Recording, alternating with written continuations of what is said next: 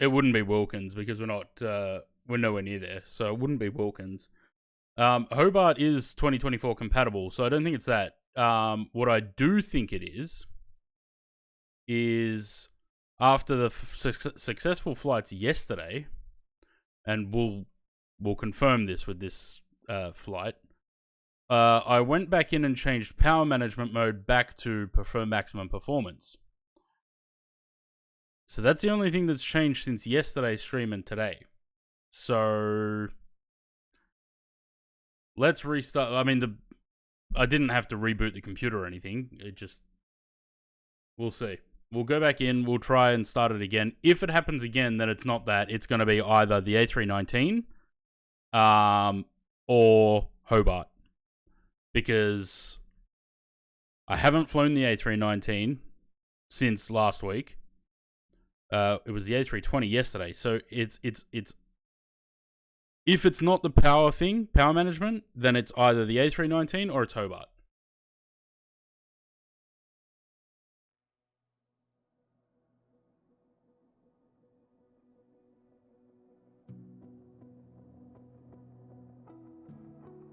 We'll see.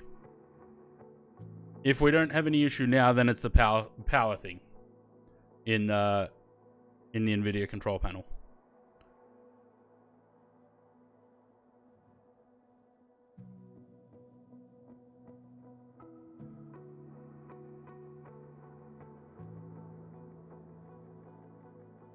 Which makes me wonder, is it that... Because I always have the GPU on prefer maximum performance. Is that the only reason that this is happening? Because it was on normal all day yesterday and it was fine.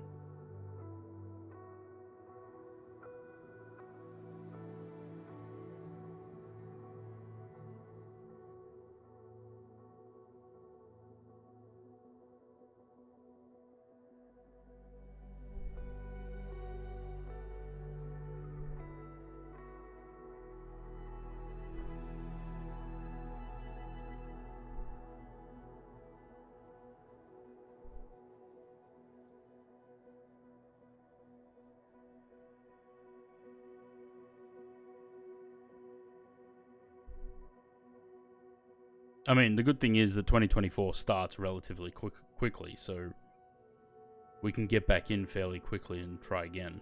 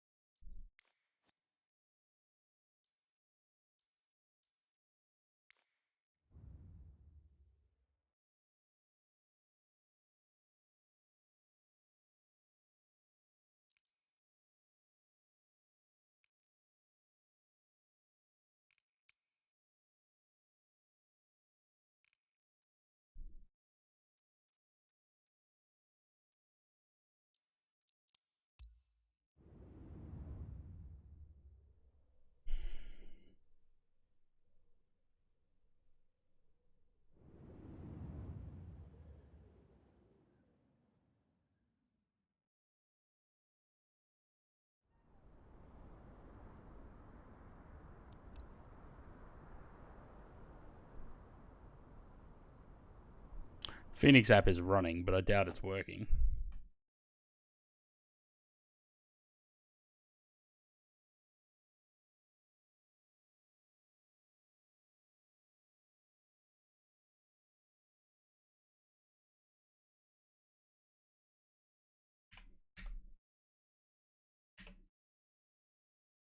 My start menu's not working. There we go.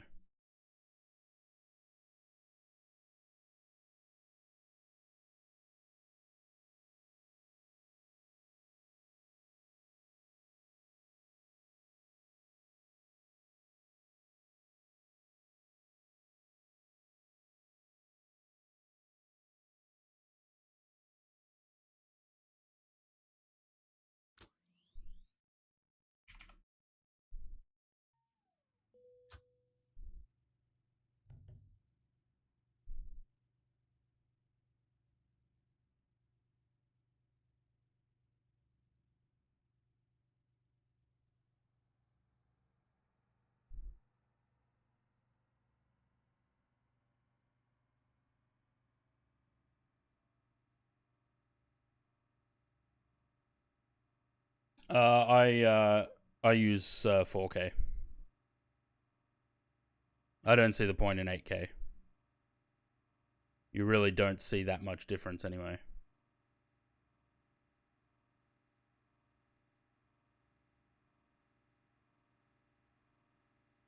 If I panel state now, is it going to is it going to remove all my weights and shit? No, looks like it's okay.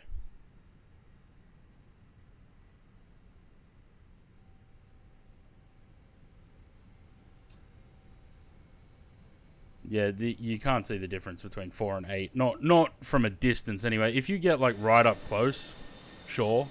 But just looking at it like this, you can't really tell that it's a 4K or an 8K livery. That's really loud.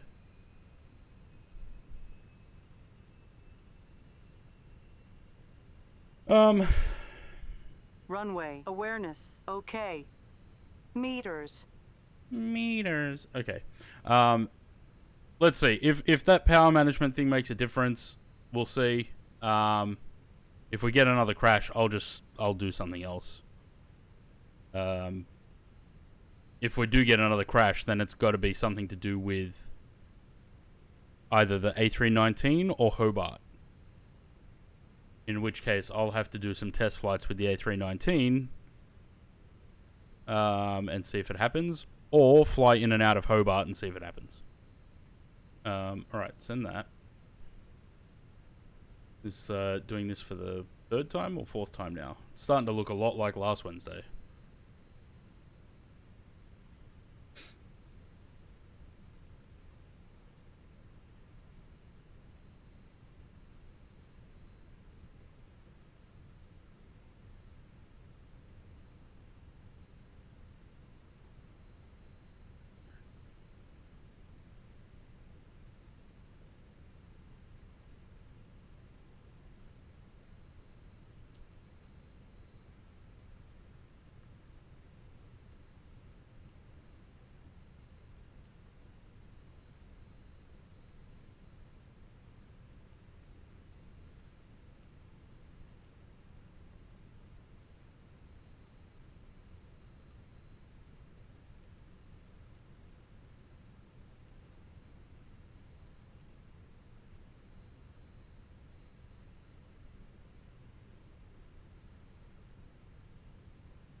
I hope I sent that.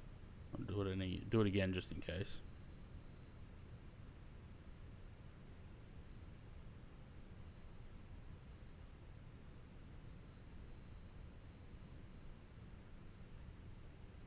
Okay. We got all that. Let me bring up the task manager and just because I'm curious to see is it maybe also related to when I'm switching camera views, because I feel like that's happened before as well.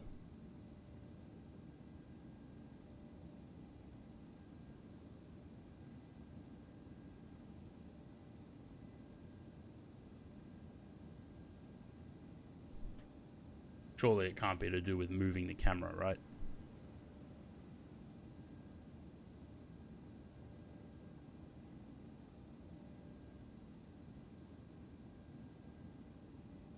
You wouldn't think.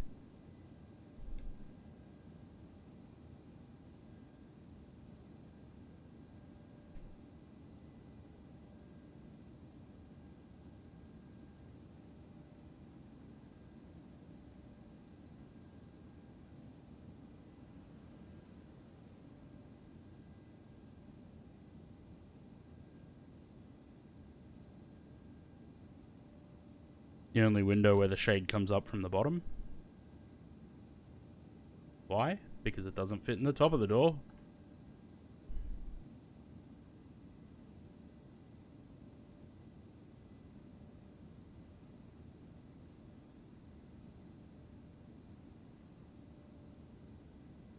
Alright.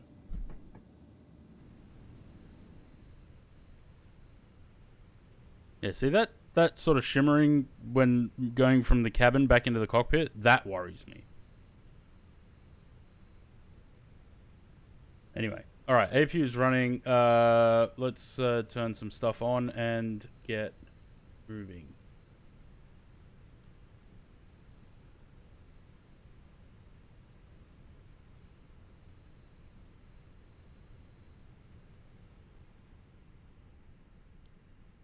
Oh, that's going to bring up GSX. I don't want that.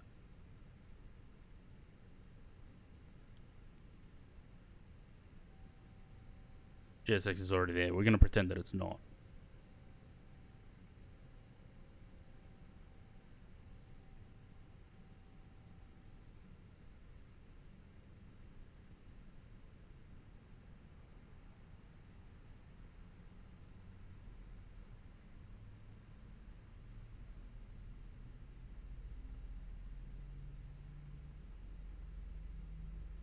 Can you imagine?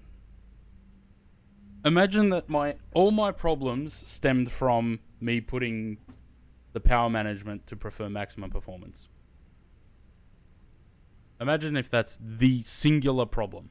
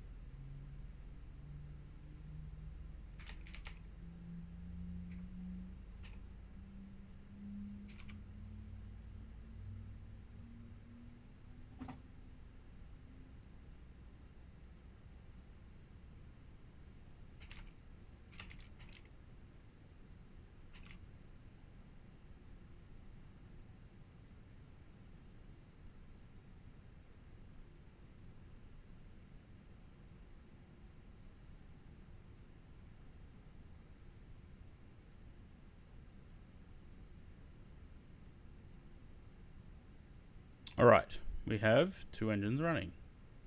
Put that back. Arm that. Arm that. Flap 1.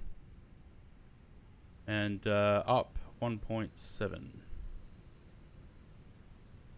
0.7. Lovely. I think the APU would probably need to stay on for this flight, but I'm going to turn it off anyway. I didn't do any ETOPS planning, so that's fun. Because honestly can't be bothered anyway. Wing light, taxi light, seatbelt sign, which should have already been on. That can go on as well.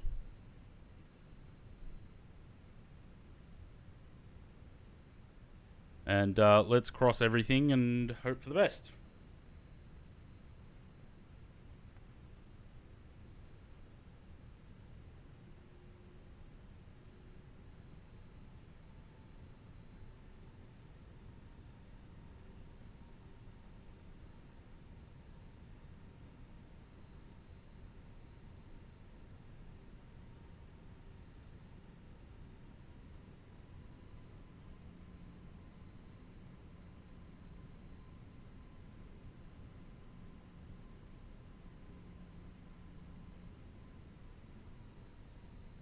Bit of a heavy A319.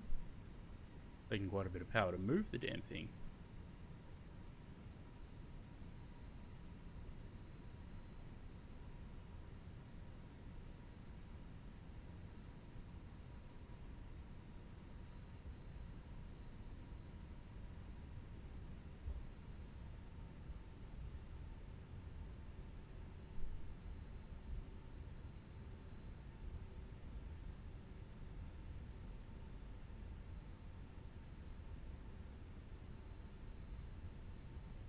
Sniff, sniff. What are we sniffing?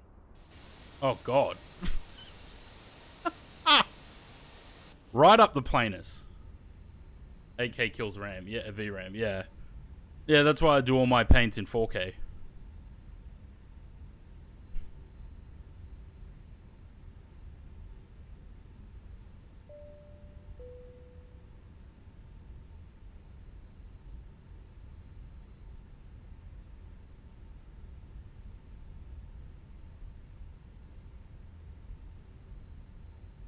Oh, yeah. Nice 737.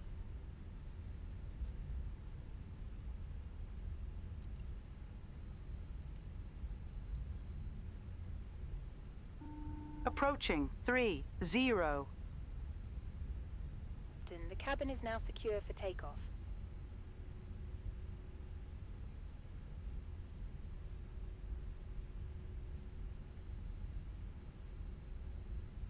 On runway 1,200 meters remaining.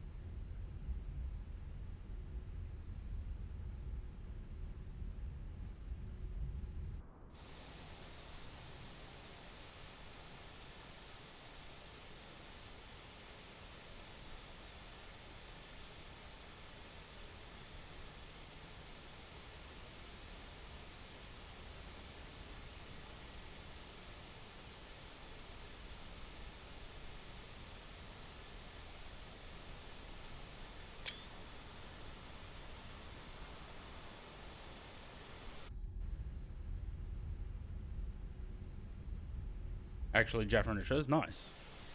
You got the right. You got the right livery for once.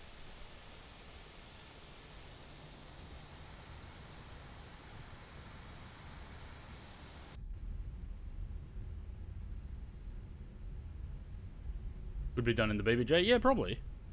It'd be able to, because all it is, they have to tank a fuel. So if the BBJ can get there and back with the right amount of fuel, they could absolutely do it. The good thing is we're not doing the return, so we don't really need the fuel to get back. I did put an extra 5 tons of fuel though, so that's why we've got 18 tons.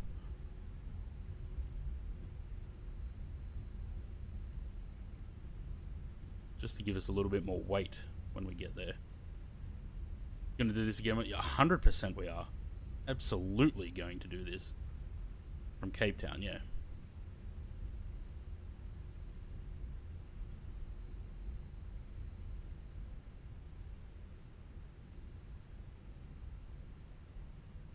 Approaching 30. No, not Wilkins. They go to Wolf's Fang.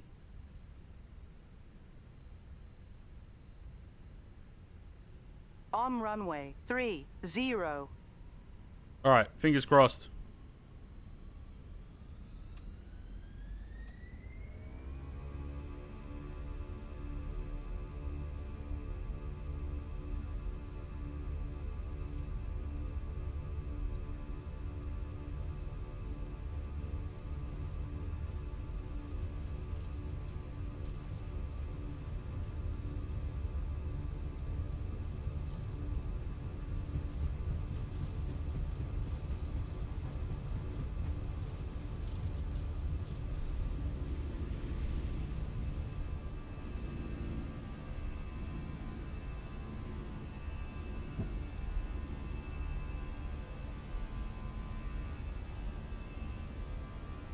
I wonder if it's maybe a view switching thing in the A319, because I remember last week when I tried to do this, it crashed just after takeoff, around 800 feet. I just put autopilot on and I switched the view to the wing view.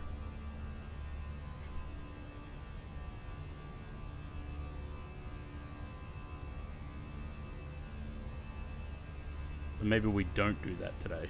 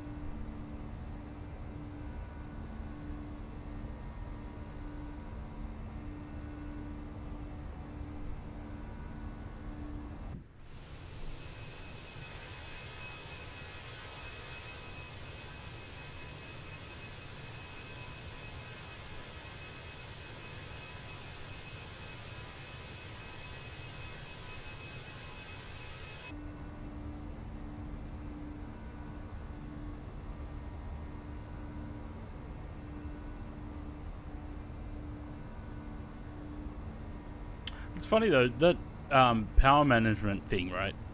So I initially loaded the sim up at 11 a.m. It's almost 4 hours ago.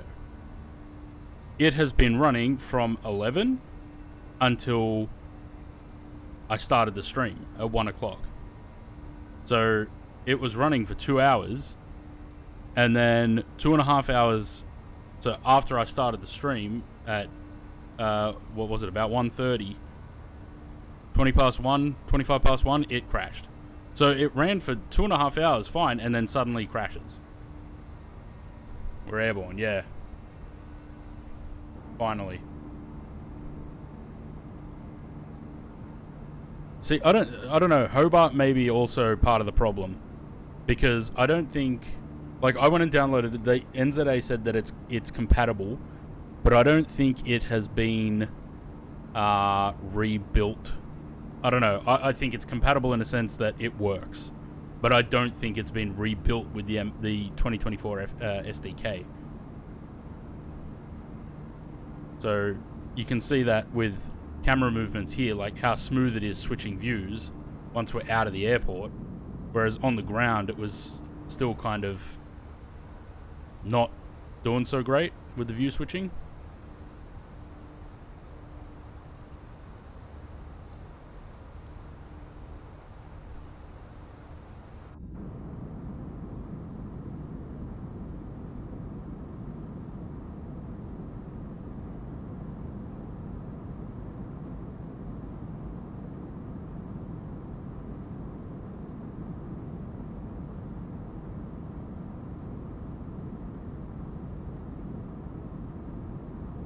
It's always my favorite part about flying in these sims. Coming through the clouds like that.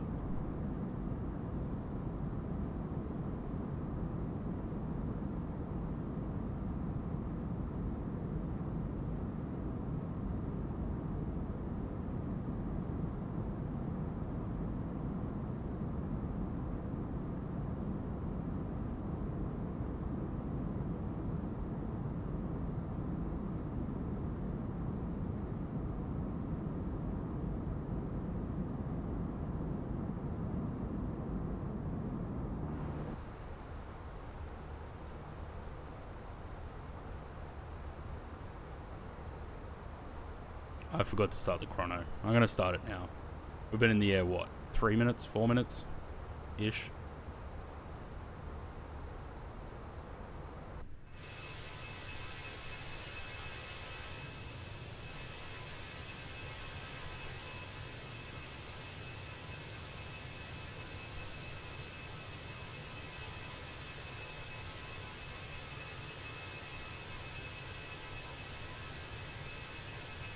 Immersion ruined.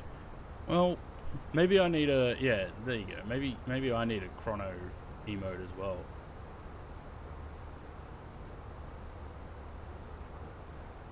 Or just every time I forget the chrono, spam Pringles chrono emote in my chat.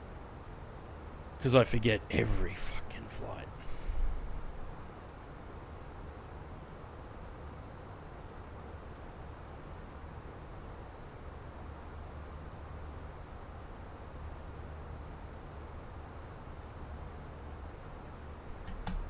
Right.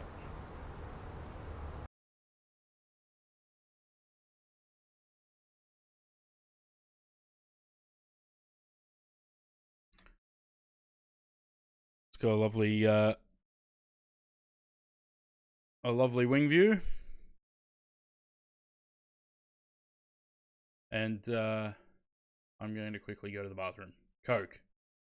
I only get Pepsi if I have like pizza or something, or a Porto. Give me 1 sec.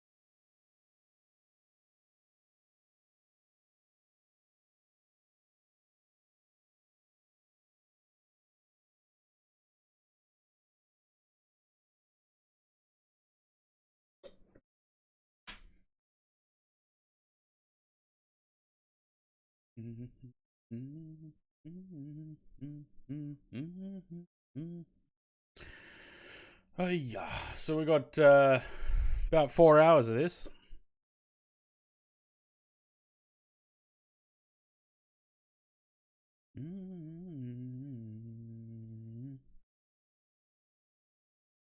I think you're a bit lost, bud. Or he's going to do Antarctic flyover. Going Auckland to Auckland. In Flight Simulator X. Realize you can't see that because the screen is so wide.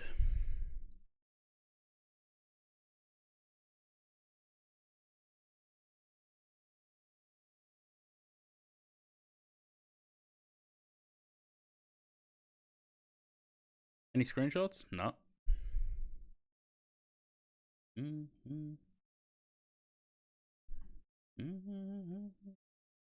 Hey, look.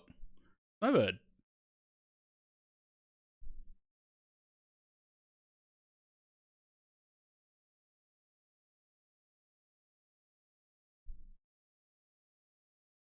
Going to... Bloody hell. Going to Kahalui. Good stuff.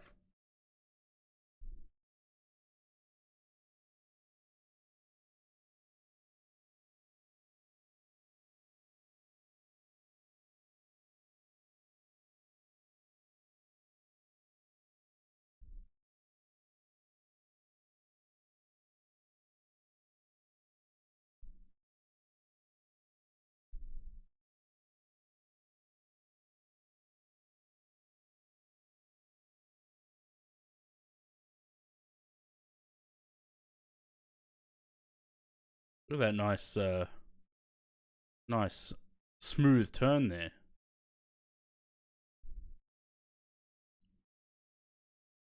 Any other screenshots around? There's always someone pinging red, hey. Do these people do this? Do they do it for attention? Like, you're flying from fucking Liverpool to where? Perth. Oh, Dublin to Perth. Okay. Why? For one.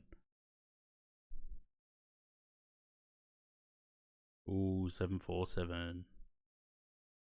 It's a Dash 8, but still, it's a 747.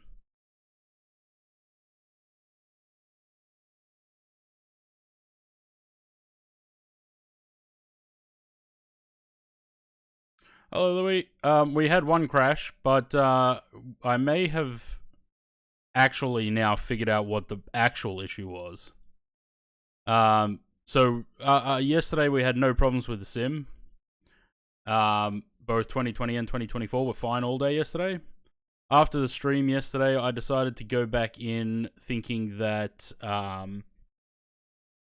changing the PCIe slots to Gen 3 rather than Gen 4 fixed the problem. I went back in and changed the power management mode in NVIDIA to prefer maximum performance. And we had a crash today. So I've just changed that back to normal. And that is possibly the entire issue. Because I always had that on prefer maximum.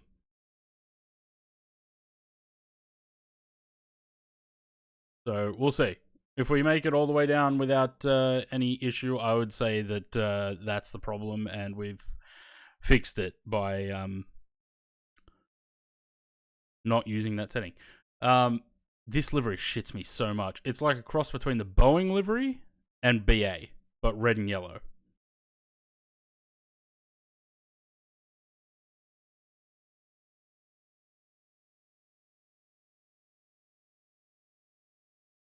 Denver to Seoul, nice.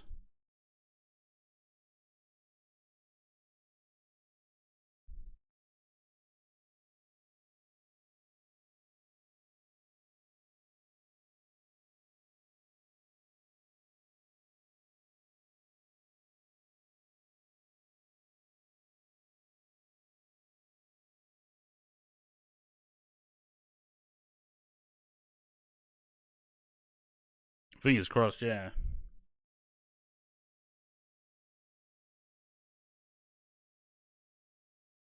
still, when I have that setting on, like when I changed the graphics card over back at the start of July, I always had that setting on with the old one. With this graphics card, I had that on maximum performance, and haven't had any problems up until last week. So I don't know if something is spiking the power consumption of the graphics card, or the PSU can't supply enough power when it's on that. Either could be true.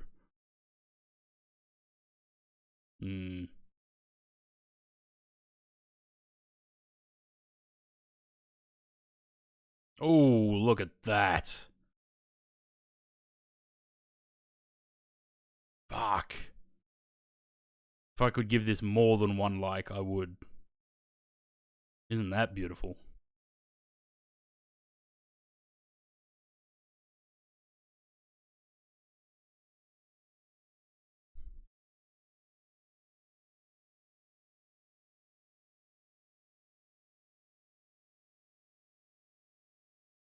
Where is that plane, though?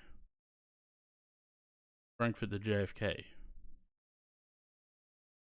I mean, how long ago was the picture? 20 minutes ago. So, where's the guy gone?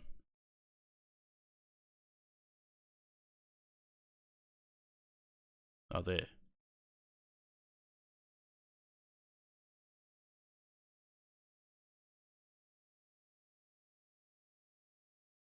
Why do I feel like wasn't I friends with this person?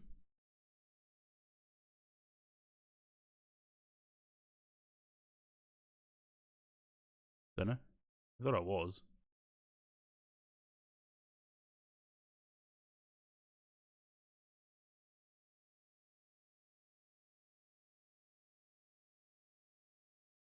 So what are we going to do for 4 hours?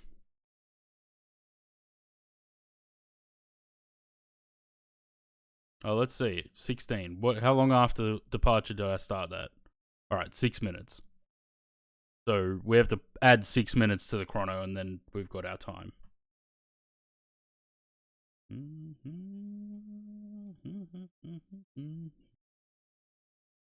Food guess. Oh yeah, we haven't done food guesser for ages. Alright, we'll do a little bit of food guesser and then geo guesser.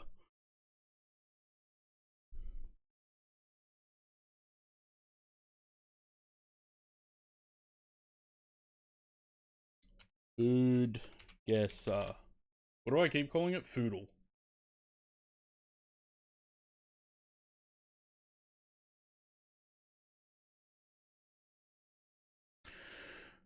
Pork, garlic, shallots, lemongrass, shallots, however you say it. Lemongrass, ginger, galangal, turmeric, dried chilies, shrimp paste, tamarind paste, palm sugar, fish sauce, peanuts, optional pineapples, and optional tomato. Thailand? Marinated pork belly and shoulder with a mixed curry paste, garlic, shallots, and spice. Yeah, it sounds like, you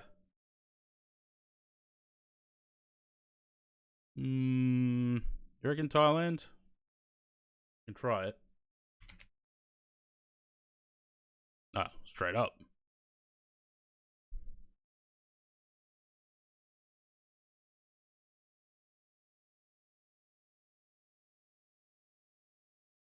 This is just going to be Italy, right? It's just like it literally says oil and fucking whatever. Just pasta.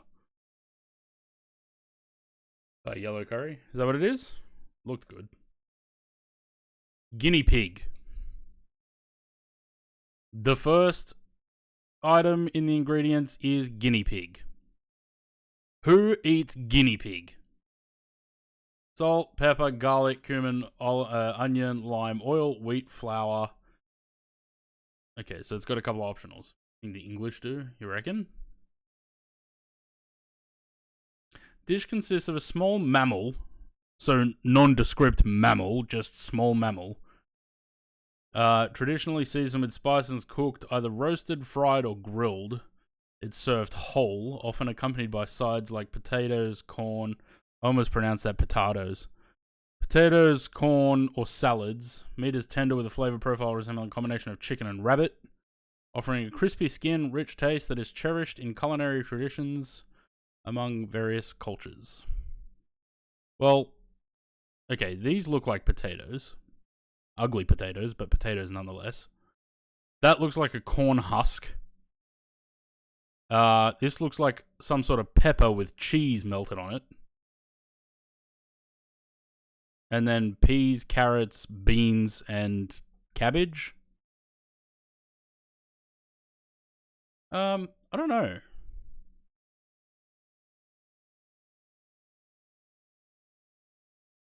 Red seeds from the achiote tree, used as a natural food coloring and flavor.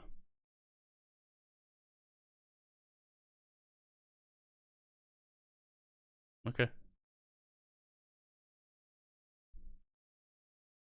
It's such a weird mix of things. Like there's corn husk by the look of it in this picture. Peas, carrots, beans, and cabbage. Tomatoes, what looks like some sort of pepper.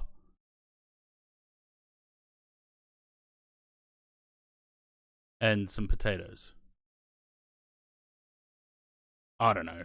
Jamaica? No. Warm though. Southeast. Southeast.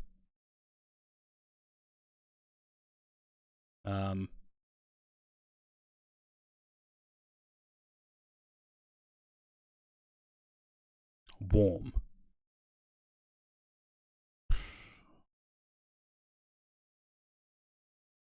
Southeast of Jamaica, what are we looking at? Probably Caribbean or Central/South America, right? Brazil? I don't know if that's going to be far enough. It borders Brazil to the west.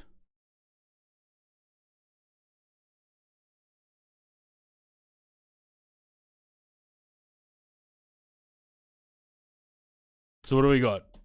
Bolivia, Paraguay.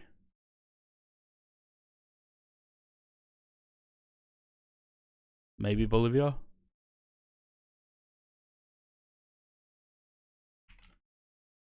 Yeah. Bolivia, Peru, Colombia, Ecuador.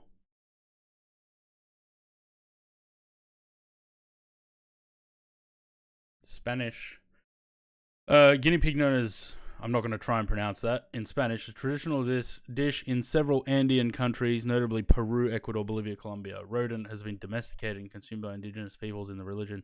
Yeah, I think I'm going to pass on guinea pig. Image may contain graphic or gross imagery.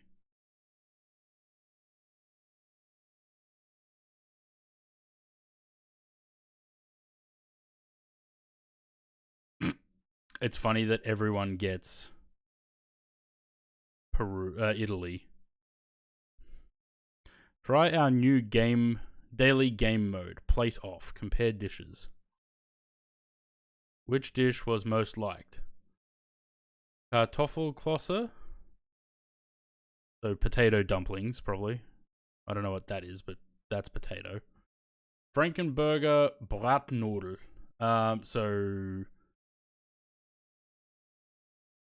Man, they both sound good. What the fuck would be the the one that most people passed on?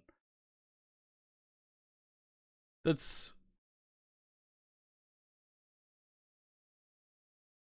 I'm going to go with that. Oh, look, it says.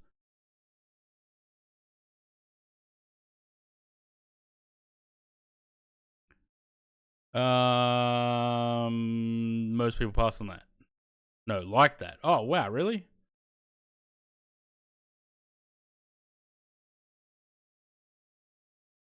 Should we... I want to play this just based on how they look, right?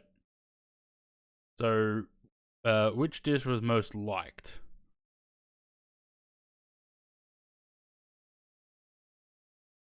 This looks like some sort of fish. That looks like a fish pie, right? Potatoes, chicken, or pork. Okay, so it's not fish, but it looks like fish. That looks gross. Let's go with that. Yeah. Lobster stew or that. That looks like It looks like lentils with rice or something. Ooh.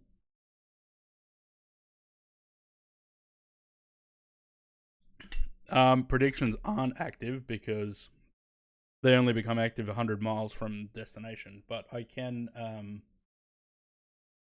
I think I can manually activate them, right?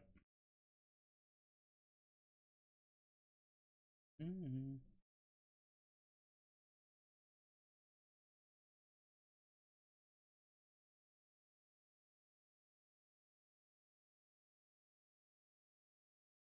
Wait, how do you start predictions manually?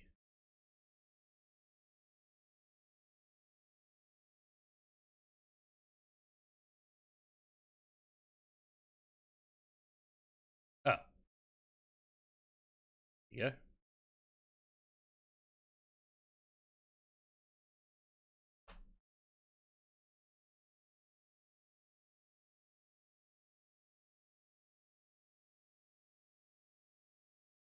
Make Zayd mod?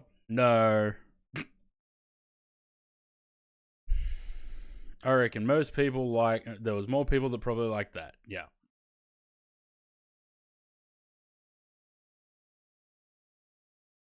I feel like this is a bit too easy, eh?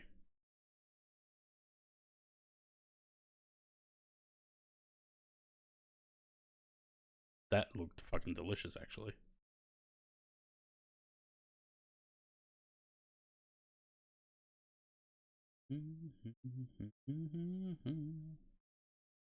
Mm, no. Bangladesh and India's got it on that one.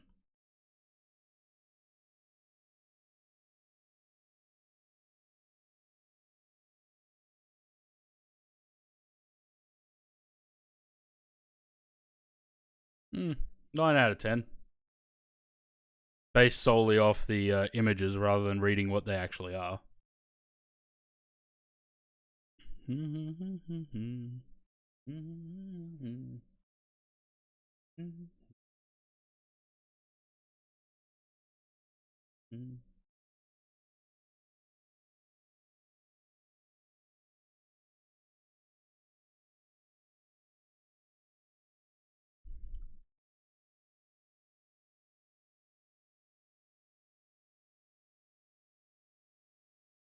Eggs, potato, ham, peas, onion, red bell pepper, green bell pepper, salt, black pepper, olive oil, and parsley.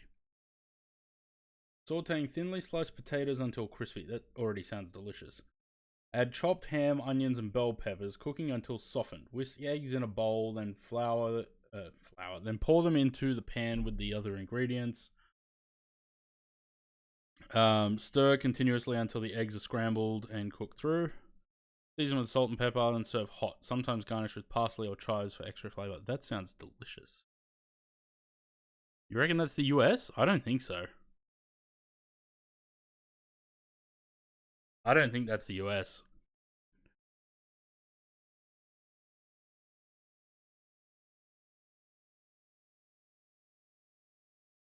Yeah, but these dishes are submitted by people,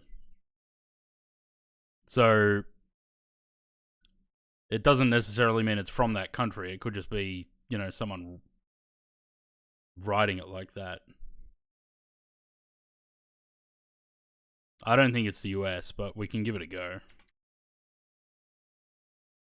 Nah, ice cold, south of the US.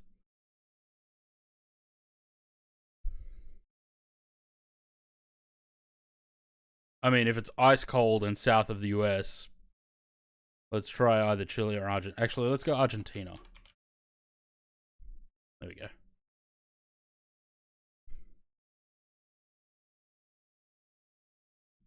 Peas would suit. Yeah, probably not. I also wouldn't want the capsicum. I don't like capsicums. I can eat them. I just don't really like them. Everything else sounds alright though. Eggs, potatoes, ham, peas, onion, salt, pepper, olive oil, parsley. That actually sounds very good.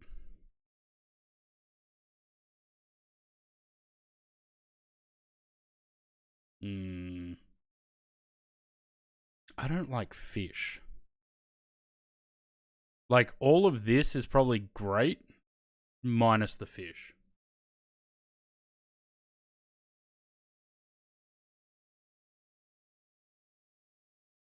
I really, yeah, nah, not Japan, not Thailand.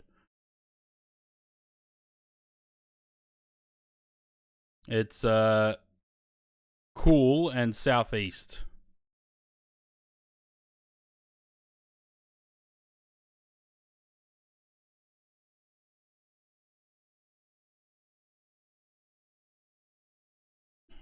I don't know. I mean, southeast of Thailand and a fair whack away. I feel like Indonesia would be too close, right? Philippines, maybe? Pindang. I mean, is that not Indonesia? It was Indonesia.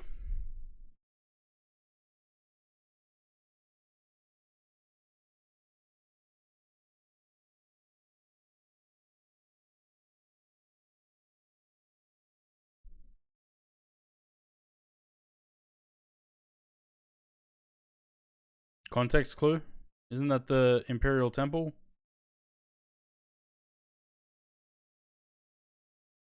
Not China. Warm. Japan. Northeast. Oh, I forgot the compass is behind my camera.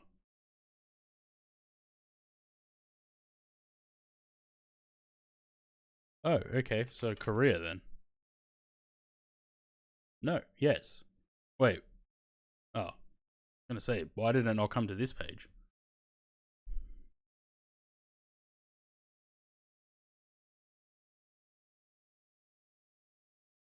Ooh. Okay, that's two different things. Give me 1 minute, guys. Be right back.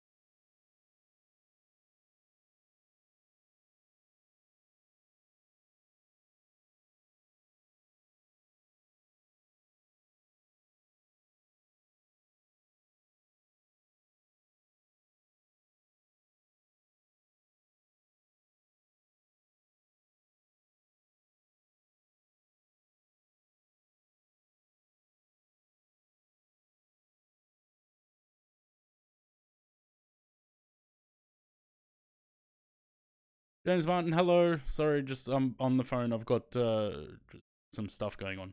I'll be back in a minute.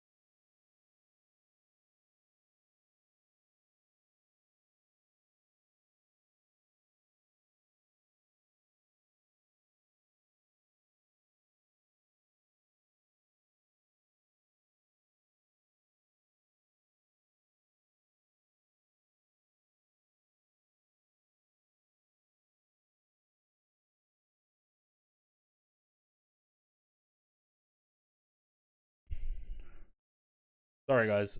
My grandmother's in hospital. I was just getting an update. How good's the sim look?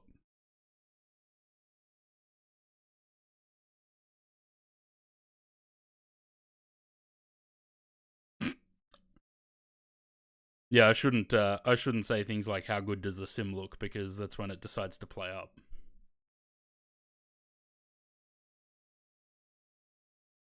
Also, this livery is so much better than the one with the dots.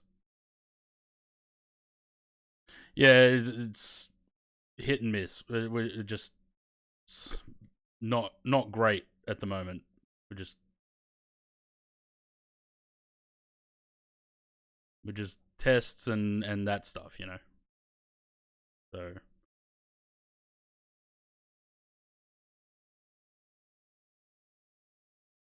what were we doing? Oh, food guesser. Foodle.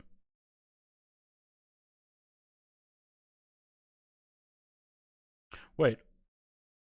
I saw this on Instagram the other day. Someone making this.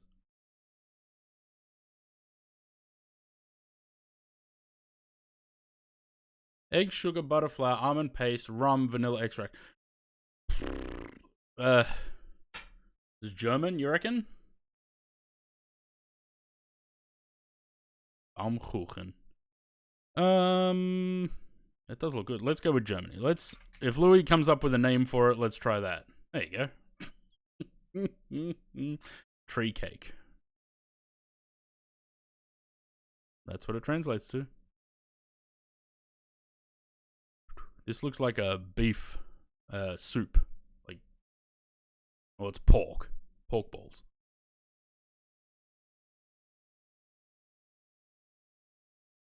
Vietnam?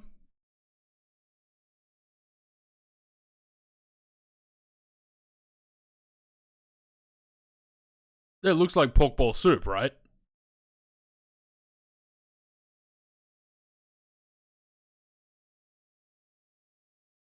Not Vietnam. Close. It's northwest of Vietnam. Warm.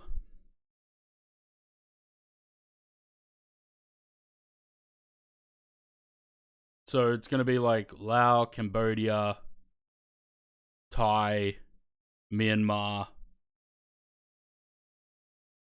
It can't be Laos, Cambodia, because I think they both border Vietnam. So does Thailand border Vietnam?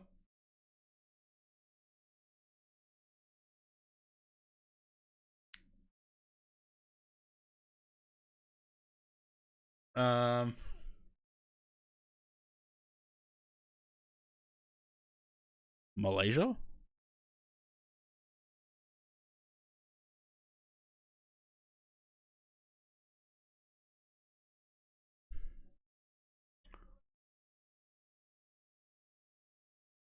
No, northwest of Vietnam and warm. So fairly close, but doesn't border Vietnam. That's what I'm thinking. Like Thailand, Myanmar. Alright, let's try Myanmar. Yeah.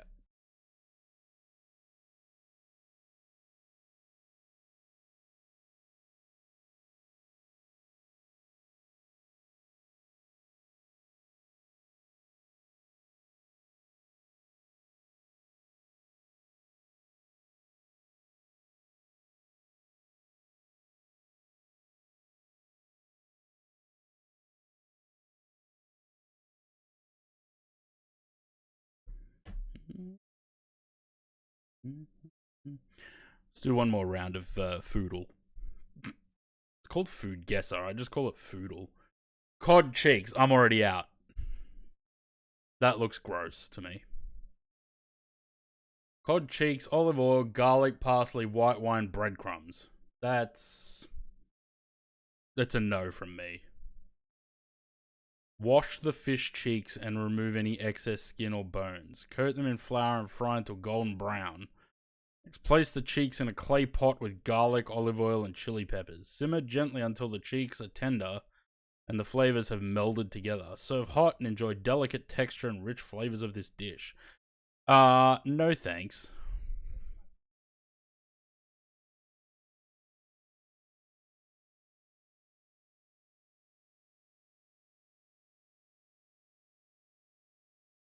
I'm thinking some sort of Scandi kind of thing, right?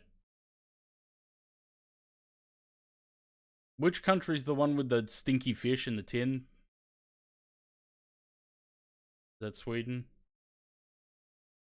Let's try that.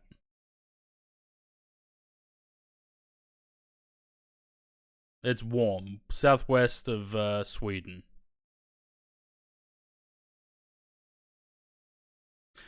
In a clay pot?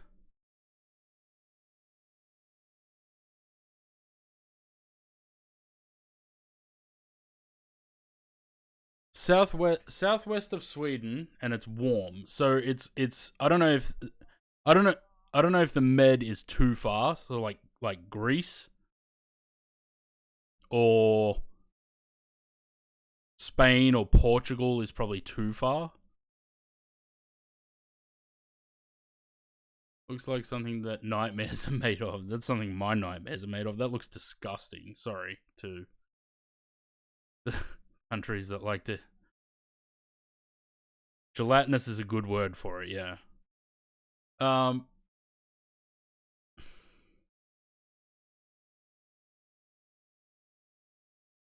What about Baltic countries? Wait, Baltic? No, Balkan.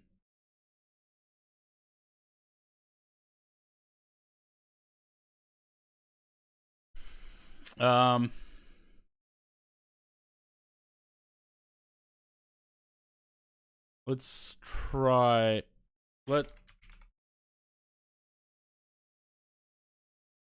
Okay, Croatia is warm and it's west northwest of Croatia.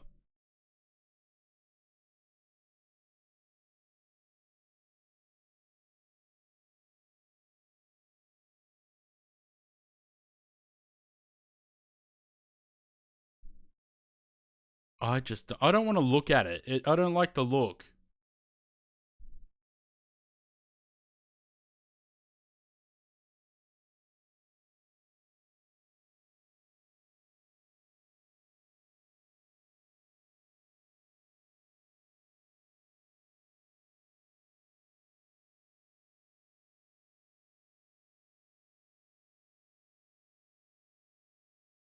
Why does elevate text not show?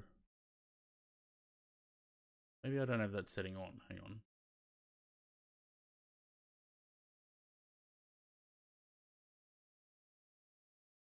Ah, there we go.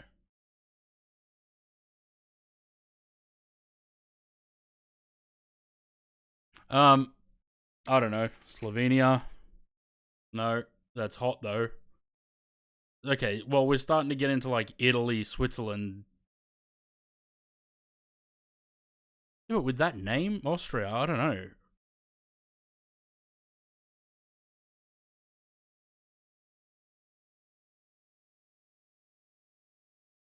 Actually, hang on. There he is. Look at him. It's like a bat signal. When we need geographical European stuff, DJ Nosh shows up. Lurking, it's early morning. The food looks a little bit. Yeah, no, we're not vibing the food either.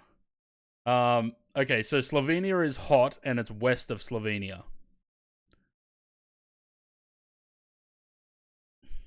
I don't know. I think we only have one more guess, right? It borders Switzerland to the west. What borders Switzerland to the west? Fucking Frenchies. Oh, look, Spain would have been right too.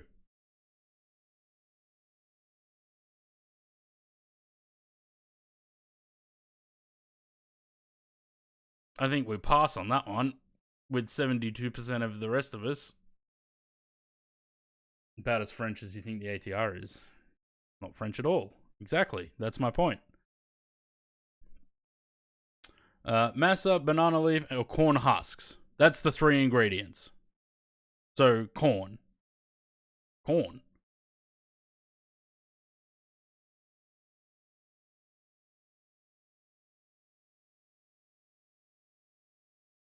So, isn't this just like tamales? It looks like tamales. Mexico. It is a tamale. Look at that.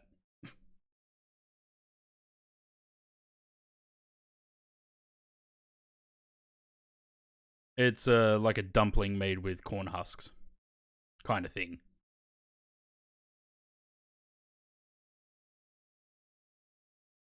Ooh, now that looks good.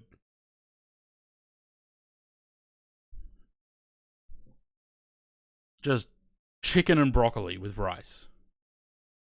Beautiful. Chicken, cornstarch, soy sauce, rice vinegar, hoisin sauce, sesame oil, garlic, ginger, dried red chilies, sugar, green onions. But what countries are from? China? I mean, it's chicken and broccoli, right? Not China. Ice cold. Not China. iFly and second season of Antarctic ice runways on a high. Yeah, it's got to be the US, hey?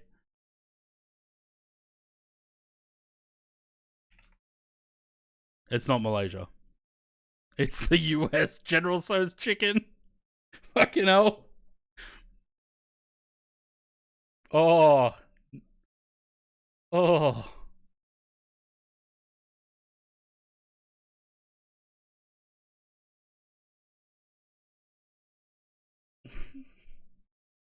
I don't like it. Creating a dough from wheat flour, rolling it out, and cutting it into small squares. These squares are filled with a variety of ingredients like meat, vegetables, cheese, or even sugary items. Sealed into dumplings. The dumplings are boiled in a flavorful broth with additional vegetables and spices until cooked through. Dish is traditionally enjoyed during festivities. It just looks like starchy dumpling soup.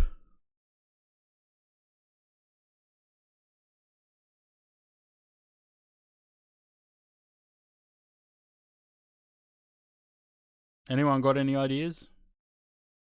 Random guess. Wait, so you can just press random guess and it just throws out a country.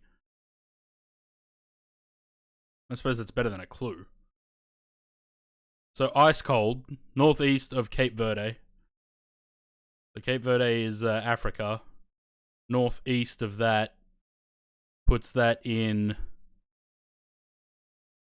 Eastern Europe. French, not a chance.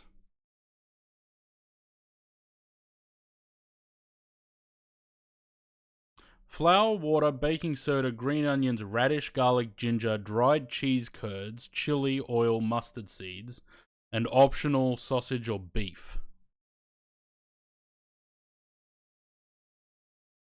Okay, well, if we don't think it's Europe and we don't think it's I'm going with Turkey. Turkey's also cold. Probably the UK, they love disgusting food. Alright, it's not French or German. It's northeast of Turkey. So, if not Russia, it borders Russia. Okay, so it's going to be one of the stands. Maybe Tajik? No, borders that to the east. Kazakh. China.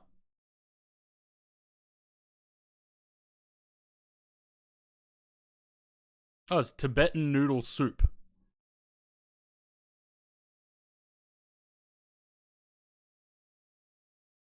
I don't like it. Looks like a bowl of jizz.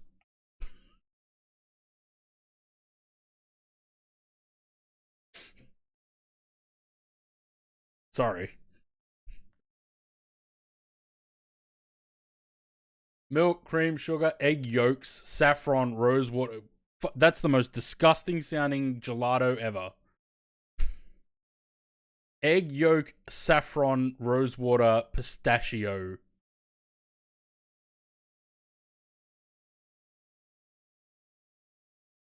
Turkey. It's going to be like Turkey, Iran, Syria, somewhere around there. It's not Italy.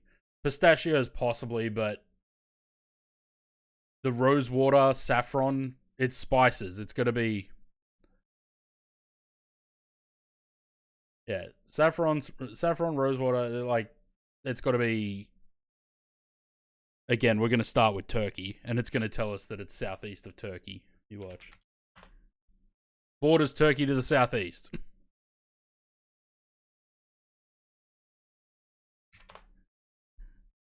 It is Iran.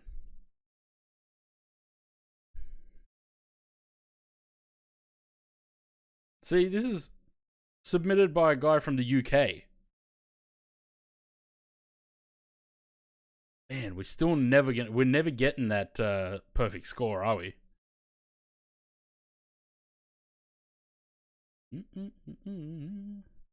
High Flyers ended its first season of Antarctic Ice Runway flights on high with airlineratings.com was there. Here's our review. Well, Greek captain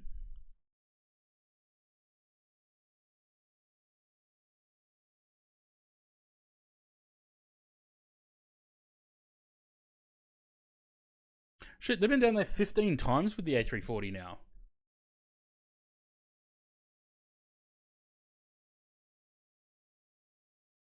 Yeah, I saw this the other day.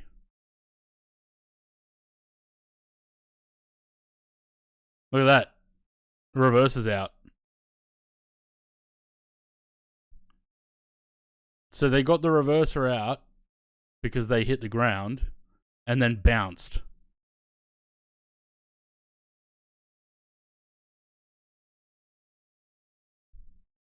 Crazy.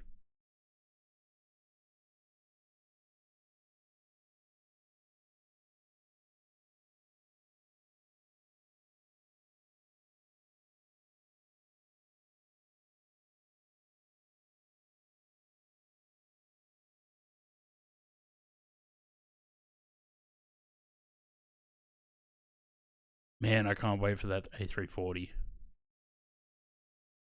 Whole week all inclusive starts at $68,500 per person.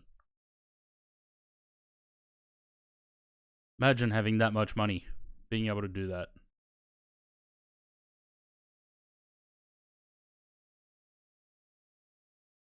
At what point do we switch to true heading? I think the Airbus does it automatically, right? Bit bumpy up here. I think it switches automatically.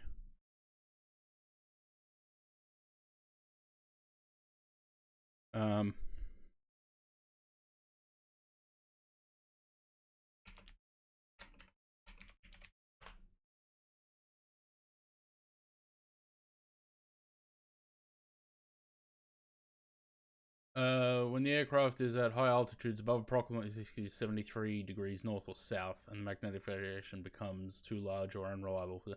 Okay, so it does switch automatically.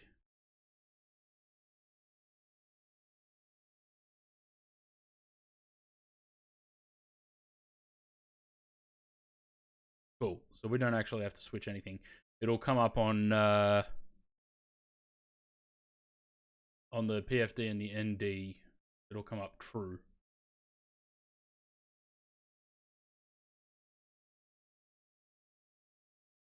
Both up here and down here.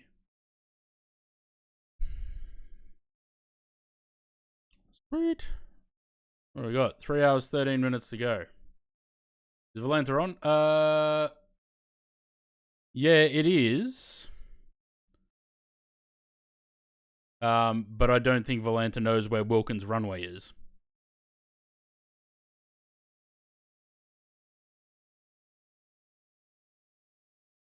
Actually, interesting. Why isn't it doing that? I mean, it shows it down here, so... How's old mate going?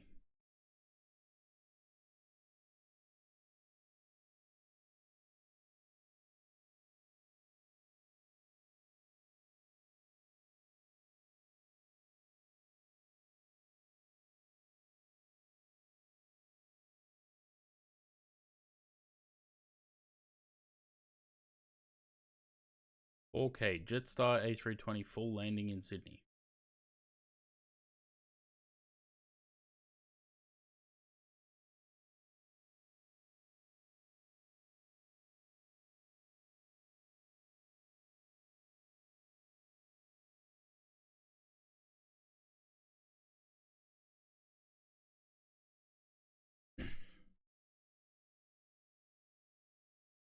Hey, look, cockpit.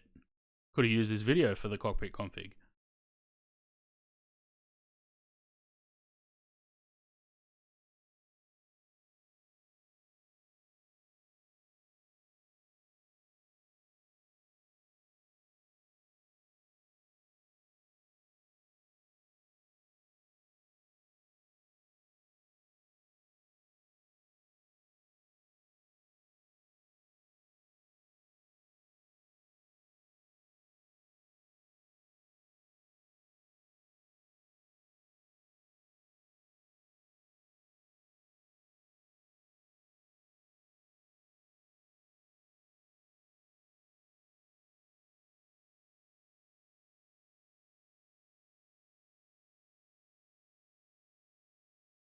You'll be down at McMurdo on the 3rd of October? Nice.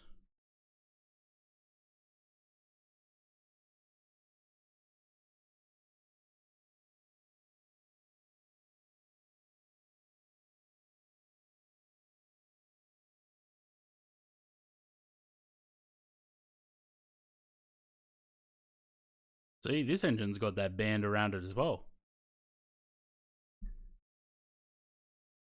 12 hours from Hobart. Yeah, no, it wasn't that long.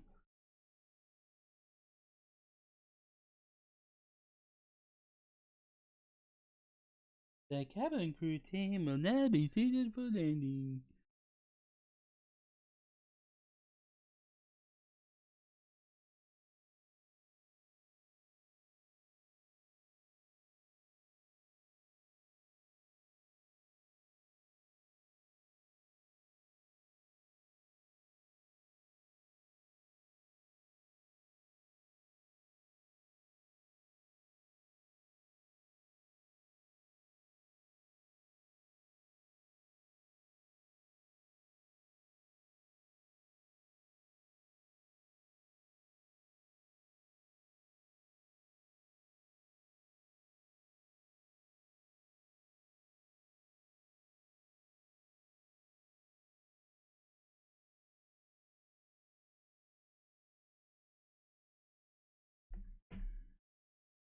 Heck like hello. Hello again. How old is that recording? Got to be at least 10 years old. Which one? The one in Antarctica or this one?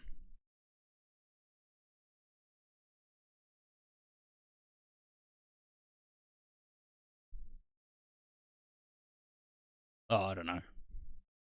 Last time I flew Jetstar, well, on a 320 was in 2012.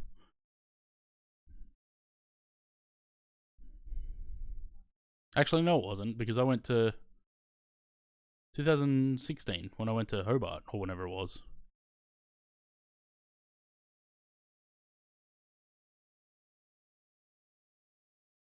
It's got to be landing on the 16s.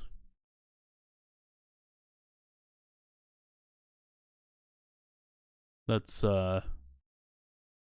Mooney, I think. No, it's not. I can't remember. That's the bridge that there's two bridges next to each other.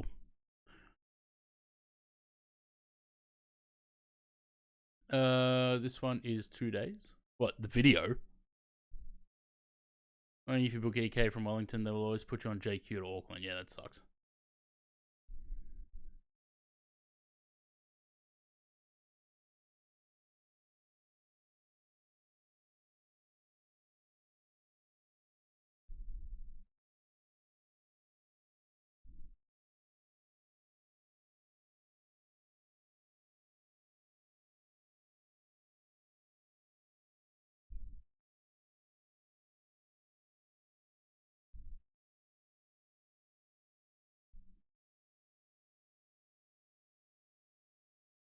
JQ are incredibly unreliable.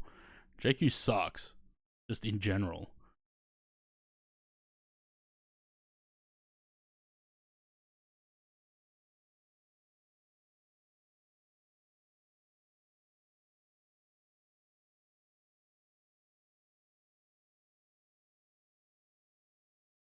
Pacific Highway there. This is Cowan and shit.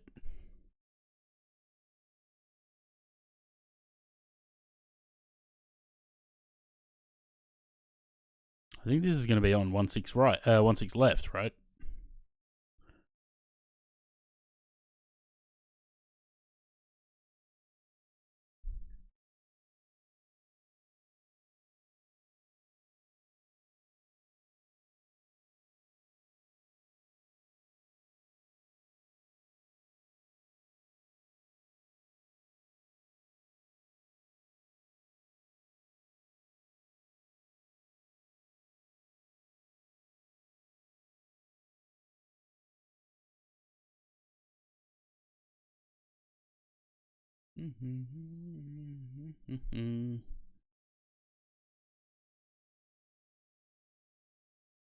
It's a very bumpy flight at the moment. I can see the aircraft wobbling around in the background.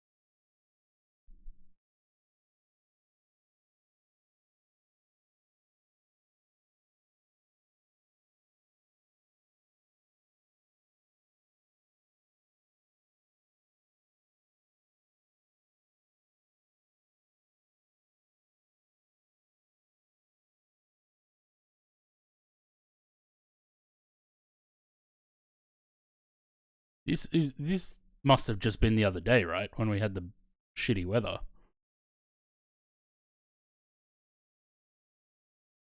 Not understood code share pricing. Am I charged EK pricing? I'm taking JQ from Raleigh to Auckland. Well, yeah, you would be.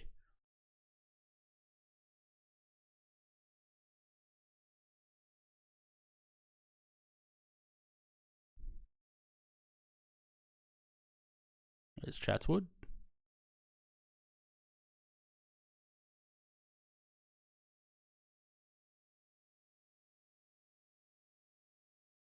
No, this is going to be 16 right.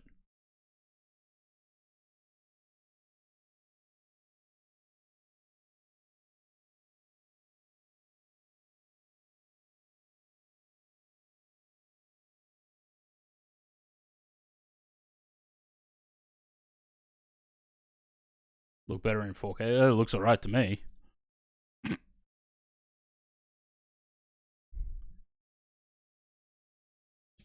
North Sydney there on the right.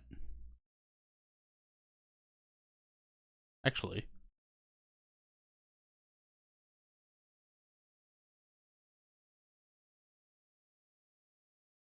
maybe that's Chatswood and that was Lane Cove.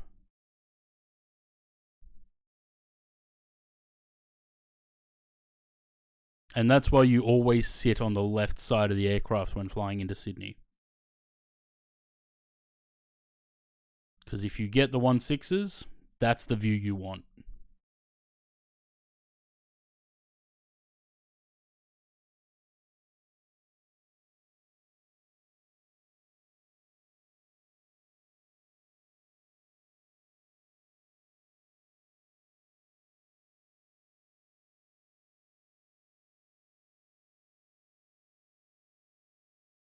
There's the tram sheds there. There was a really good restaurant there that we used to go to. Used to get a nice big slab of focaccia. It closed down. Sucks. Good food there though. A couple of different little restaurants and stuff in there.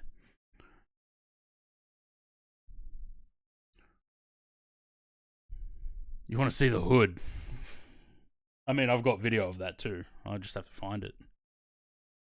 There's a Holiday Inn there. I've delivered there before.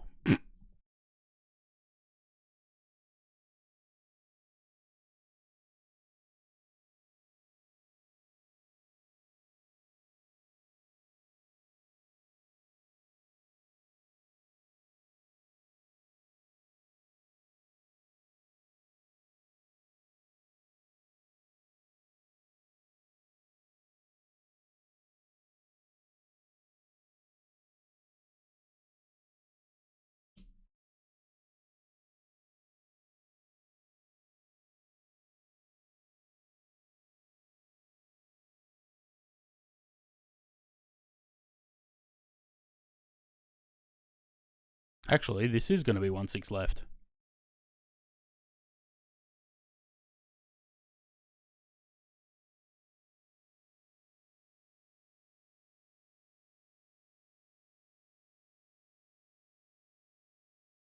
It's too high to be 1-6 right. That's definitely 1-6 left.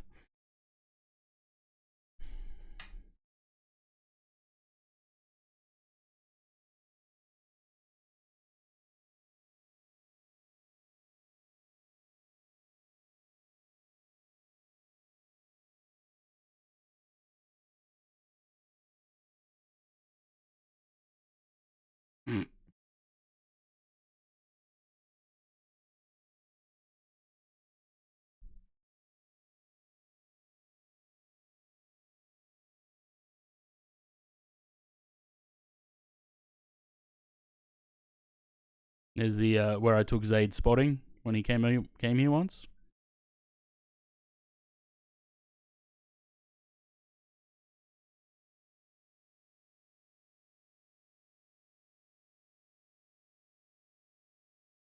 Be depressing to what you can't afford sitting on the left. Yeah.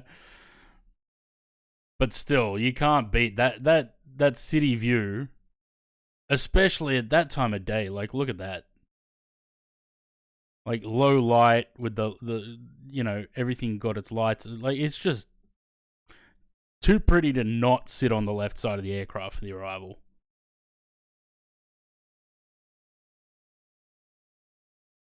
I don't know if I just skipped the song or paused it again. Paused it. Okay.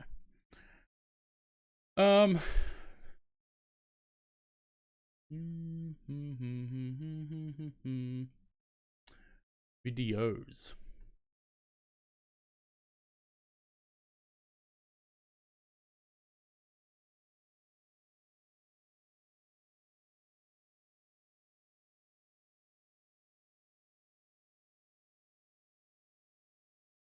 Need to open VLC, but not on the stream, because it depends what video actually comes up. That's not a video. That's a live picture.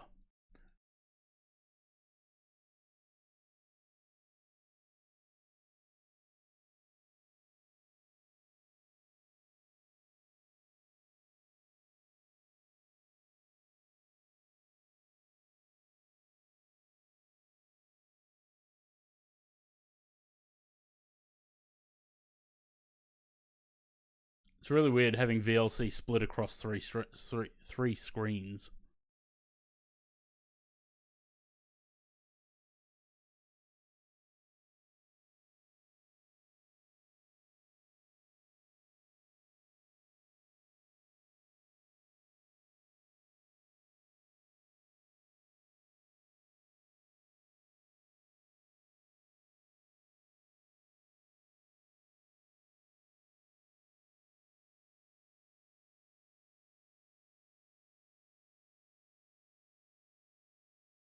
One of the last times I flew Jetstar.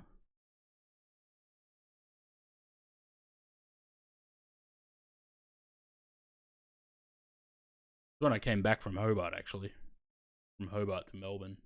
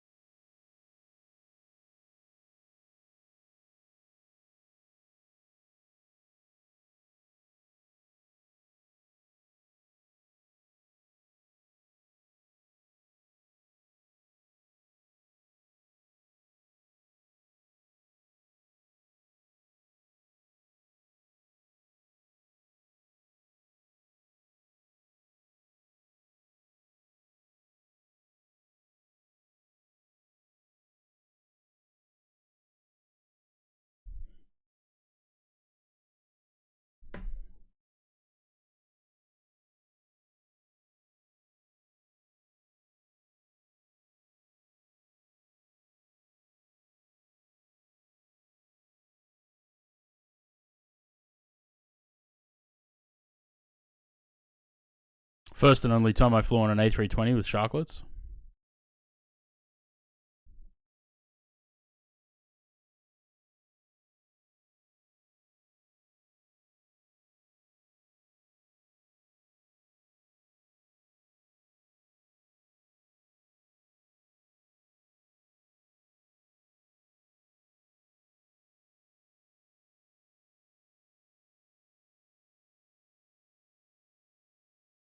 9798. When was this? This was 23rd of May, 2016.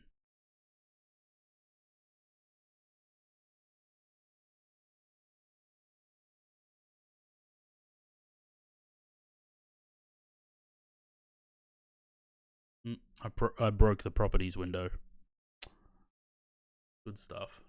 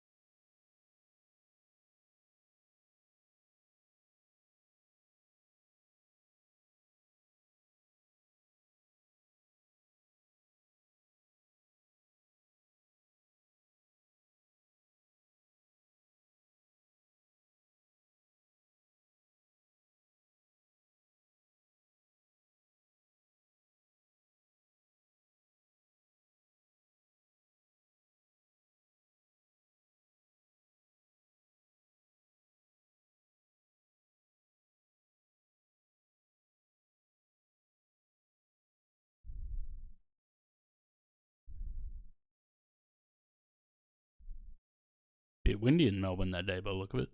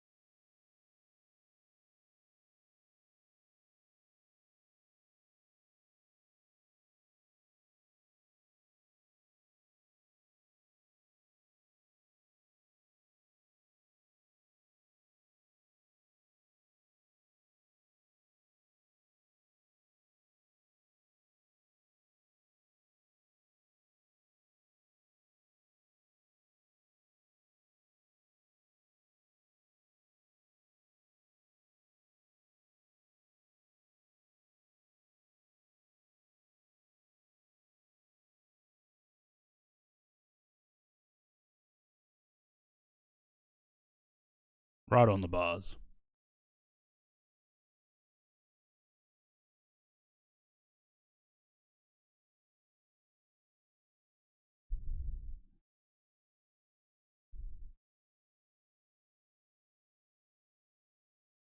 I always have this problem when I fly in the sim and I land on 27. Even if I put it right on the bars, I still cannot exit the runway at Mike. I always use the full runway.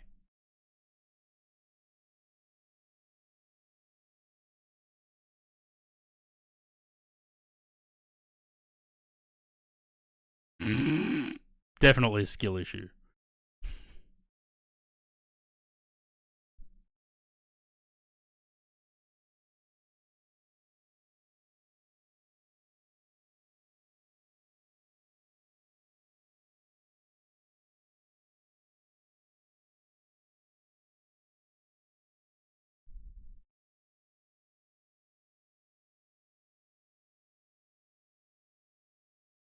I have to move the video off the stream each time because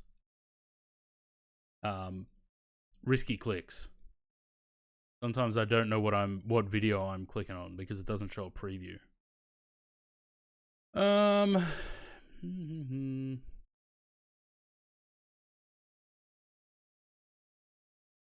one.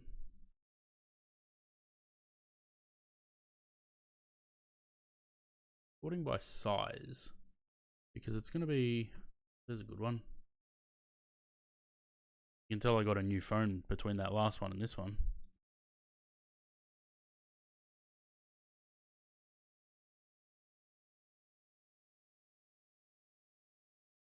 No, these are just all videos from my phone. Is that any builds? Yeah, it flies a little bit better though.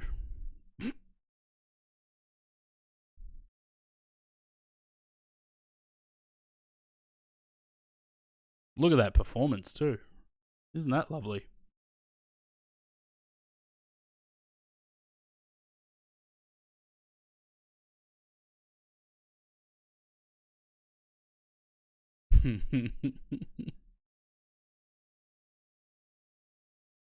Hey, why shouldn't I fly? If I've got enough points to upgrade, why shouldn't I fly business class, eh?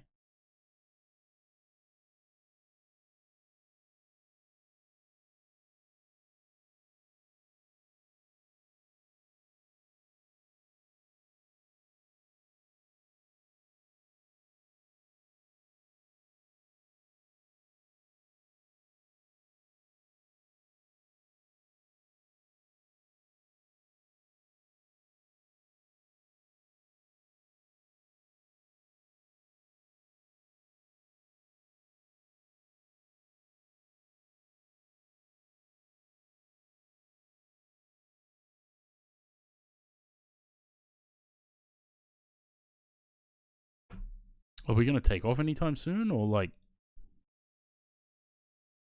Or is there another video with the rest of this?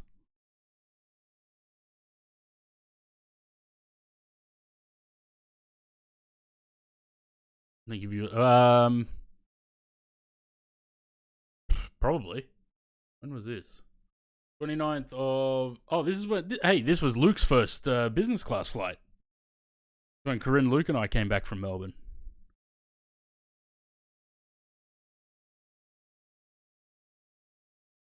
I don't remember what we... Corinne, do you remember what we had on that flight? I don't think Corinne's there. There's a Silkway 747 there. Okay, so that whole video was just sitting there. Oh, this is the Hobart departure.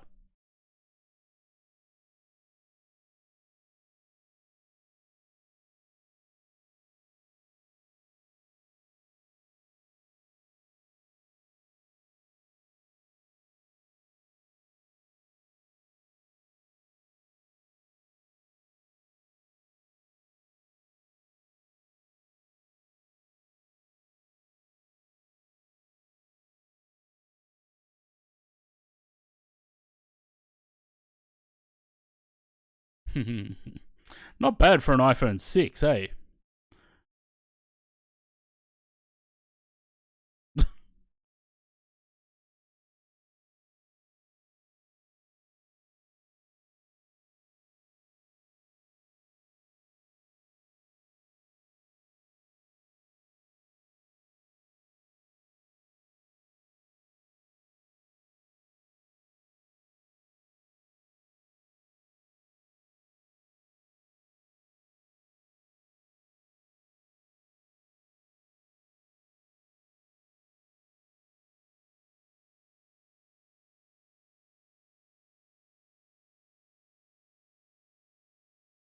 We went to Hobart for a day.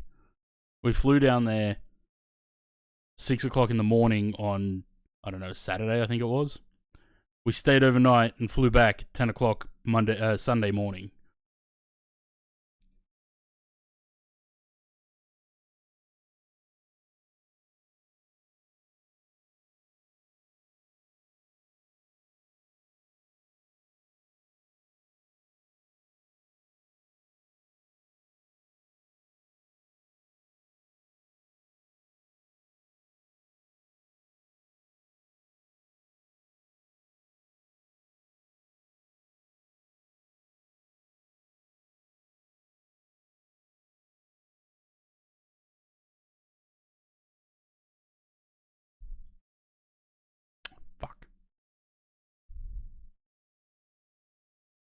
I didn't sit on the left side of the plane.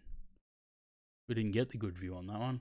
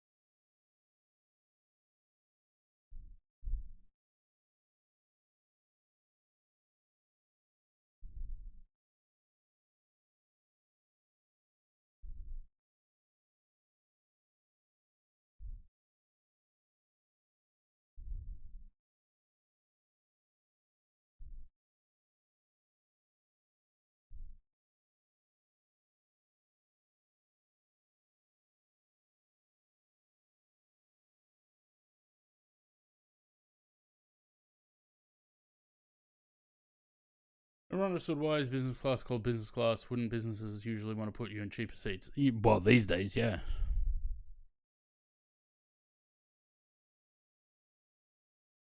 You know who invented business class?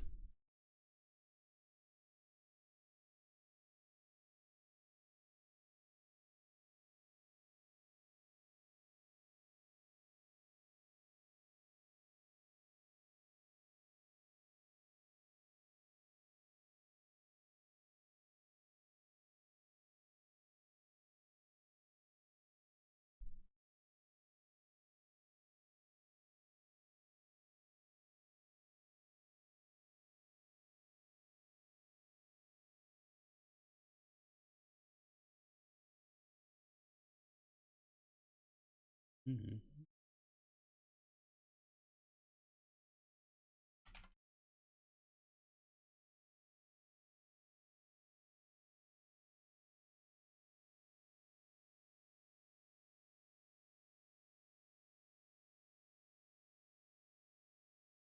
That was a question for you guys, by the way. Do you know who invented, or who was the first airline to make business class a thing?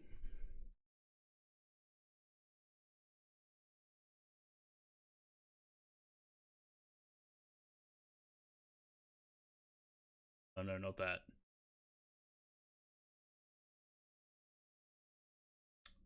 So business class was invented by, or first introduced by, Qantas. Qantas was the first airline to come up with business class. Oh, that's Jay and Nicola doing indoor skydiving.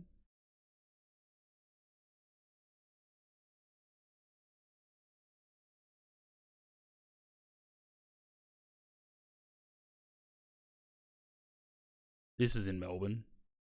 This is that same trip, but going down to Melbourne.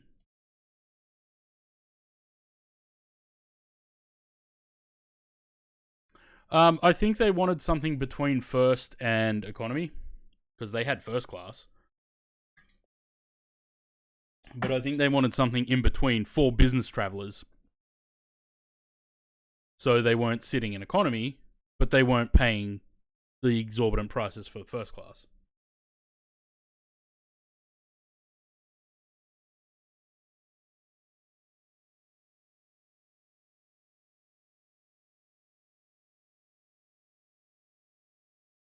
Was always looking for the A330 flights Sydney to Melbourne and back, because fuck the 737. A330 is where it's at.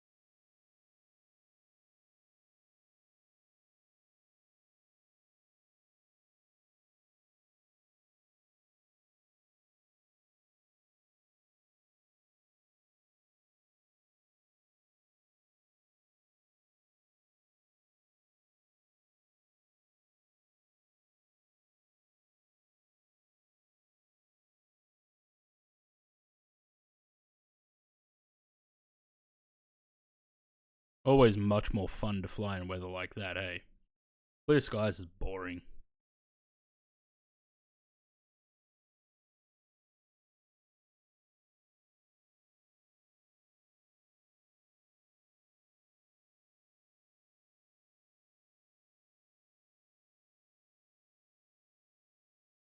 Mm-mm-mm-mm.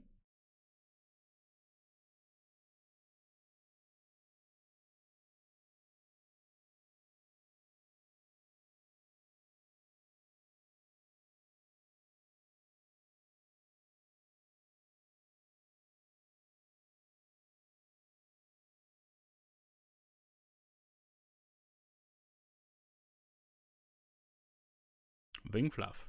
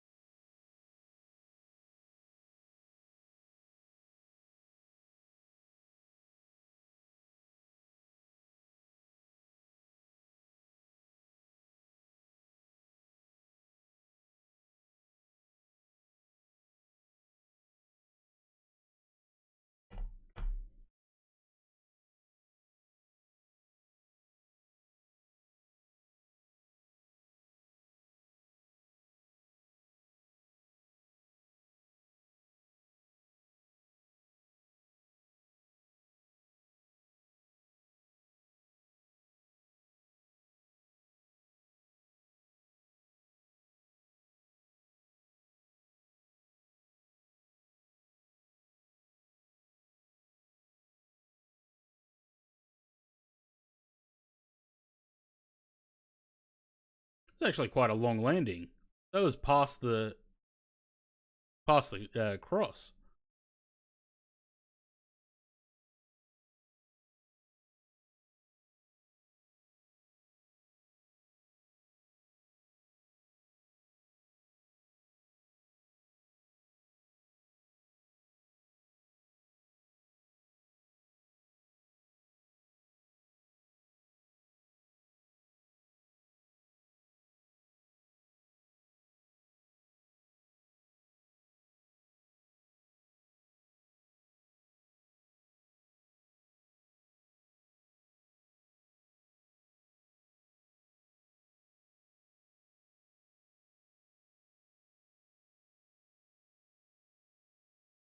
Exit on Juliet.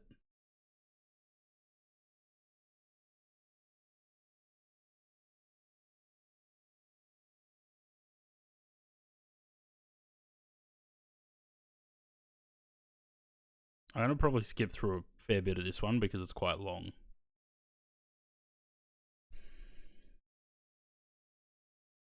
It's for 8 minutes. This is coming back from Alice Springs.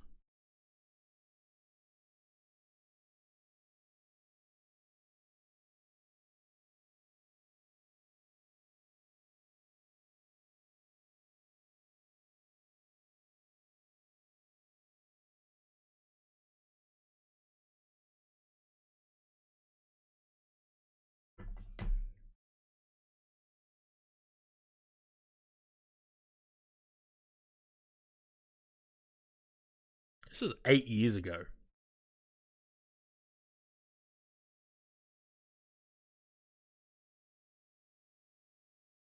Really doesn't feel like that long ago.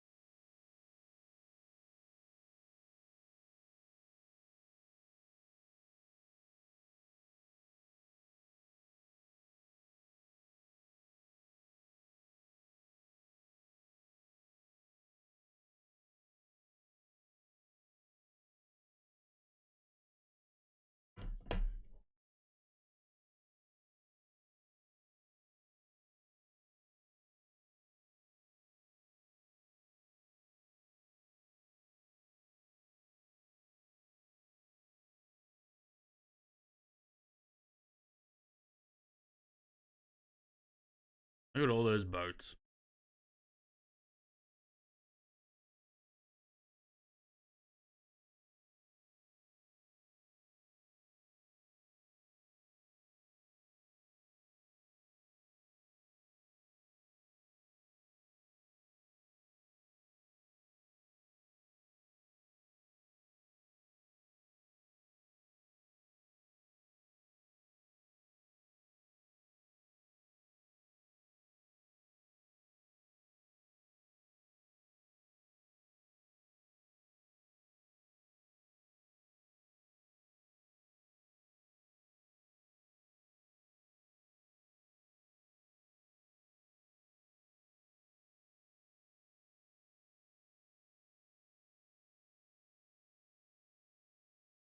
You know, I don't think I've ever landed on 1-6 right.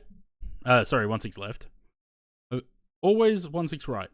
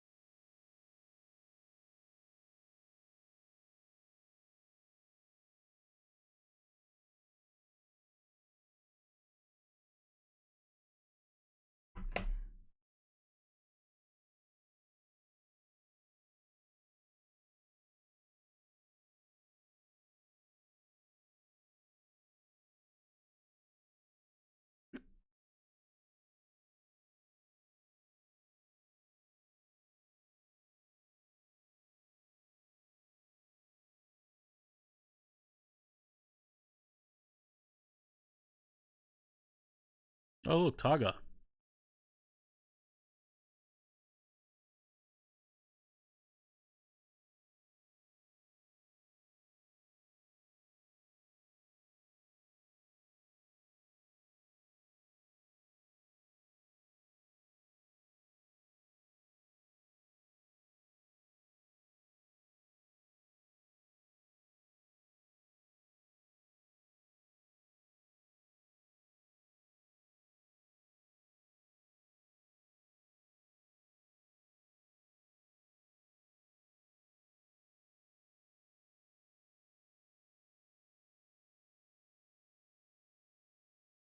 Wait, Shipsman was already done up by then? What the fuck?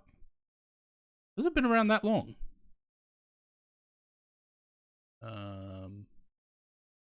That. Oh.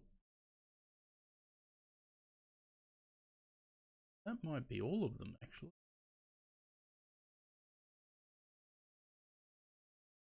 $16. Jesus, what have I got that's 16 minutes long? Oh, William's birthday. Oh, God. Shut up. That's terrible. I think that's about all I've got. Let me see. There is a couple more long videos there, so.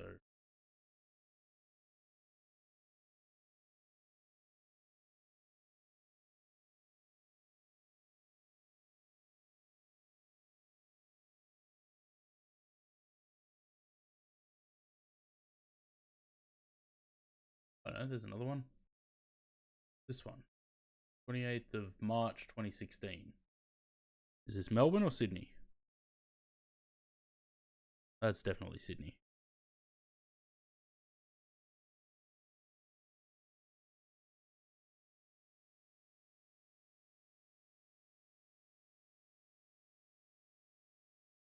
28th of March, 2016. Jay and Nicola might have been with me.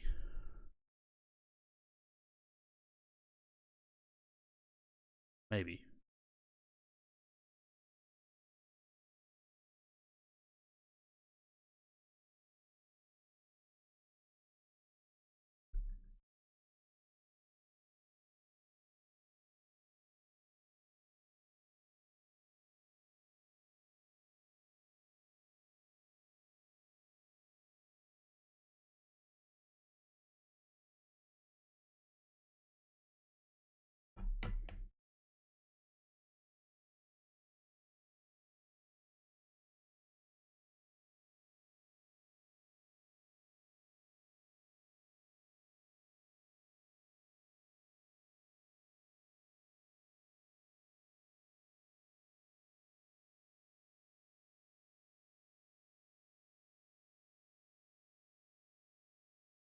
Hate downgrading livery packs and deleting all the regs that I don't want. Just want one. Yeah. That's why I don't do them. I just do one livery. One registration.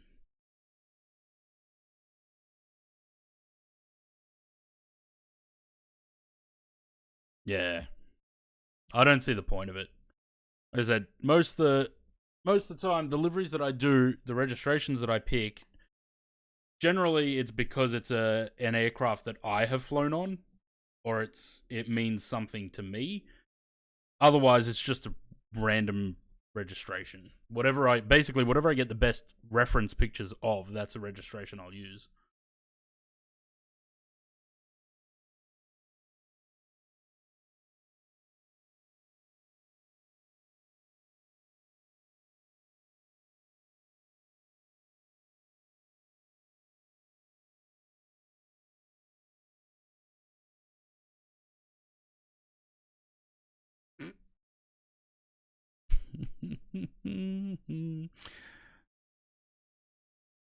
This is the same view as the other video,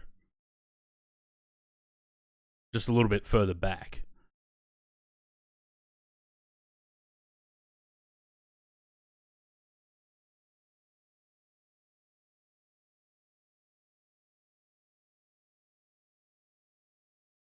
That spool up sound, that I can hear that sound in my head as if I was standing on the ground underneath the aircraft as it flew over.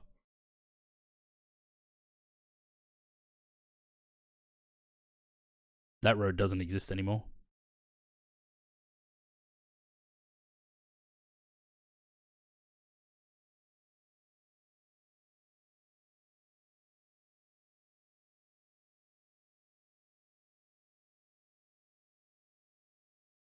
Holy shit, that was long enough ago that they hadn't even finished building that yet. And there were 747s still around.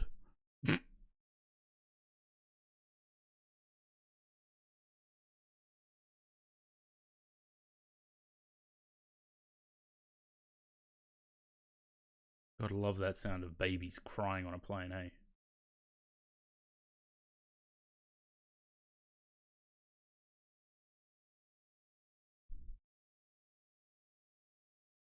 This was 1466. Where is it? There.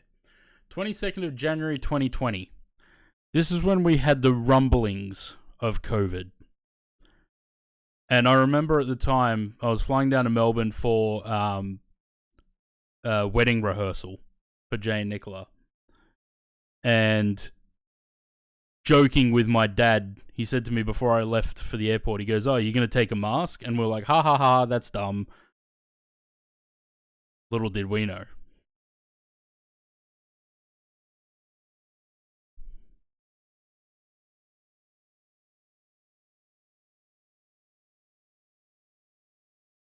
That's a dirty wing too.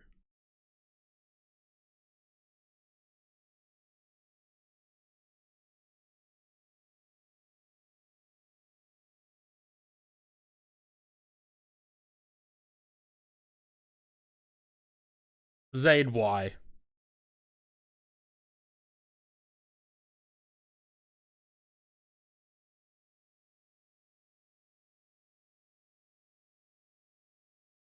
Got some dirty, yeah.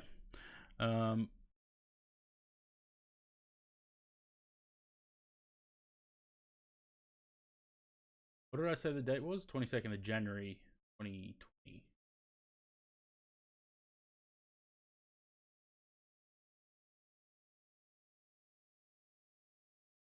This was VHVXH. I was sitting in 21F.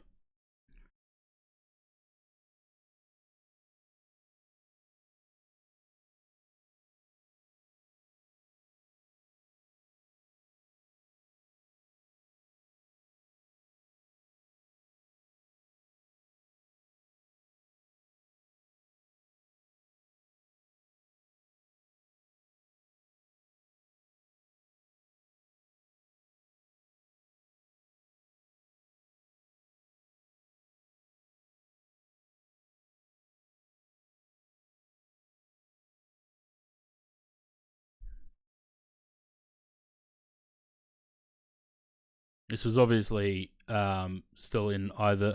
I think actually VXH. It may have still been in the 84 Rue.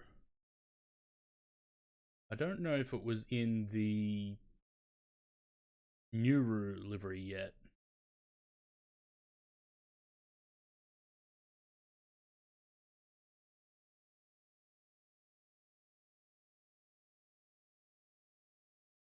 Actually, it might have been. Yeah, it was. Okay, so it was already in the new Rue. It was just very dirty.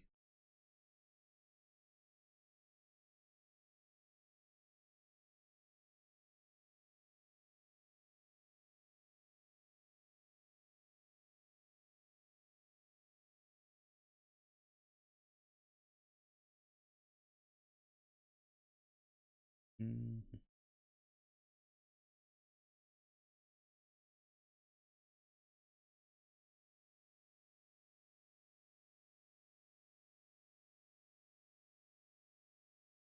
I think this is a bit of a slammer, this landing as well.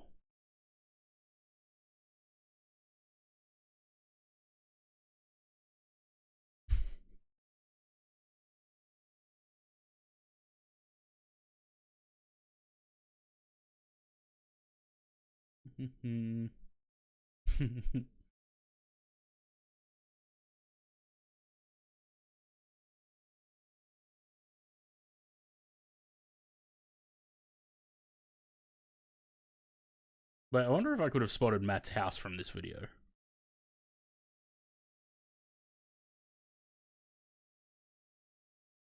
Probably could have, actually.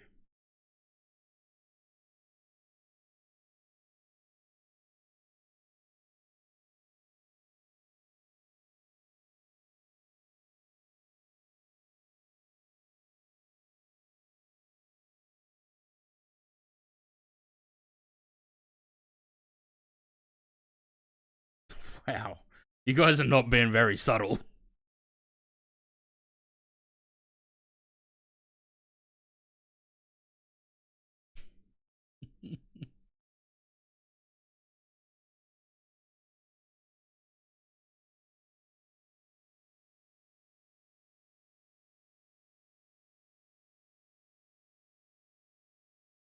Oh, no, it was alright.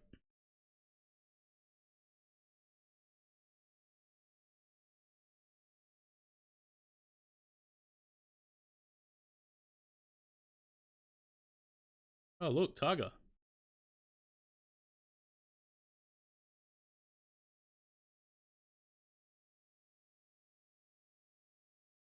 Man, what a different world we lived in at that point. Almost 2 months to the day before COVID shut down Australia. And the world, I guess.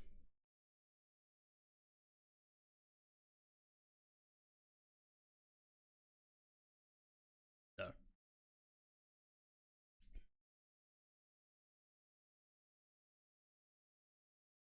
Zaid, you're going to get yourself in trouble.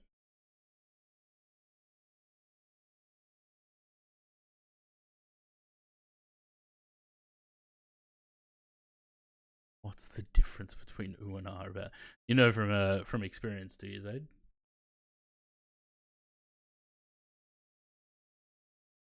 Oh yeah, 5 years. Yeah.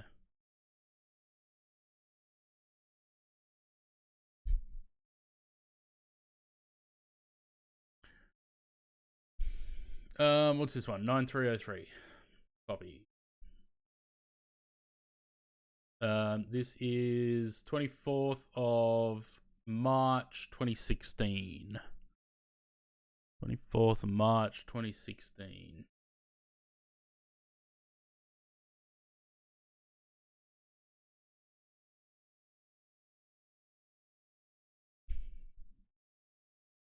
This is EBQ. About time for the next big thing to happen soon. Yeah, don't jinx us, Eglak.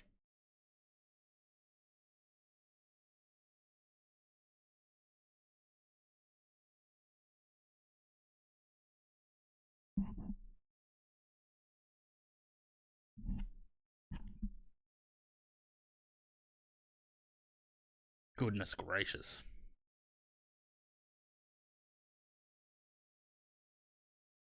Gotta love that iPhone with no optical image stabilization.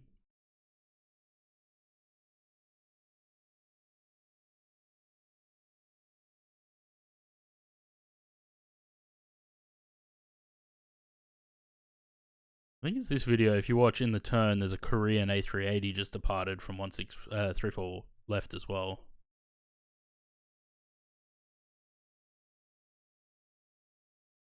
Always find a way to happen after. Yeah. Where is it? Somewhere down here. There's a Korean A380.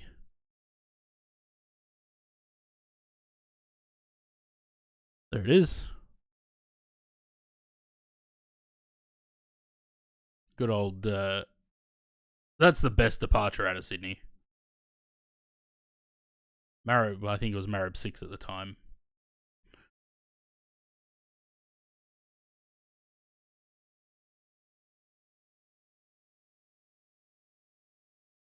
SARS was another big one before that, but not... Yeah, SARS didn't do nearly as much as what COVID did. I remember it did cause problems with the travel industry, but nowhere near COVID.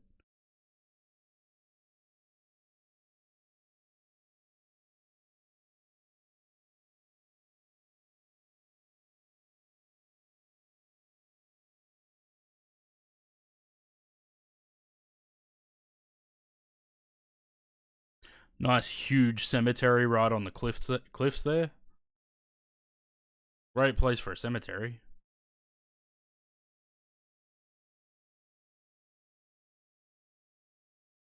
Yeah.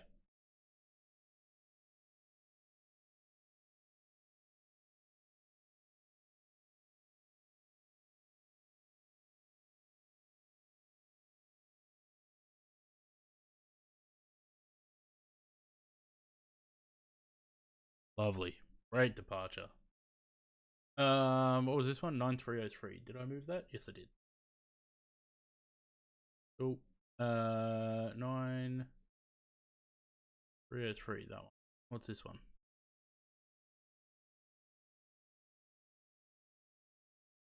Oh.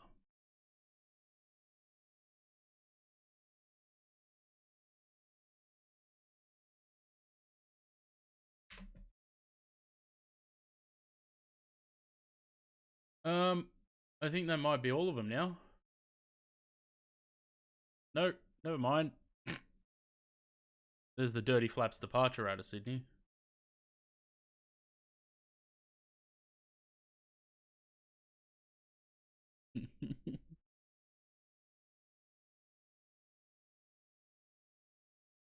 This one 1459. I'm just moving all of these into another folder so that I don't have to go searching for them next time I want to see them. SARS was 2002. Yeah, it was. It was a long time ago. So we had 9/11 in 2001, then SARS hit us in 2002. And then we had a nice quiet period until 2008 with the GFC.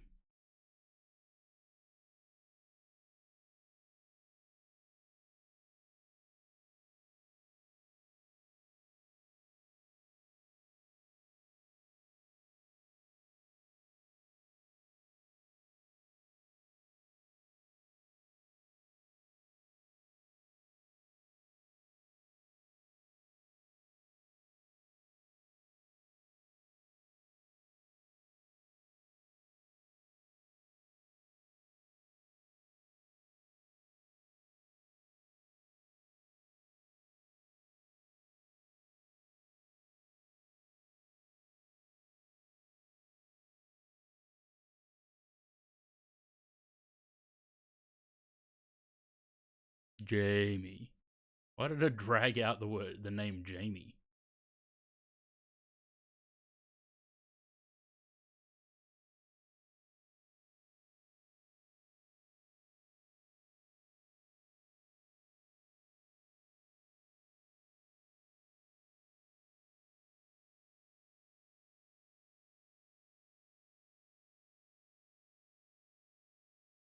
Oh, that's trying to fly a kite.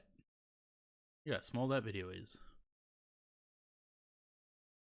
Oh, for fuck's sake. How many videos have I got?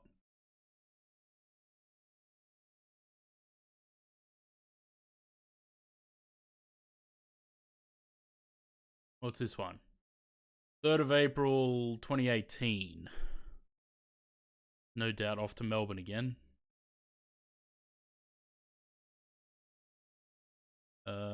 2018. I don't have a record for that. I don't think. Hang on, that's not right. 3229. Or is it the. No, should be 3rd of April.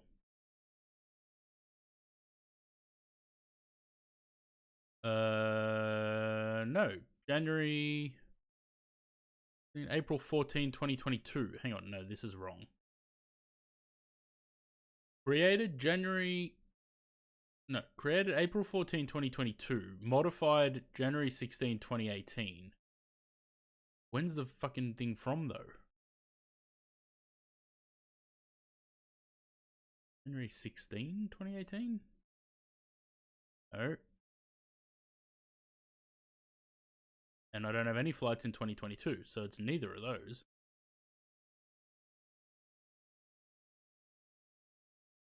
No, you know what I think this one is? This is when I went to Alice Springs. When was that? 2017 or 18? 17. This is QF790 VXC.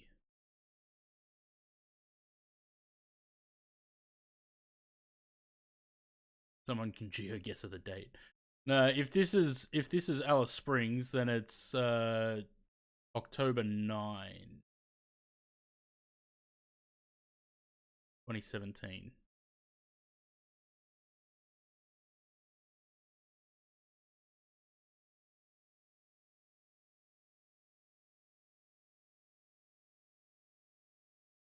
No, it definitely says April 3rd, 2018.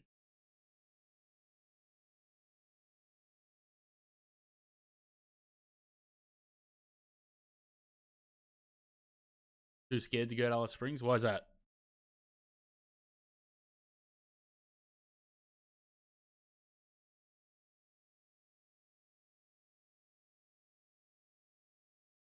I mean, I didn't have any issue while I was there.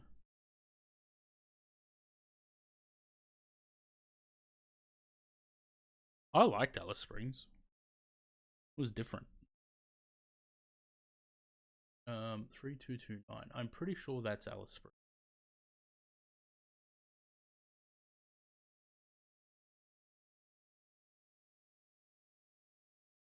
Actually, you know how I can check?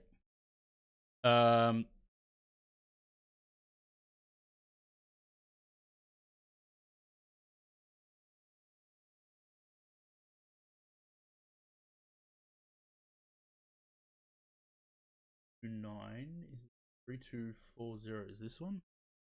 Yeah, okay. So it was. That was the departure to Alice Springs, because this is the same wing, and this is the landing.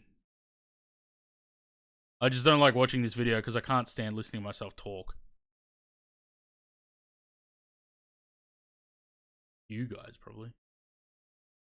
What was it? 3229. Okay, that one's copied over. What else have we got? That's Fremantle Prison. Oktoberfest.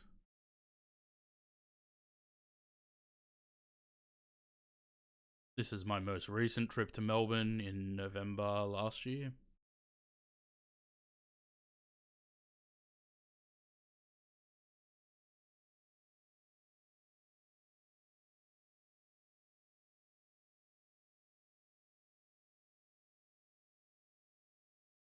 Yellow window. Yeah, the windows on the Jetstar 787 were shit. They were all yellow like this.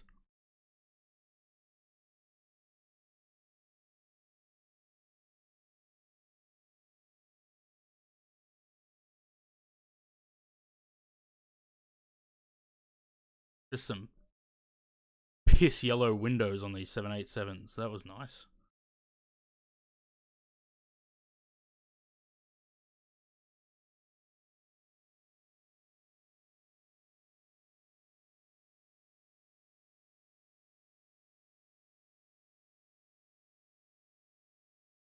It was so humid that day. It was ridiculous.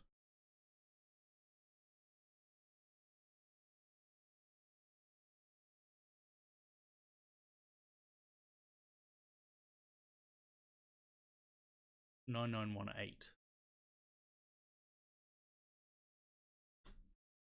Second time I flew on a 787, and it was the same one that I flew on 10 years earlier.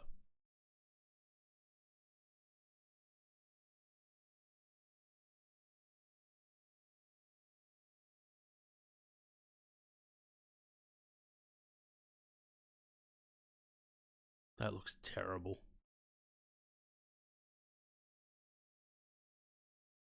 $118.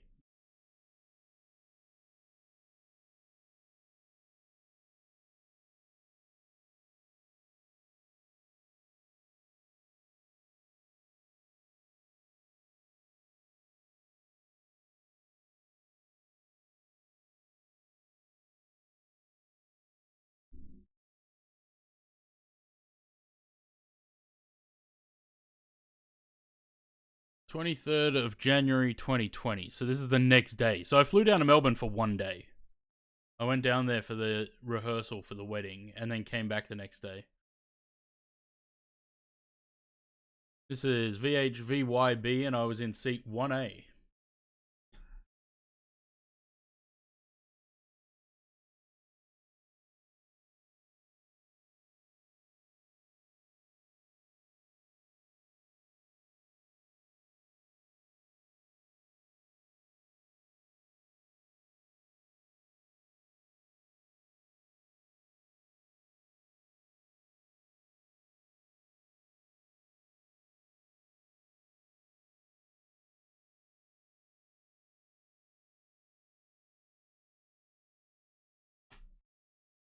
I hate that it's all 737s on the Sydney-Melbourne run now.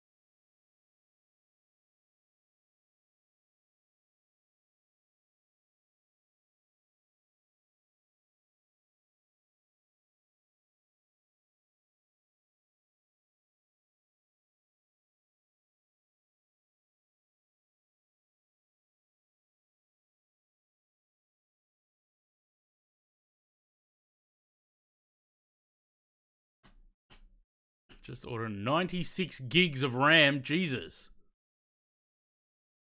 That's a lot of RAM.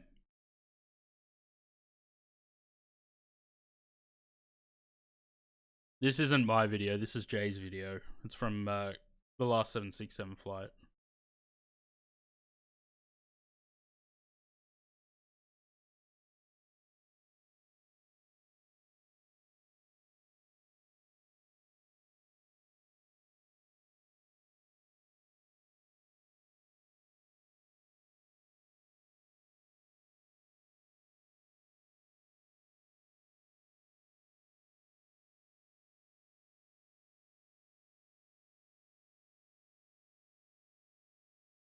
Man, I miss the 767s. They were good aircraft.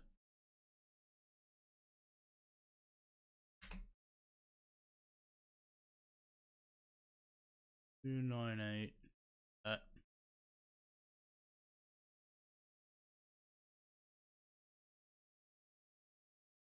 That may be all of them now.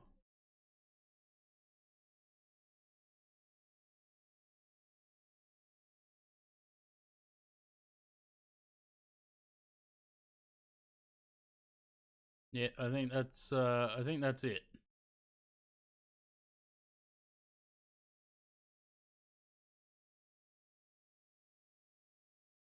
We're about halfway there.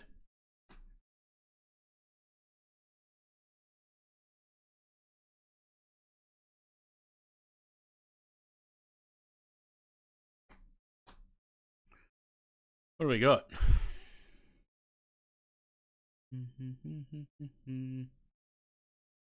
So we should in the new ruse with the winglet. Quanison in the new ruse with the winglets ruse on the winglets. What?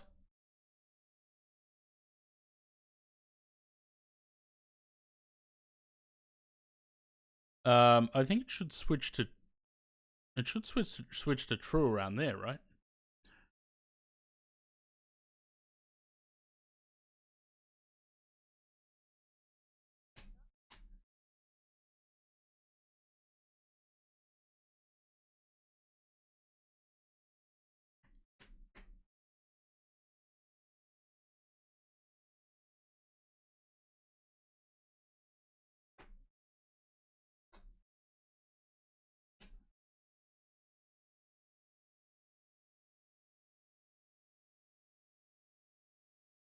Zaid, I don't know what was your question?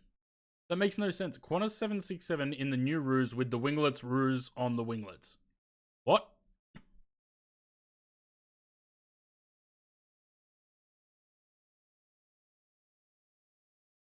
Some of the ex Qantas 767s did get winglets when they went to WestJet.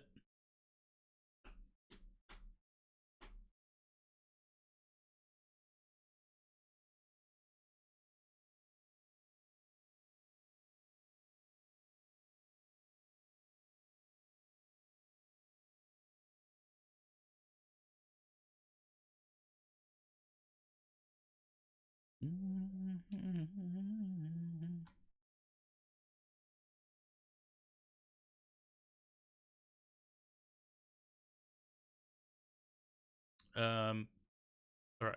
Give me a couple minutes. I'm just going to take a quick break, go stretch my legs a bit. I'll be right back.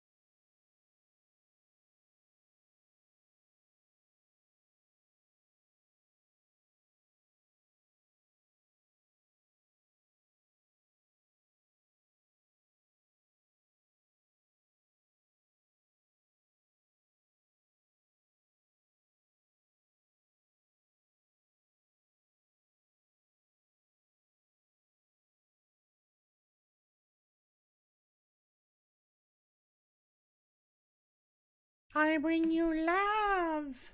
Levon, cheers for the follow. Welcome to the channel. You are follower number 787.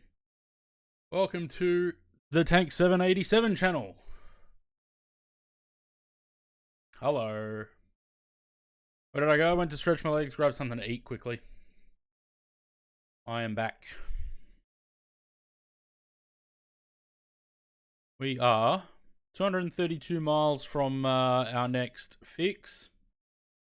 At which point I think we should switch to true heading, and that puts us at, we're about halfway now. The Volanta overlay, I don't know if it's just, actually, you know what?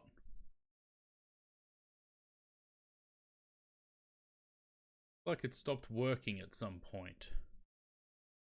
What's going on with the overlay?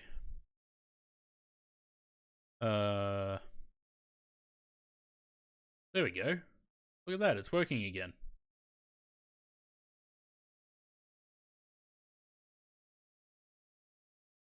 Huh. Alright. Well, so that's, what's that telling us? That's got 08:16, so 2 hours pretty much on the dot for the arrival. We can't get weather for Wilkins. I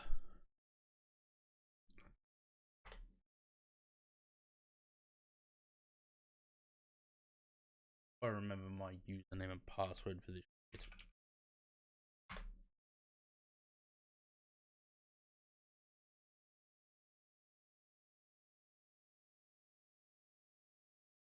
No.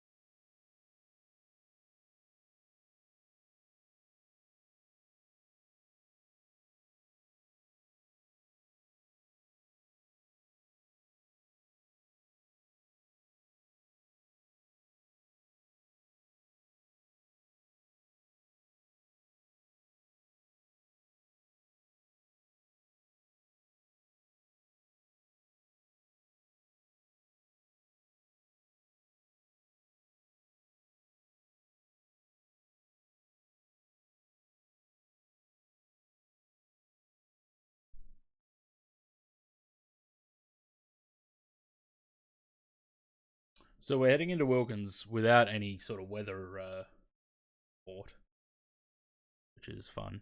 We're gonna chuck it in on the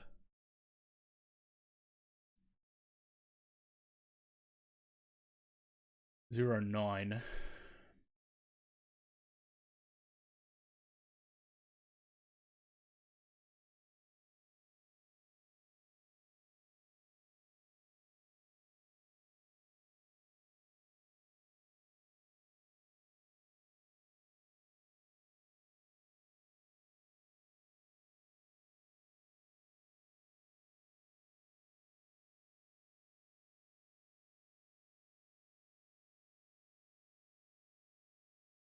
Cool.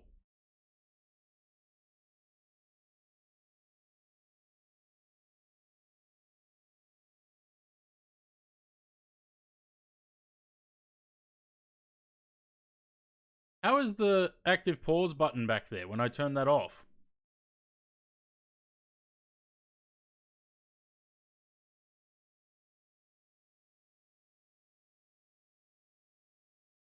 Download content on 2024 instead of the streamed, you lose performance.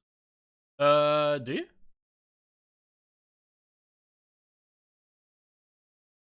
I'm more than happy to just stream stuff. As long as the internet connection's stable, I'd rather do the streaming because it saves a shit ton of space on the hard drive. Escoji, cheers for the follow. Welcome to the channel. I bring you love. Long loading times? Yeah, I guess it kind of makes sense. Because it's dependent on your transfer speeds rather than your internet speed.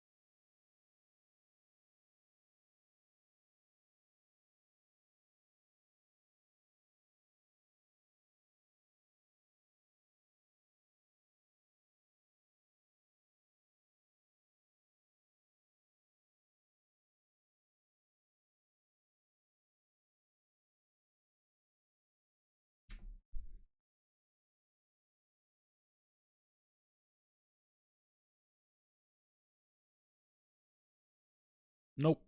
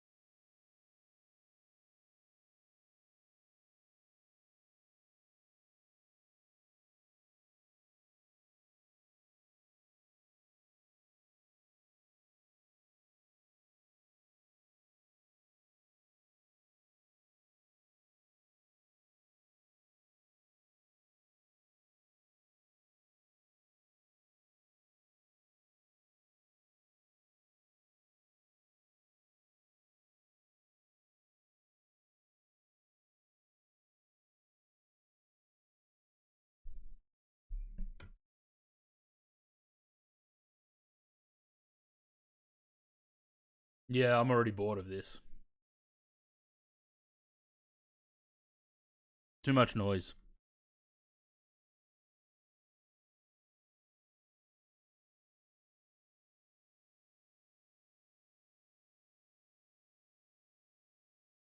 Have I flown the Beluga yet? No, because I've never found anywhere to fly it to.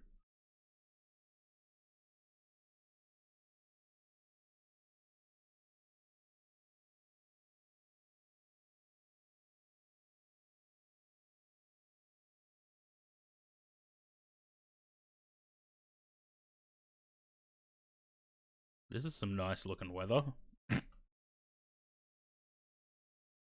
We're flying into Wilkins completely blind.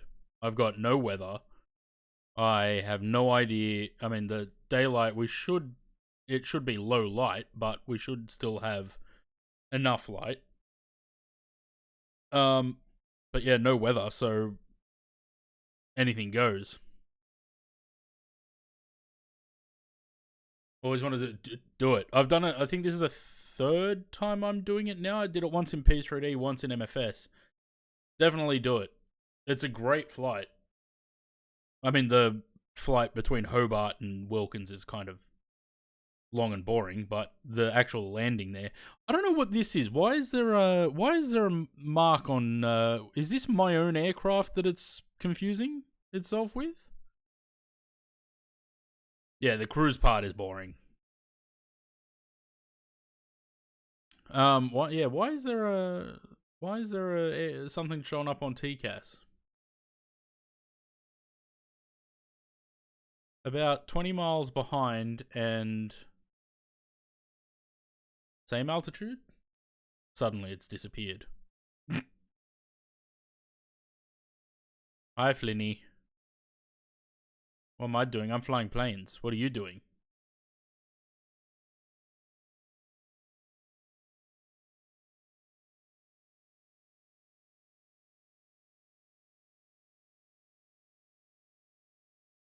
Only on multiplayer. Yeah, that's what I don't understand, why there's traffic or something showing up on the TCAS.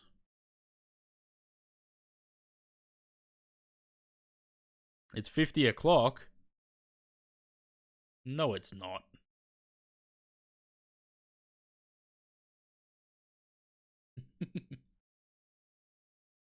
No, am I now? You should listen to this kid. What am I doing? You're pulling my leg. I'm not pulling your leg. It's not 50 o'clock. It's 4:30. 4:30. No, it's no. Yes, it is. I'm pulling your leg. You're pulling my leg now, are you? Yes, I am. Yes, you are. Saying it's 50 o'clock.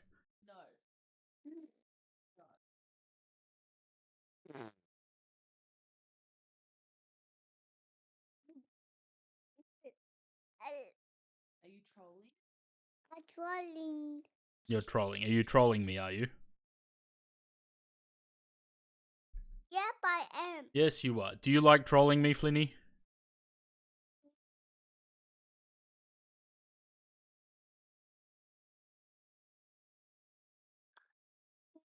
No. No. How old are you, Flinny? Good. No, how old? Not how are you. How old are you? 2. 2, that's right. Turning? I'm turning 3. You're turning 3, that's right, in November. That 3 here. Is that 3 here? Yeah. Is this 3? Yes. Oh. You say, I'm turning 3 in November. I'm turning 3 this. I'm turning 3 over. No, In- 3 In November. Yeah, that is the point. Say Flinny. auto break off. Flinny. No. No. Flinny? I'm not talking to you. Oh, you're not talking to me anymore, okay.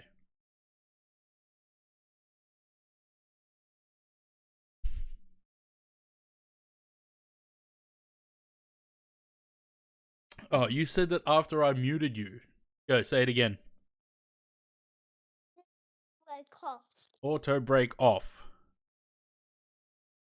Stop. Stop. I want to talk. I want to talk.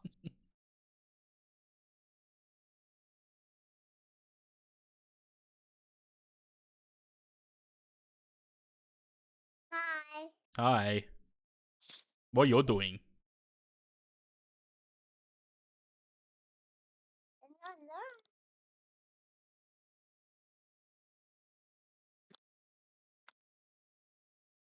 Hi. Hi. Tell Uncle Matt, what are you watching? Nah. What are you watching, Flinny?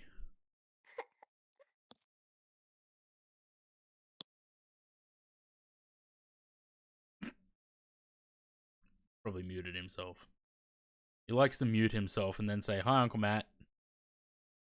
But then, if the webcam's on, he doesn't realize that I can see him.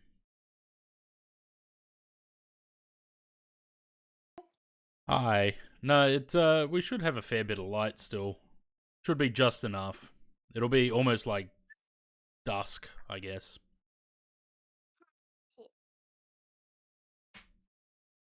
Hi, Uncle Matt. Hi, Flinny.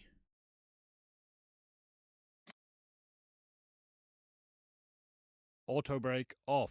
There it is.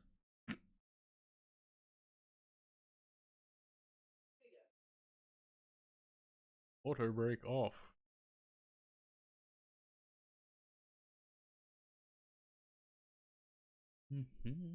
He ran off with the headset. There you go. Are we there yet? Almost. What does Valenta say? 2 hours. Just under 2 hours. Hour and 45.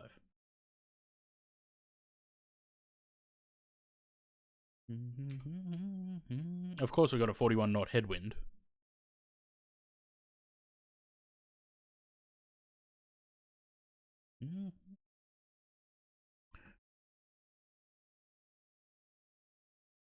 I did put in extra fuel, but because the Phoenix A319 is not actually an ACJ, or an LR, I can't actually fit enough fuel for the flight back. So I put in an extra 5 tons. We've burnt 8 so far, just under 8 tons. So definitely not going to have enough. But we're not coming back. We're gonna finish up down there. Imagine if we did the return. Next time we do this flight, we're gonna have to fly back. I've done this flight 3 times, and every time it's been going down to Wilkins. I suppose the flight coming back's not as exciting, but we'll probably do that next time.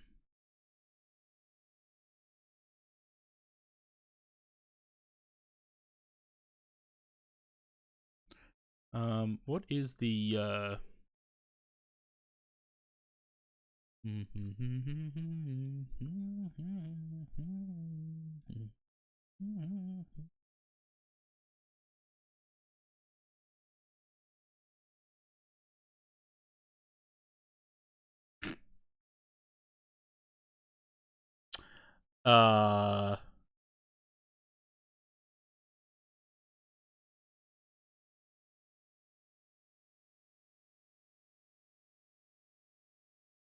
Oh yeah, that's true. Next time we do this, it'll be in the A340.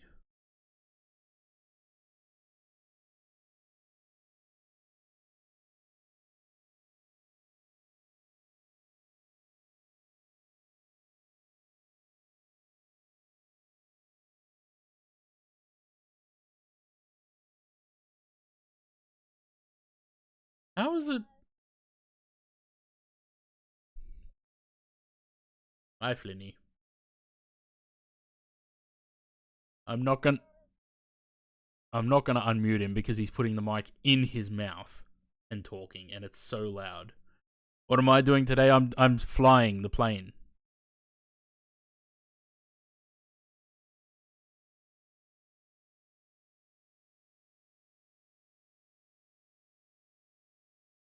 Yeah, we'll when the A340 comes out, maybe I'll do because what's the flight time on that? It's probably about the same thing, right? About 4 hours. Might be a bit longer actually.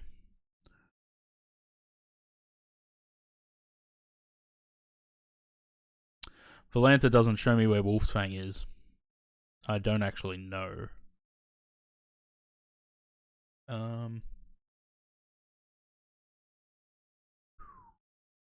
Cache. That one there. There it is.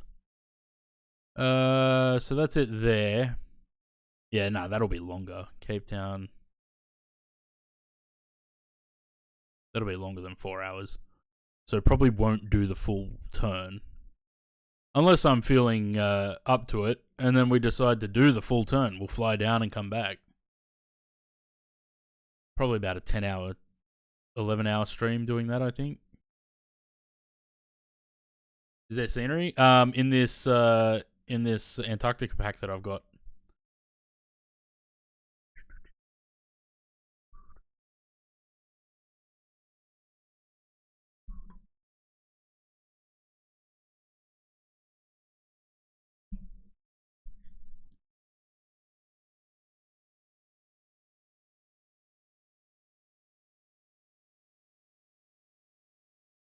So this pack has all of these. And Wolfsfang is the one we need. So yeah, if you want to fly down there, go onto the TO and get this scenery. It basically just puts gable markers where the runways are and a couple of little scenery objects. I mean, there's obviously not much down there. There we go, there's Wolfsfang.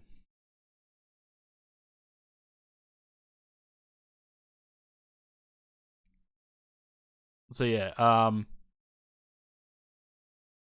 if you want to go fly down there, it's just Antarctica Airport Pack by Kaichung.com.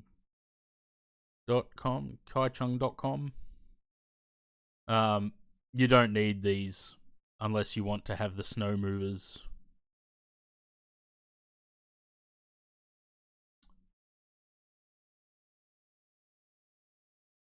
The Aerosoft one doesn't cover those runways.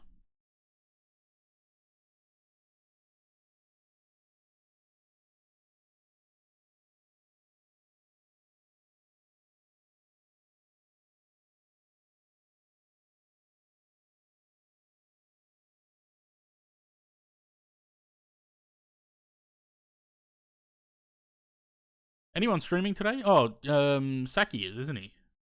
Oh, I don't think we're going to be going that late. He's starting at 7, right?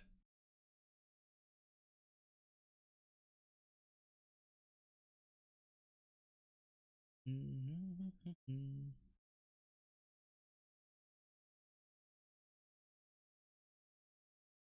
gonna move that off stream before I look at what it is.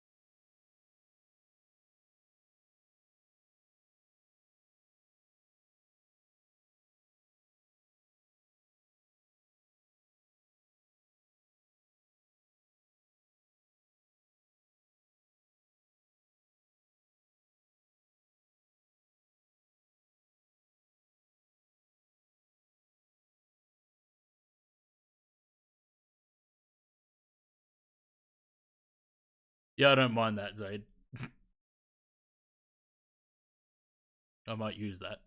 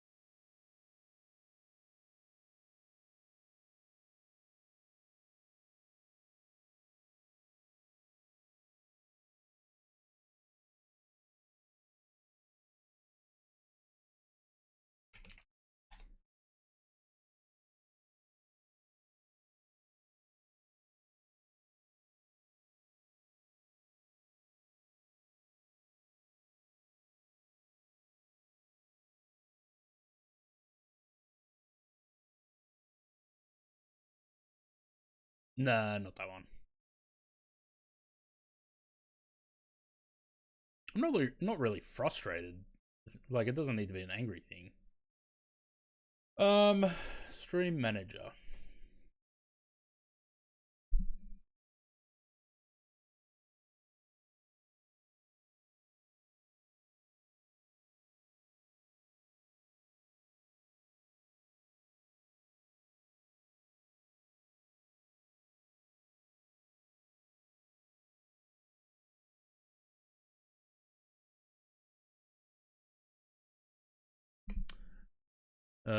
Image file size is too large. Well, shit. Size of it. Oh yeah, 1.39.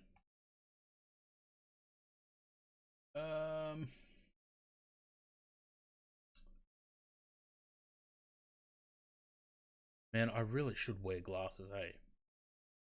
Especially trying to look at the top two monitors.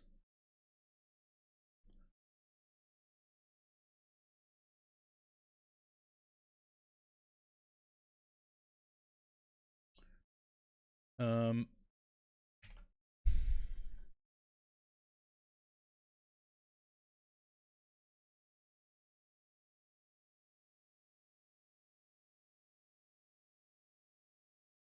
oh, that was probably a bit overkill.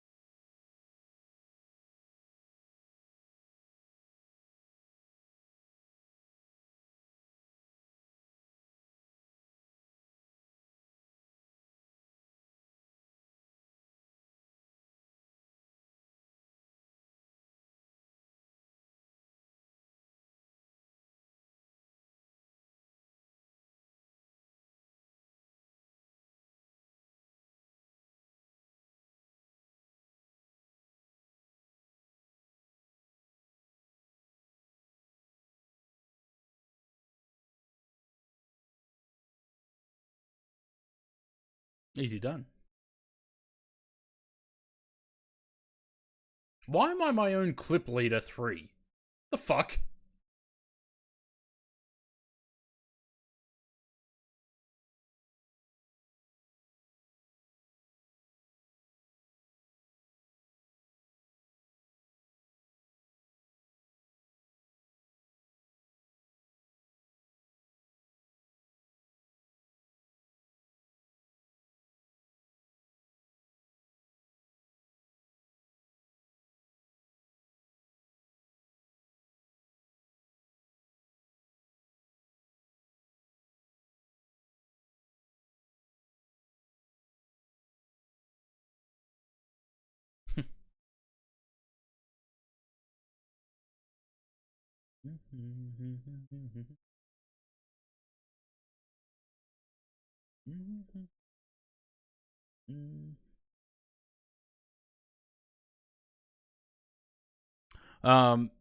Anyone else planning on streaming? Because I don't think I'll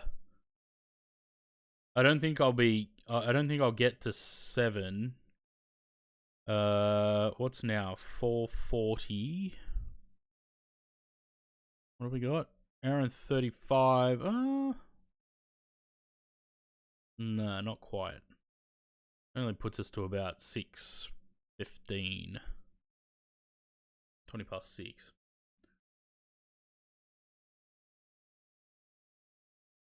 Oh, well. I'll have a look in about an hour and 20 minutes and see who's streaming. Pick someone.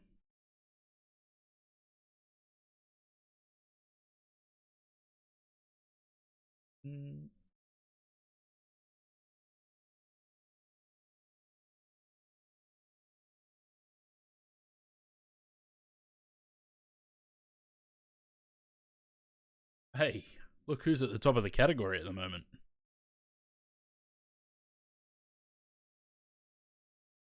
Tristan must have just started though.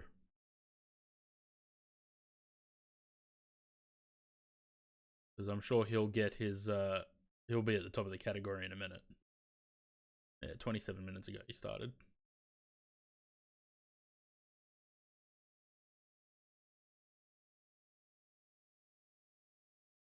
Where's the AI chick from yesterday?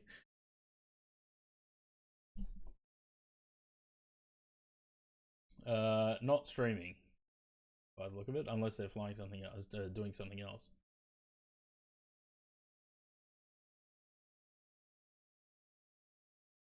Well, if Tristan's still streaming, we'll go rate him, obviously.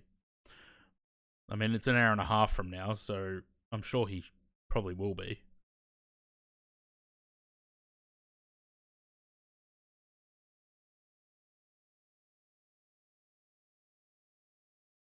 I don't like our chances on the weather, though. We'll see how we go. Oh, there we go. How do we select true? Does anyone know? Because I can't remember. Isn't there a switch or something somewhere?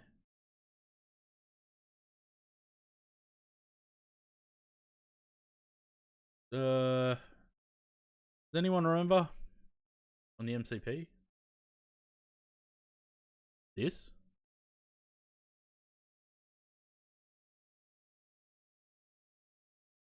Nope.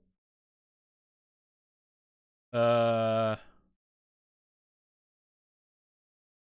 thought there was a switch somewhere.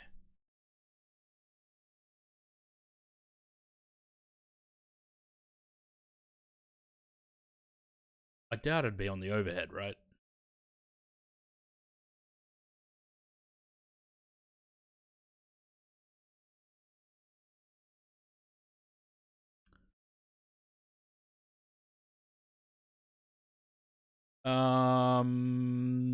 I thought it did it automatically, but apparently not. Fuck do you do it?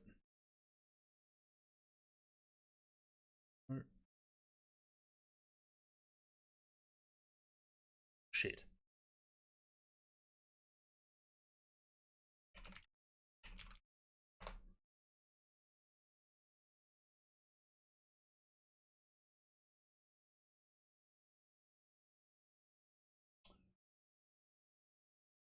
according to Google's AI overview, it does it automatically.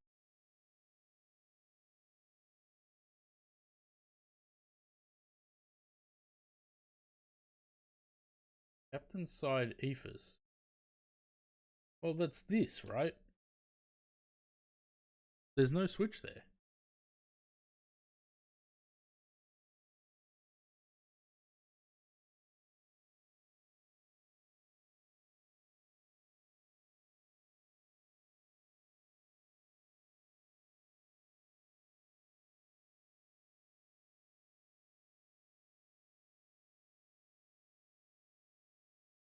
Unless I'm just not seeing it somewhere.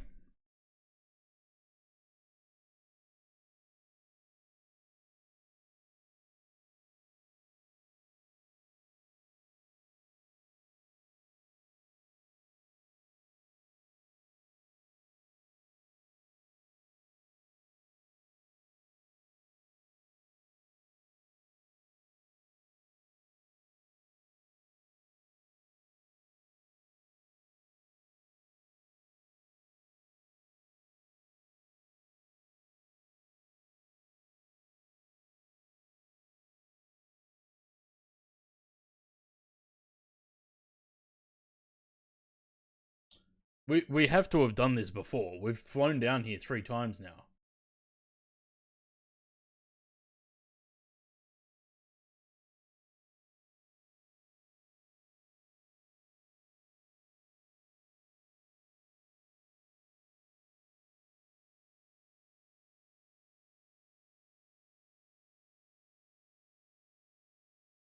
Mm-hmm.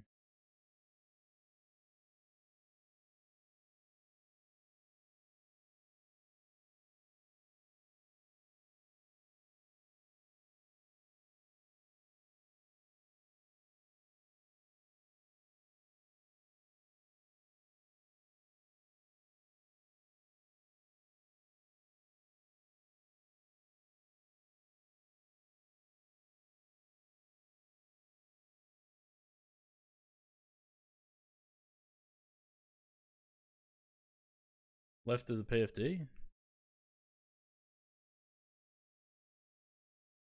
Where? That? Nope.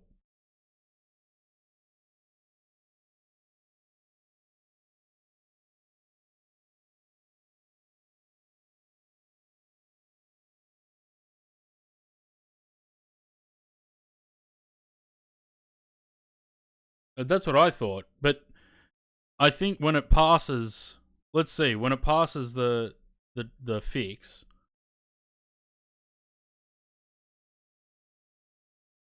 I thought it was automatic as well.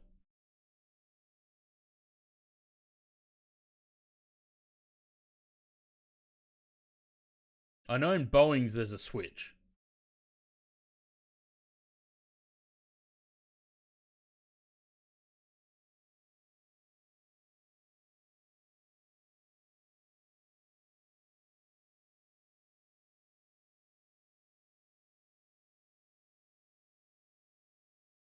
Yeah, there we go.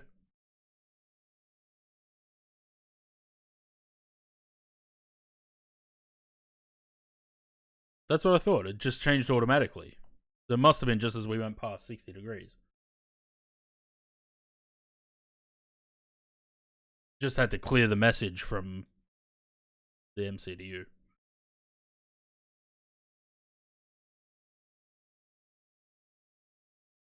Mm-hmm. Mm-hmm.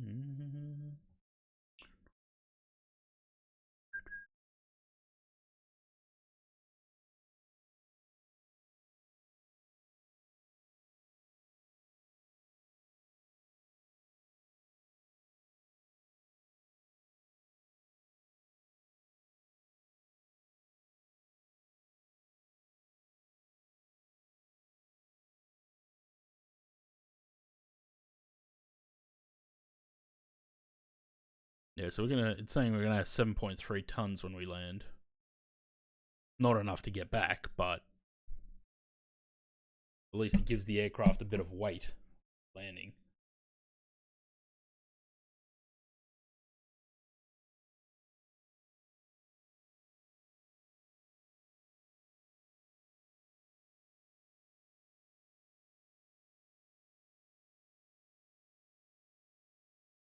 Yeah, so I would I'd hazard a guess that the graphics card resets was all to do with the power management. So I'm kind of wondering if I should go back into the motherboard now. It's working fine. I'll just leave it.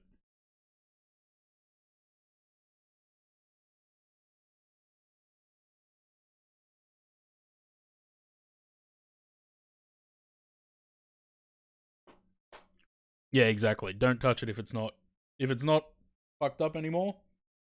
We'll leave it as it is.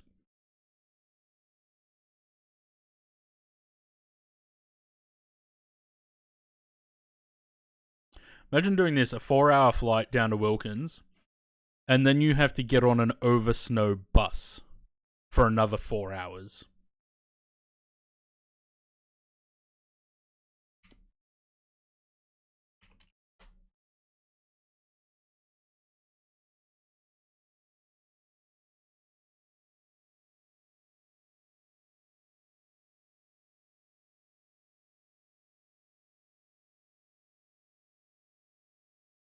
Apparently, when you go to Wilkins, you have to take a 4-hour bus ride from Wilkins to Casey.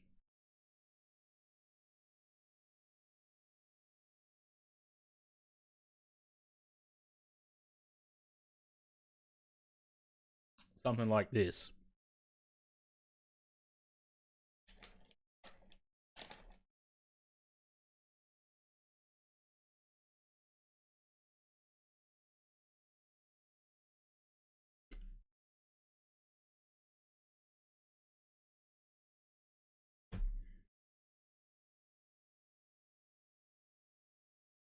Contracts for rampies on Seek down there? That'd be interesting.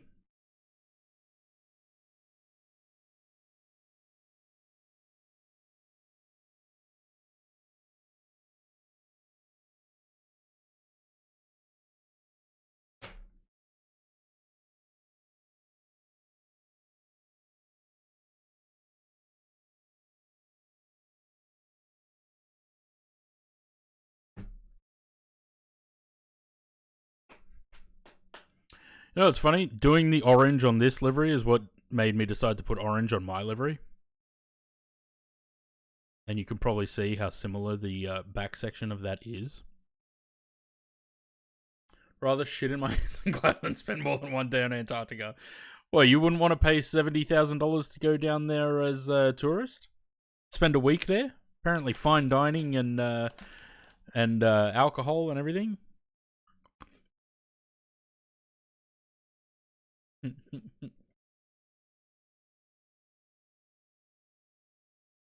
That's 70,000 US, by the way.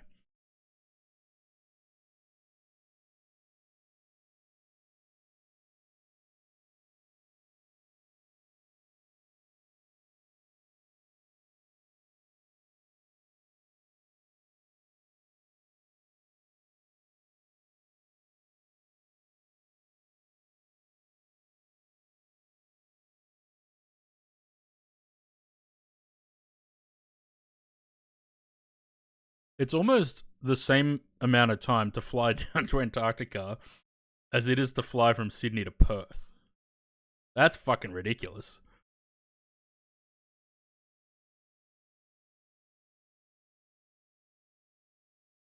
Or Brisbane to Perth.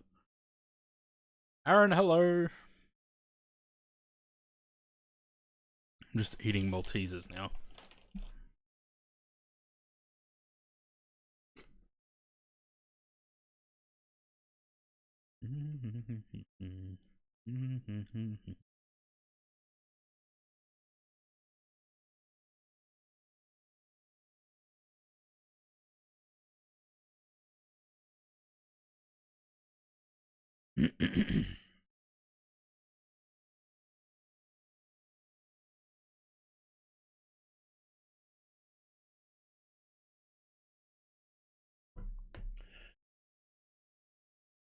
Big damn. Well, you already did this flight, or was it one that imploded? Yeah, no, it imploded. So we tried to do it last Wednesday, and like 1,500 feet, and the PC crashed. But having said that, we think we've found the problem, or we've at least isolated the problem. And at the start of the stream, no, I'm not doing a repaint stream this week. I've run out of things to paint. I can't be. I actually don't feel like doing any repaints at the moment. I was going to last week do the bare metal Aeromexico livery, but like 20 minutes before the stream, I was like, I'm really just not feeling it. I wasn't feeling up to streaming, so I just pulled the pin. Yeah, so we started the stream today. Just as I was about to start the engines, I was setting up some wing views, and the PC crashed, or the graphics card crashed. The only thing I had changed from yesterday's stream was I changed the power management mode in the NVIDIA control panel to prefer maximum performance. So I changed that back to normal, and we've been going for 3.5 hours now and no crash. So I think that was the thing that was sort of pushing it to reset. A350 painter Yam dreaming for it. Fuck no. It was bad enough painting Yam dreaming the first time.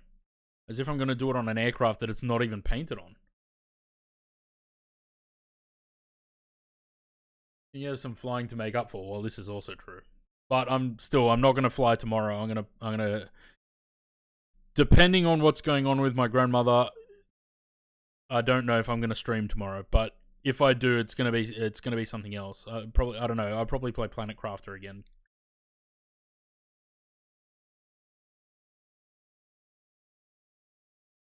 I was thinking about what issues might be. I was thinking temps or power. Yeah, no, it definitely isn't temperatures, because I've been keeping an eye on that, and the temps are fine. Like, even if I stick my hand in the PC, because the side panel is off, if I stick my hand in there, it's not warm at all. Graphics card, not hot, nothing. So it's not the temperatures.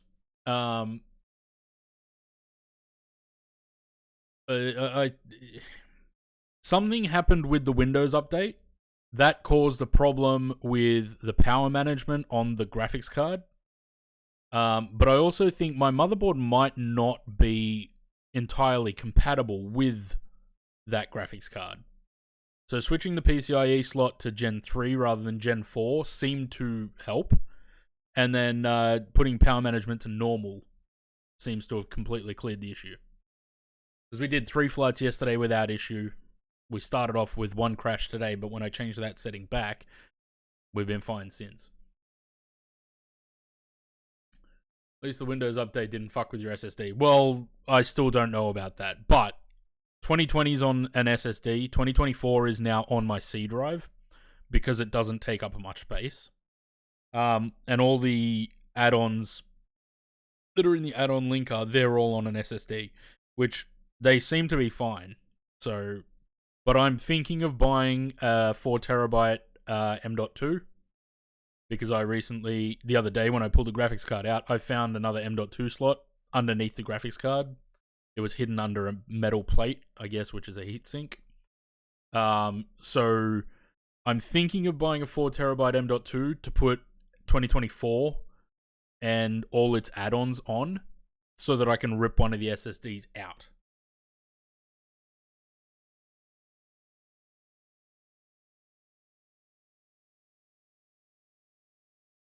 I don't know. I feel like the that livery doesn't really suit the 7.6 that well. Also, did you just take the winglets off a 737 and put them on a 7.6? Reminds me of when I edited a SP to have GE90s and winglets.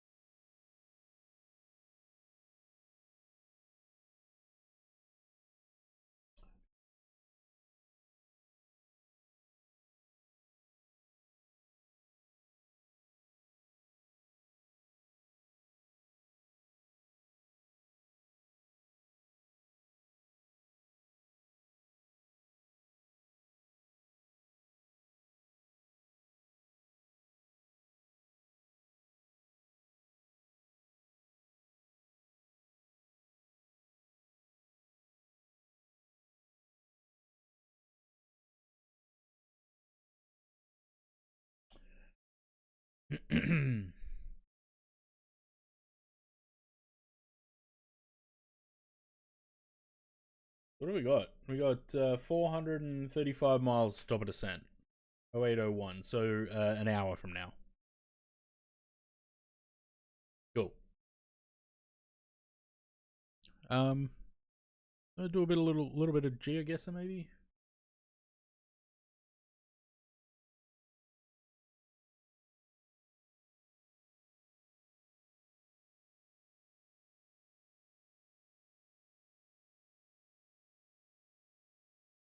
Bit of marbles. Nah, marbles is James's thing. I don't do marbles.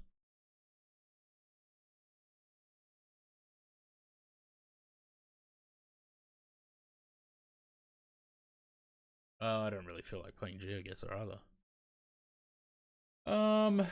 Join a club. No.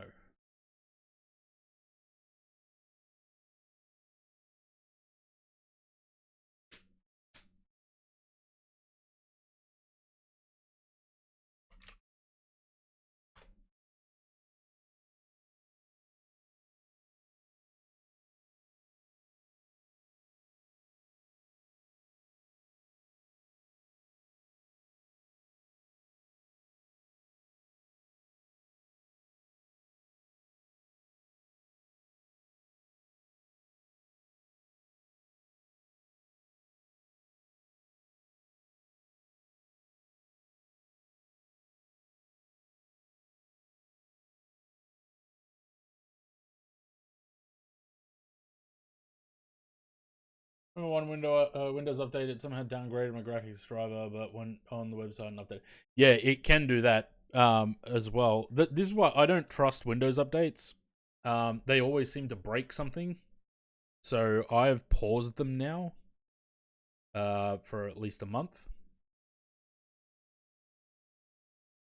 They are paused until September 28th.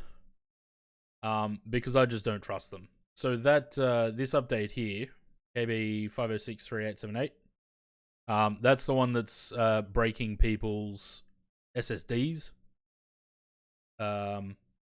Which Windows is investigating, but I have uninstalled that update for that reason. Because I'm not going to give them the chance to break it while they try and figure out a fix. So, yeah, I just uninstalled the update because it has been bricking people's SSDs, and I'm not going to wait for that to happen while they investigate. So if you have that update, it's up to you, but I would suggest you uninstall it for now. But entirely up to you. I'm not going to tell you to go and do that.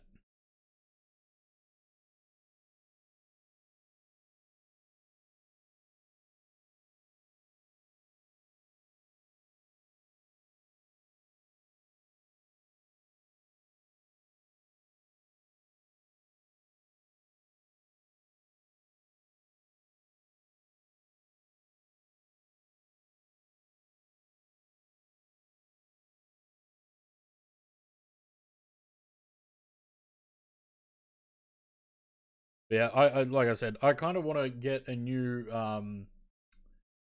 M.2 for 2024.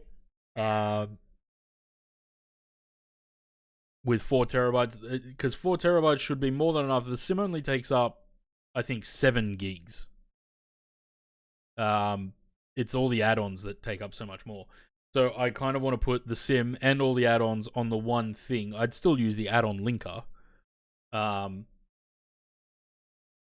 But I want them all on the one, and I'd be able to take a SSD out of the computer.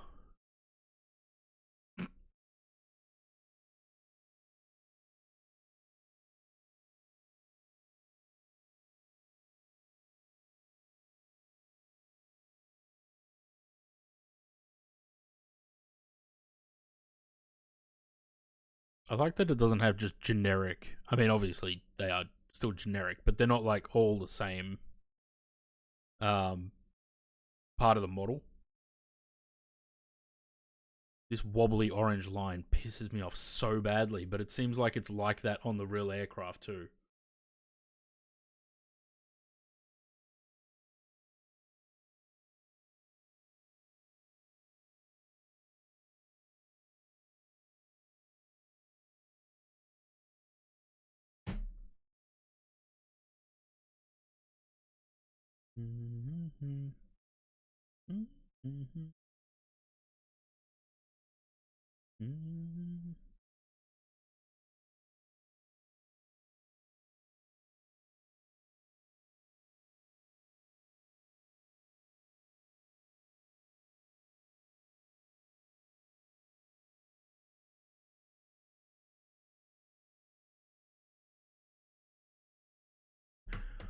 Found more blood splatters after yesterday's blood typing test.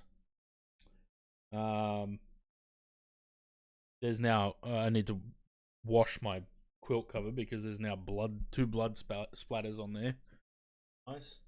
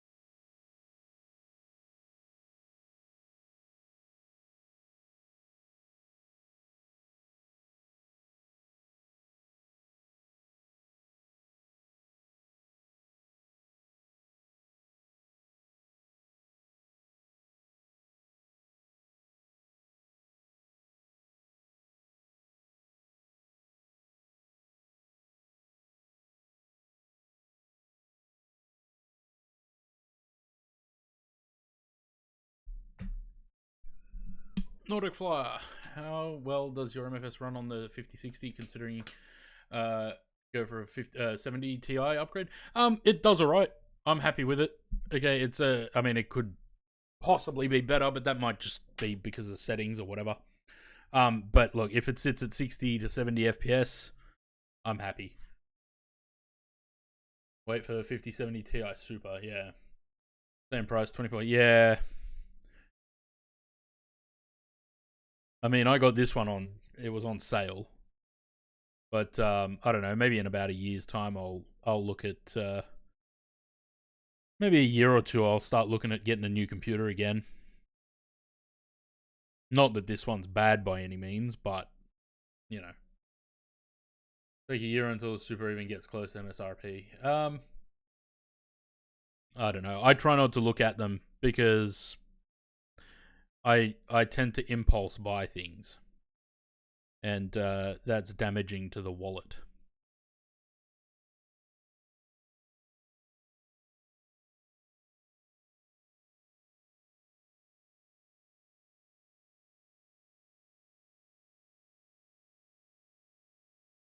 There's an internet game database now? Is this... it's operated by Twitch. Interesting. Okay.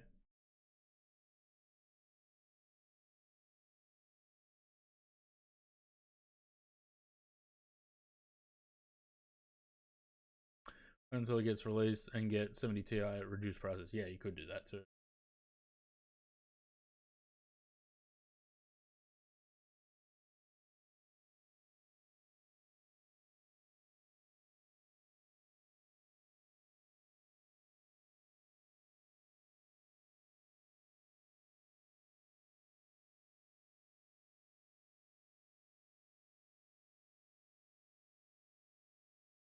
Not much going on in Flight Sim at the moment, is there?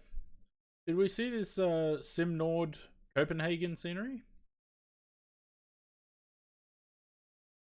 I was looking at this the other day because Flight Tampa scenery is not technically compatible, I think. It works, but I don't think it's really compatible.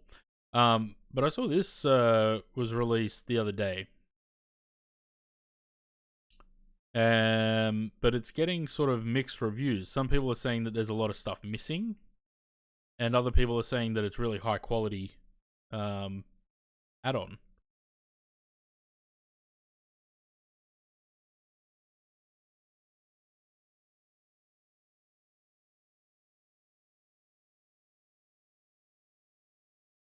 I don't know. I mean, it looks pretty good. It's also super outdated. Yeah, it is. So what do we price? 22 euros from their website. Do they sell it anywhere else, or is it only there?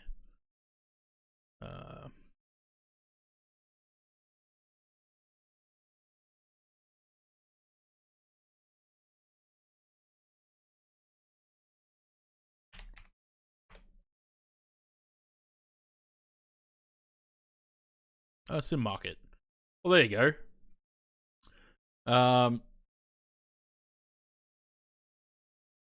So it's on Sim Market, which means that if you get a landing rate prediction in for this flight, and you're within 25 feet per minute of the actual landing rate, you can win yourself a €25 Sim Market voucher and go purchase that scenery.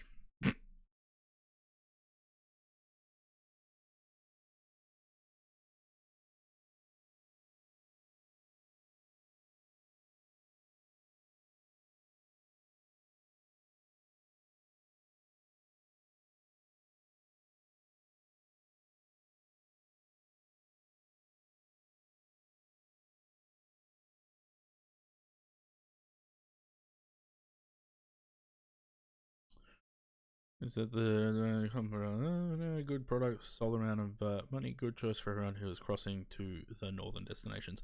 Yeah, I don't know. I'm actually cheaper on there than on their website.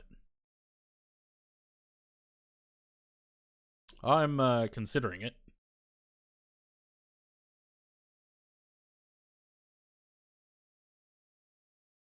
Nothing else going on here. What about Threshold? Wake me when we get to Birmingham.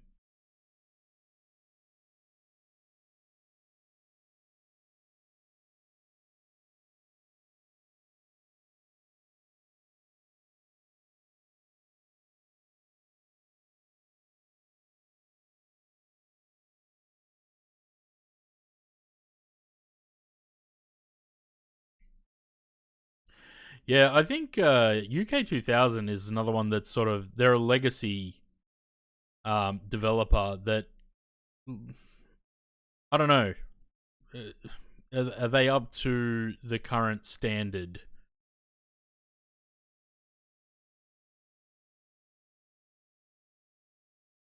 Orbex Brisbane, yeah, look at that.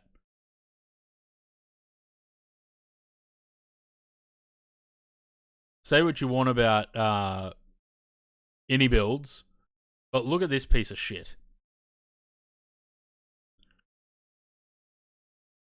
What?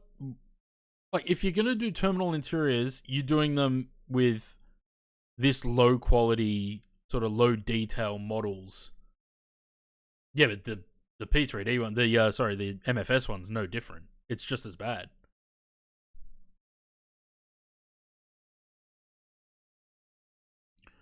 MFS.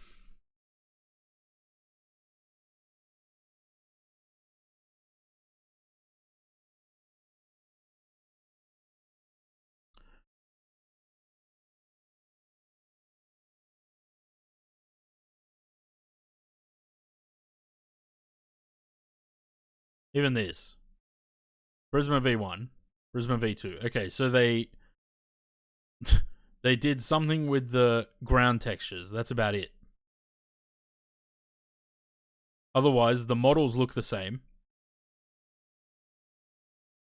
The detail in this is nothing compared to any builds.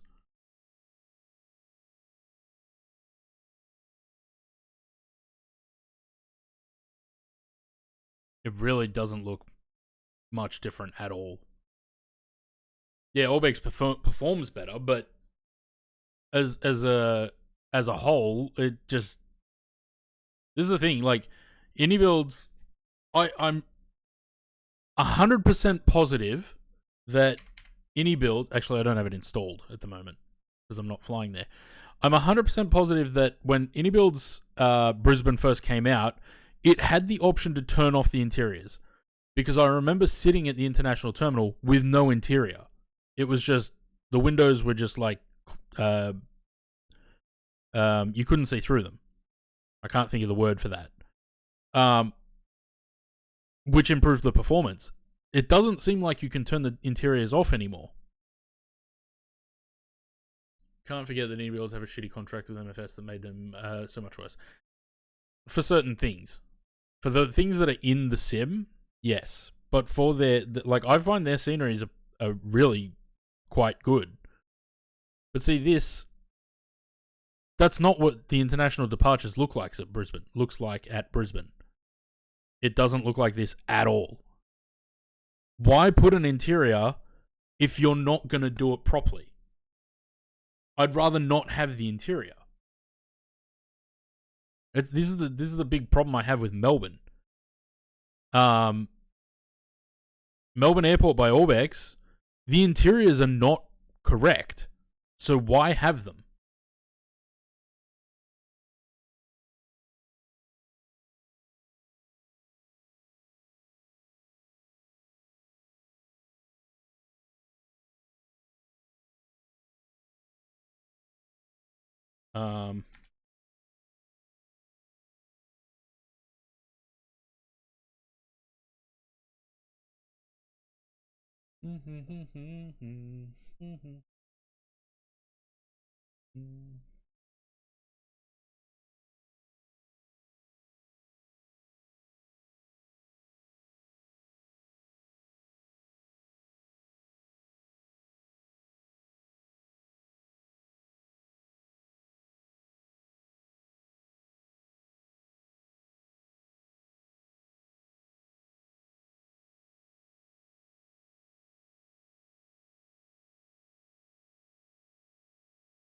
Sorry, I'm just trying to find something. Bob, hello.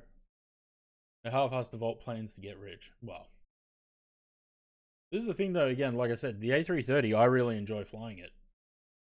I think it's better than most default aircraft. Yes, it could still use some more work, but I think it's actually a really good aircraft.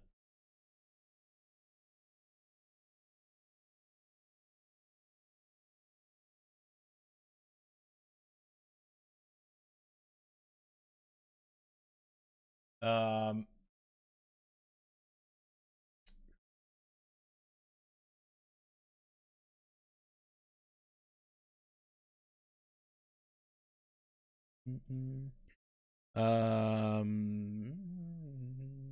just trying to get something. That's the one. In case you guys didn't see,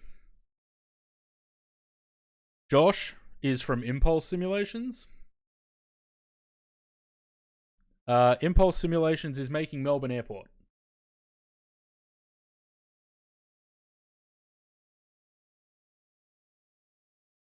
It was something that we sort of spoke to him about on James's stream last week sometime. He then confirmed it to James, and then this post came up. I don't know where it was posted. It's on Facebook somewhere.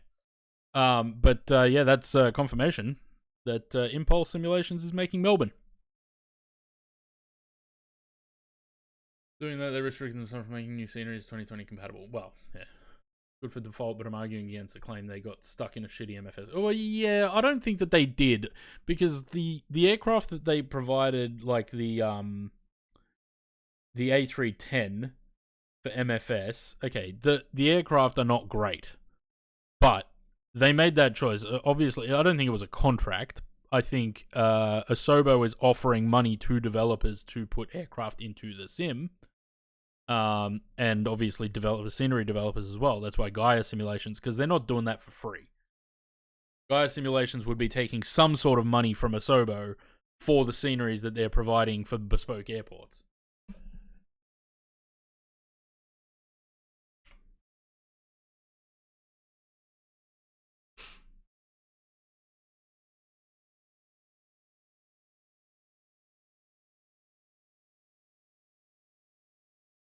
Well, I can see the water again, so that's a plus.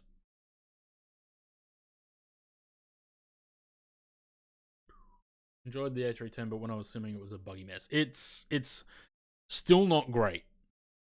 I flew it a couple of weeks ago. It's still not great, but it's flyable. You know, that's about all I can say about it. But you know, the A310 is still not on the same level as the A300. The A300 is a step above the A310, but then the A330, I feel, is a step above the A300. And then the A350 is a step above the A300 as well. But that's because Builds put something out. They do that thing where they update it a couple of times and then they just seem to stop, or they don't touch it for a long time.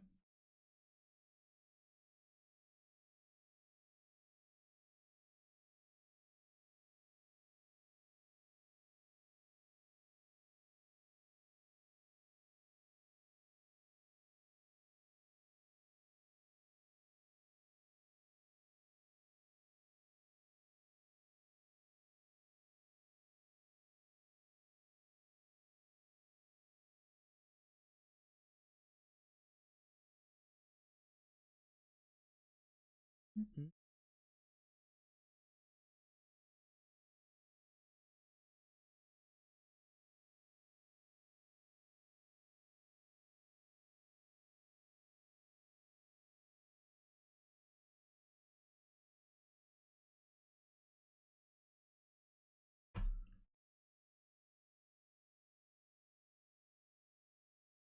Predictions are running, by the way, so if you would like to get in on the giveaway,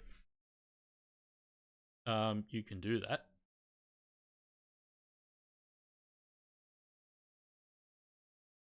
No.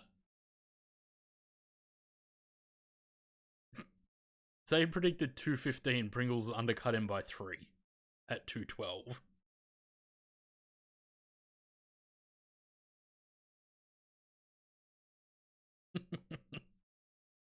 We're also going to disregard what Elevatex puts into the chat because it's probably going to be wrong.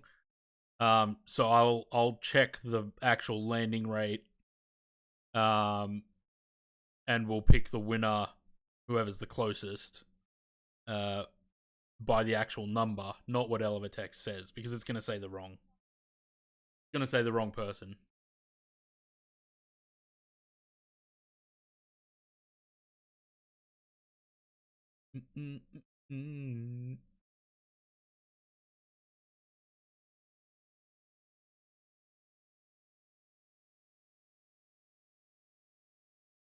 Make sure you land with 169. Oh, excuse me. Will I land up happy? What are some of my previous A319 landing rates?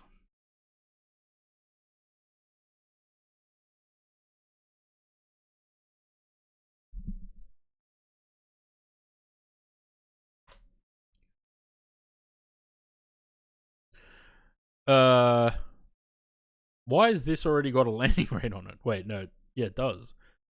20th. Hang on, I gotta get rid of that. That's the one that crashed last week.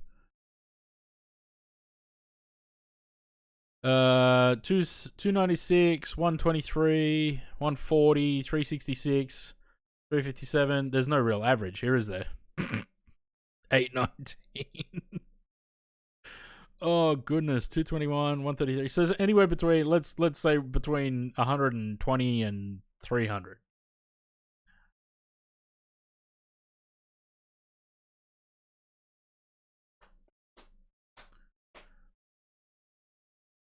Average must be half a crash, yeah. Discreet Gaming, hello. Welcome. Welcome back, I should say. Average must yeah. Where's that one from last week that I didn't finish the flight? There's a couple that I have to delete from here. Like that. Because I didn't actually go anywhere.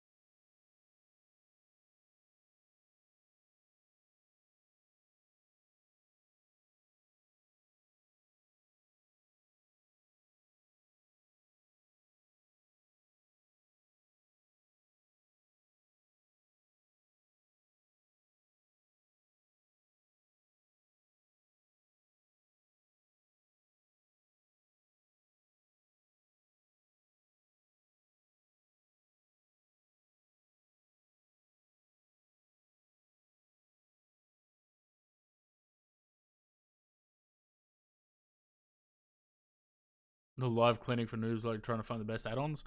There's a couple of resources around. I don't know about best add-ons, but the best thing to do, any like sceneries and aircraft, I'd say try and find reviews for them first. There's a lot of garbage on the in-sim marketplace, so I would be wary of that. Because, and even the reviews on there actually can't be trusted, because like we looked at yesterday,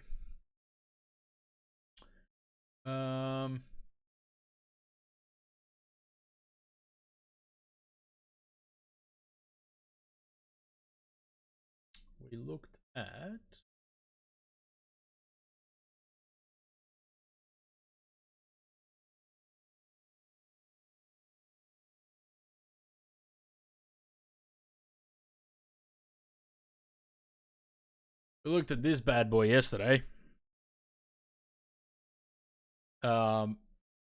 which is supposedly a 747-400 ER, despite that being the hump of a 200 or a freighter.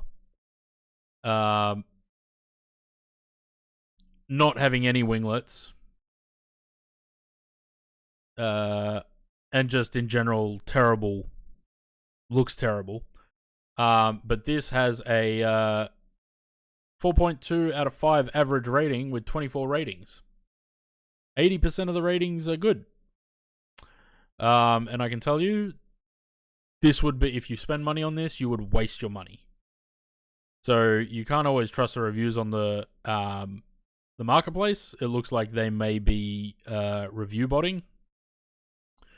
But FS Add-on Compare is a good one.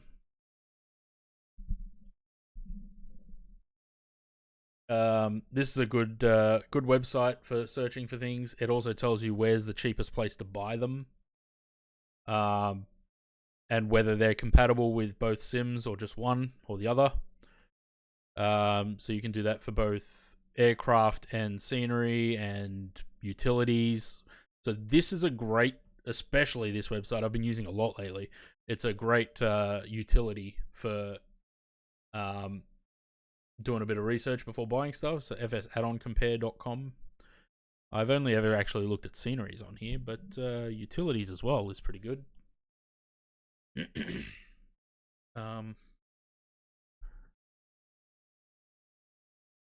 Oh, they've even got price history. Look at that.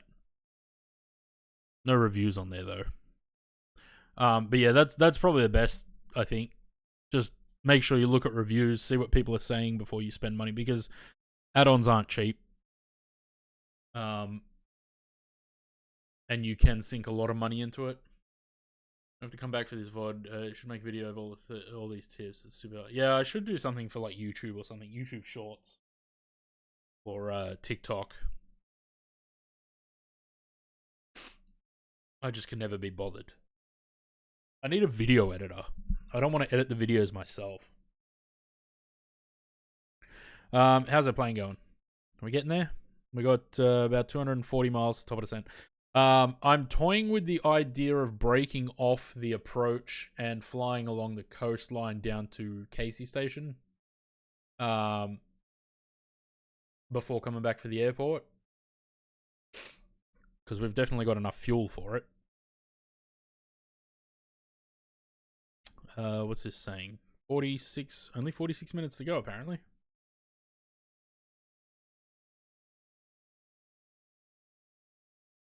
We'll see. Well, maybe I will do that. I might,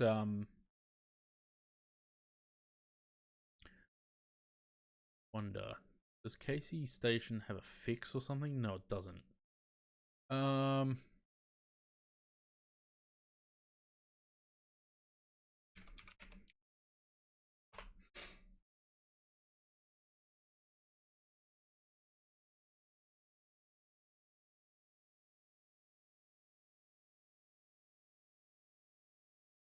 It is. What is it?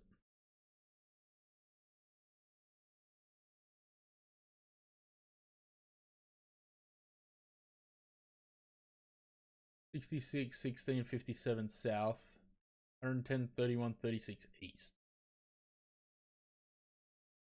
I kind of just want it as a fix. Can I do that?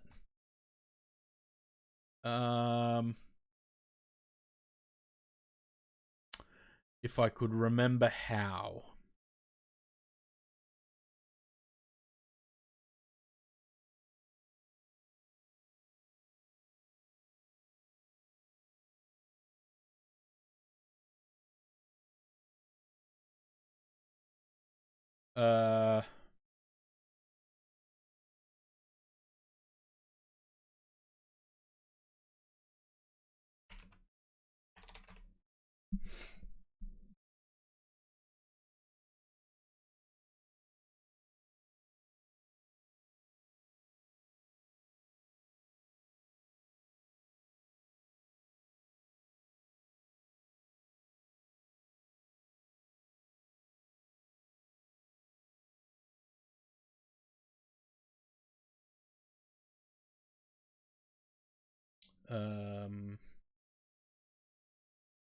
If this works.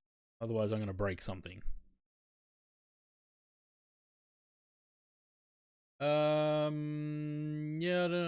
I don't want that. I want, that's not what I want. I want a radial, I want a radius. I want a...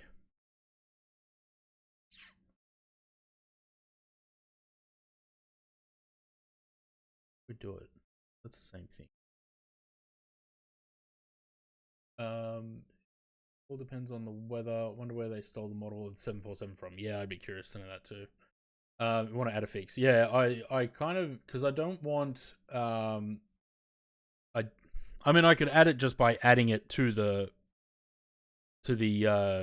waypoints, I guess.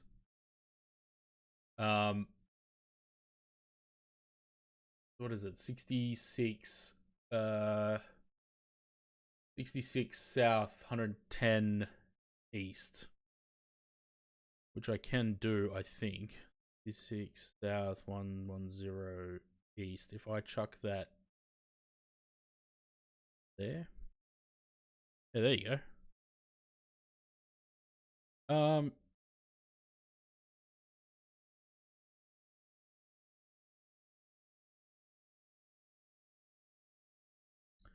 We can do that.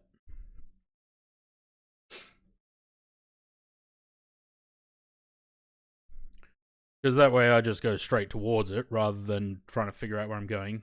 And then we just turn back for the RNAV. We can actually probably change the... Add that to this.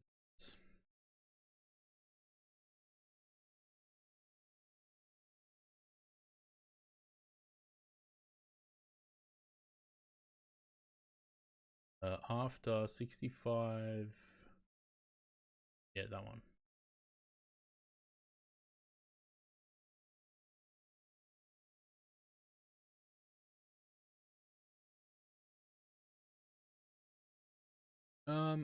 Yeah, that still works, actually.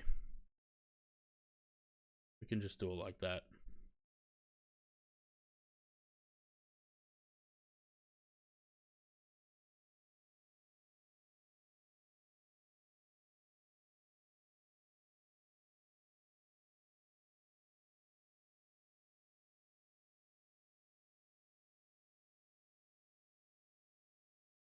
It sends our top of descent further away.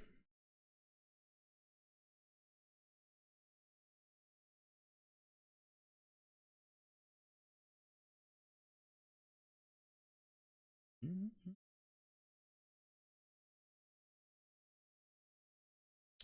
35, so 44 miles from Casey to Wilkins. Yeah, that's fine.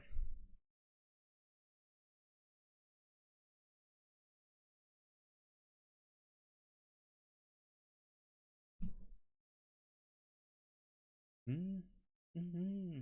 Mm-hmm.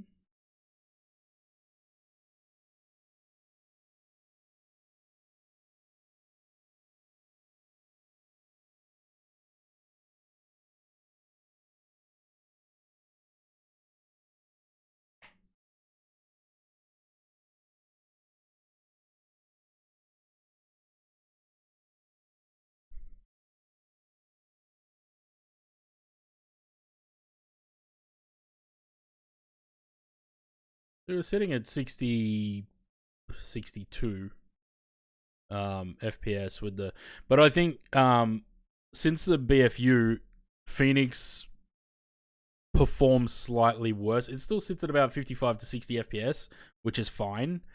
But before BFU, I was sitting up at like 90 FPS. So I do think the performance has degraded a little bit with BFU.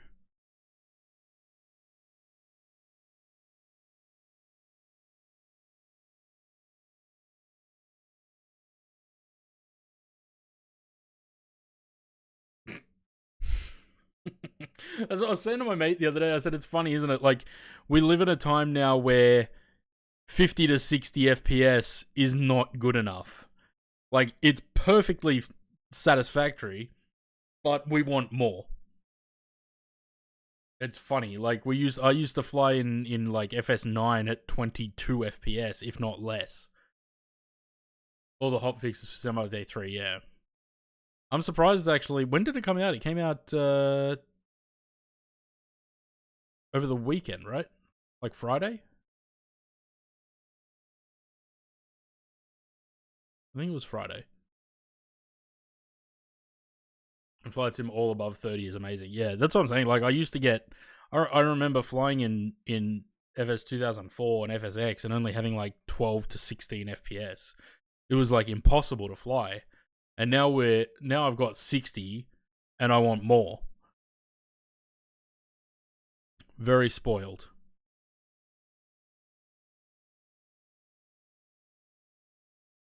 Do we have any indication about hotfixes for the Sim Update 3? Although they're all, like you said the other day, they're all away at Gamescom or something, aren't they?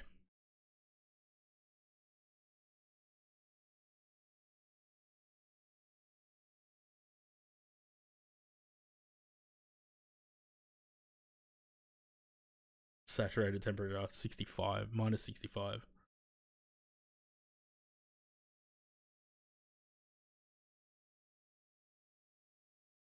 Be great if Phoenix could give us the option for the LR to be able to tanker the fuel down with us.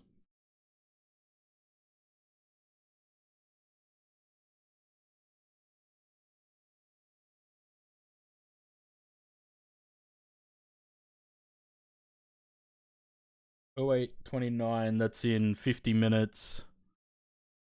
That's 6:30.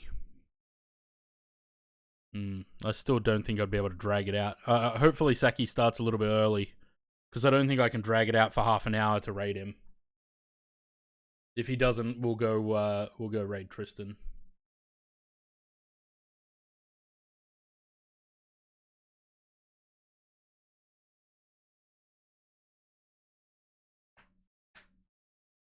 Who jumped into the Discord?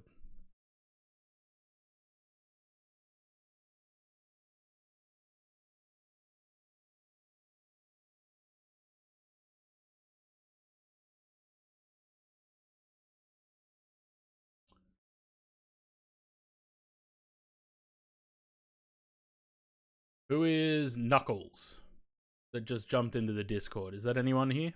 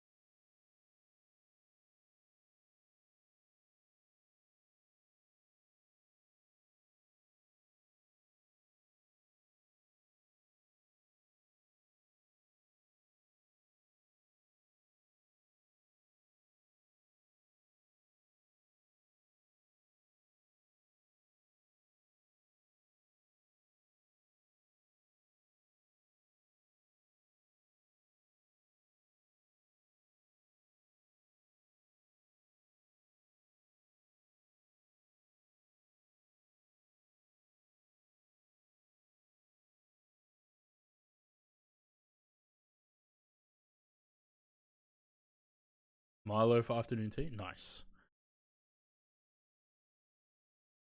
I don't even know when's the last time I had Milo, actually. Many years.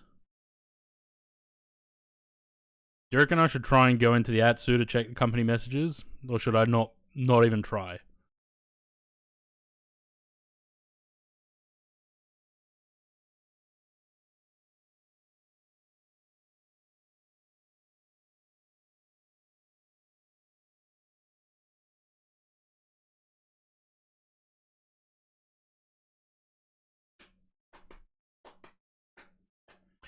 When I go into, it seems like in the A319, when I go into the received messages, I can't do anything else in the Atsu. It like breaks it.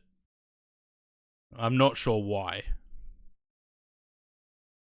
Snowbird Ops is just one bloke. Where? Down at Wilkins? Yeah, probably the bus driver. Imagine being that poor bastard that has to sit there with the snow bus.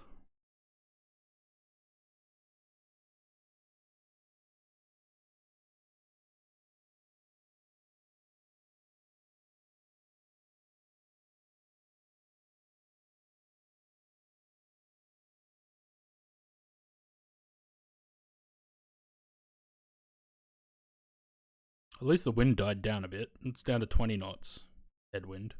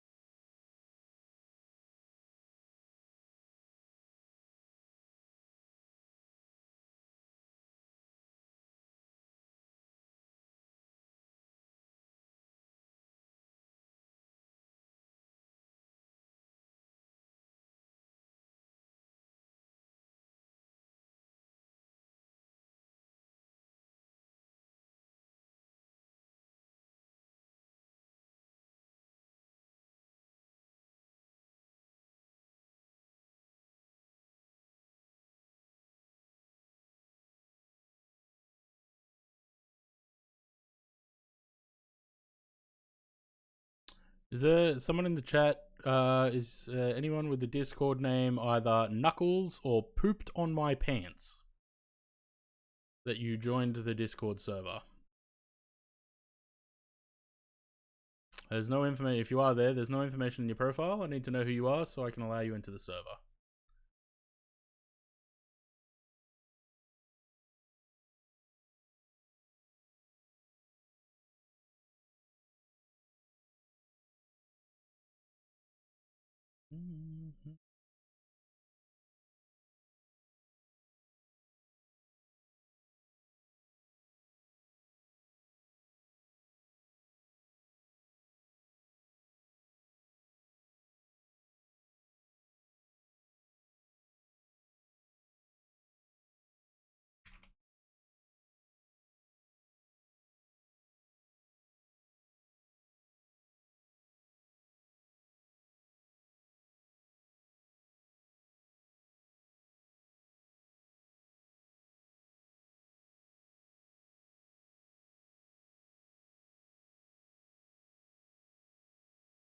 Certainly not trolls. Yeah, well.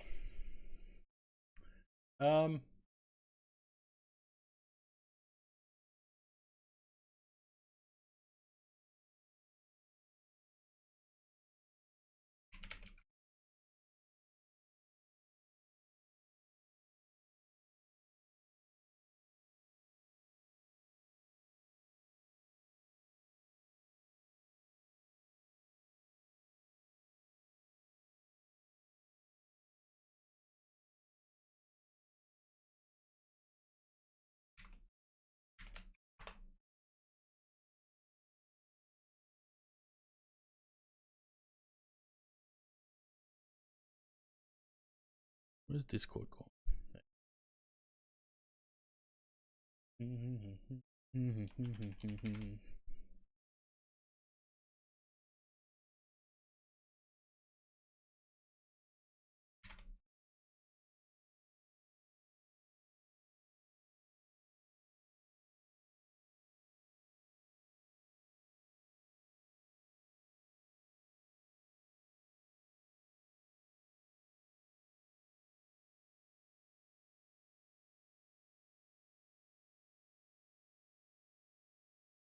And fat fingers, eh?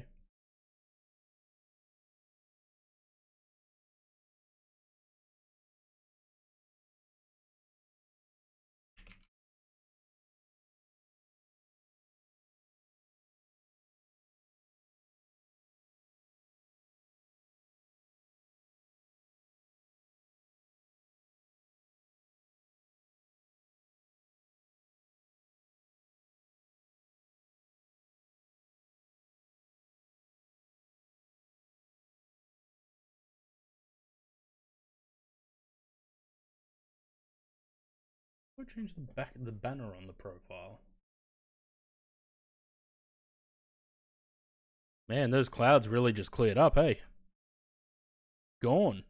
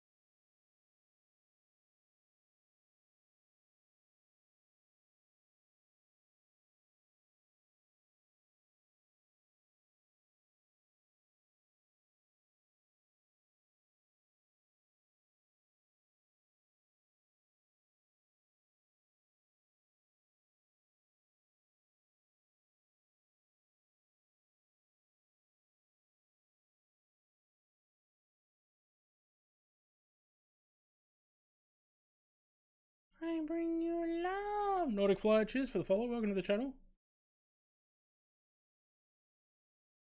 Is that you in the Discord with the name Knuckles? Or is that someone else? Trying to call out for them because they don't respond, they're getting kicked. I like to know where the Discord members are coming from. Okay, cool.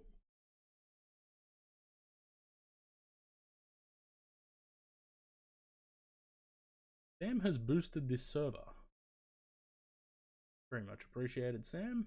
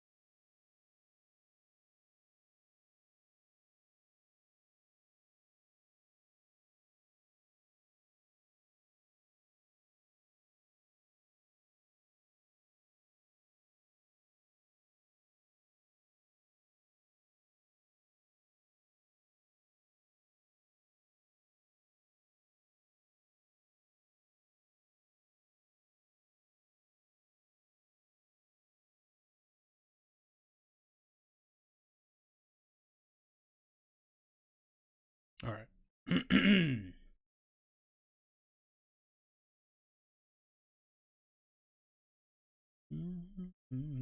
So now we're heading directly for Casey. We're at what, 134 miles to top of descent. We're almost there. We can see the continent.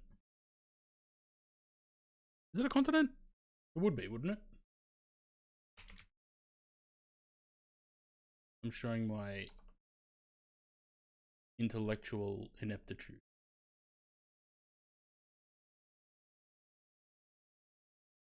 I didn't even find these flights. This is a so the Australian government subsidizes this airline to fly scientists, researchers, and shit down to Antarctica. It's not the season for it at the moment, I don't think. But yeah, they do several flights a season between Hobart and Wilkins Ice Runway in Antarctica, which services Casey Station. And it's always a pretty interesting flight to do.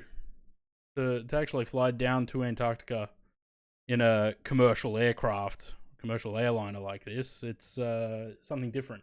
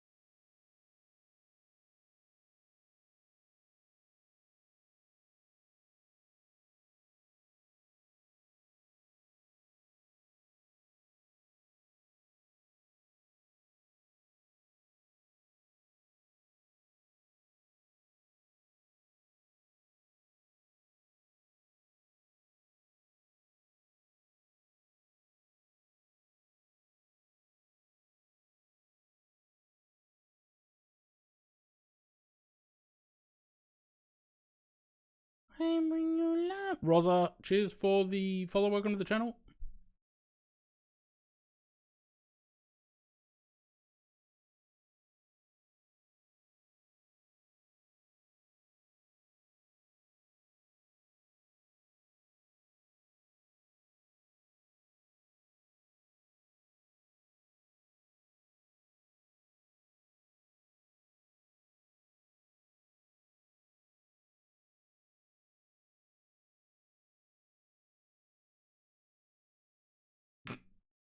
Okay.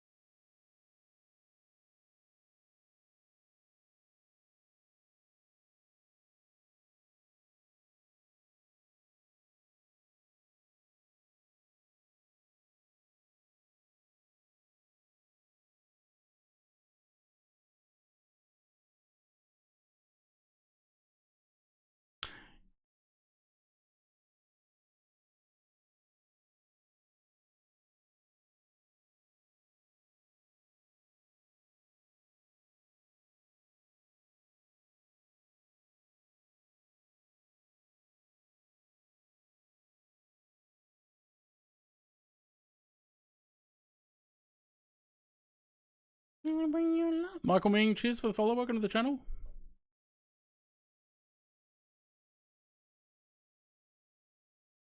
Yeah. So that's what we're doing. There's no way for me to check the weather, so I have no idea how the weather is. The wind, the clouds, no clue. Because there's no reporting station for the weather. So we're basically flying in there blind. The sun is starting to get quite low, which I'm slightly concerned about, but it should be fine. We're just flying straight ahead towards Casey Station first, and then we'll head in for the airport. It's about 40 miles from Casey, which is right around here. About 40 miles from there to the runway, 40 nautical miles, which is about a 4-hour trip on a snow bus, which is fun for them. But yeah, we'll, who needs the weather either way? Well, yeah, this is true. The thing is, we don't have any alternative if the weather's bad, because the aircraft doesn't have enough fuel to get back to Hobart. So we basically have no choice but to land. Mm-hmm.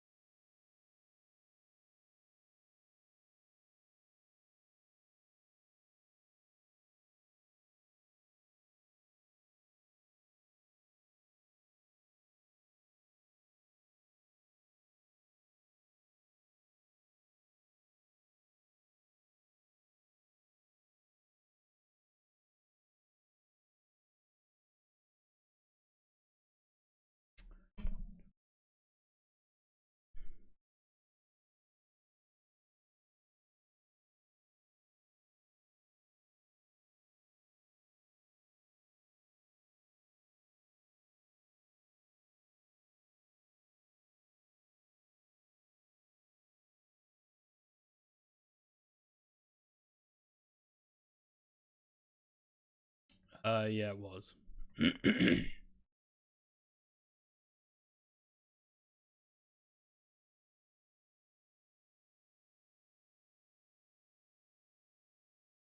I have no idea how to enter the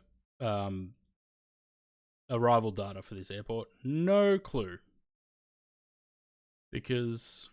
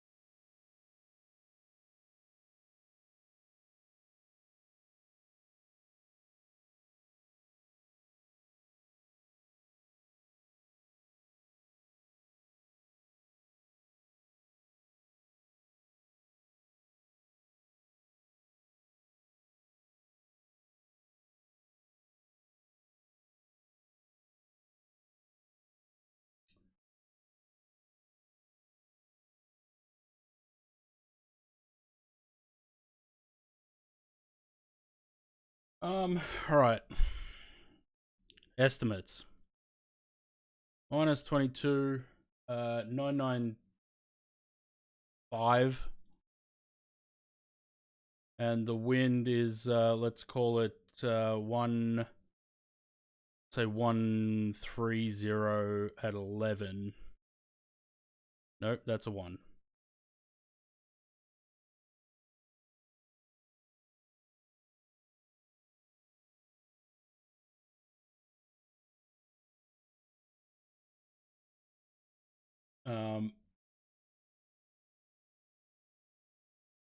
About as best as I can do.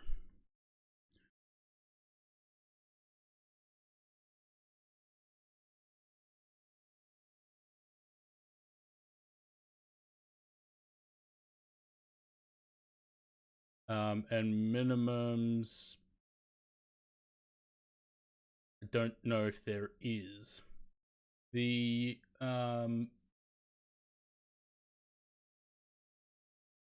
elevation is 2543, so let's call it, what, 1500 feet from that, so 4000?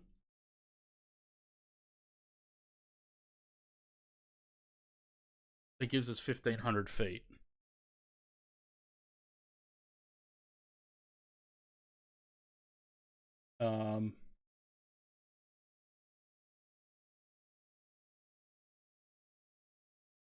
There's no chart for the RNAV. Unless air services have information in the DAPS, I don't have.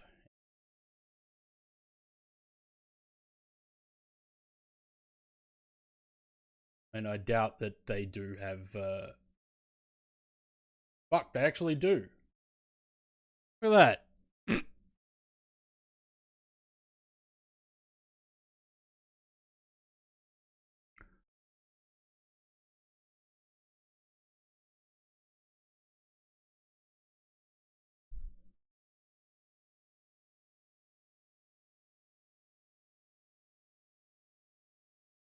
2630 is the minimums. All right, let's go with that. That's only like 100 feet off the runway.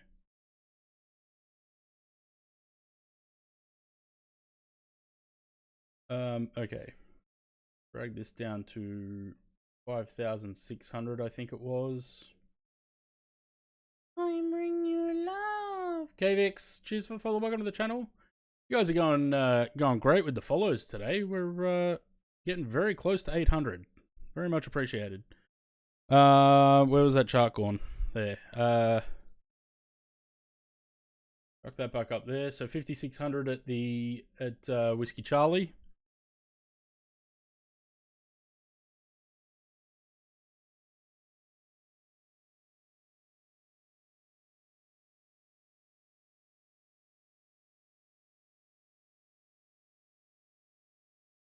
All right. I need to make a left-hand turn slightly, because this is not taking us quite where I want it to. Doesn't look very frozen. It will when we get closer.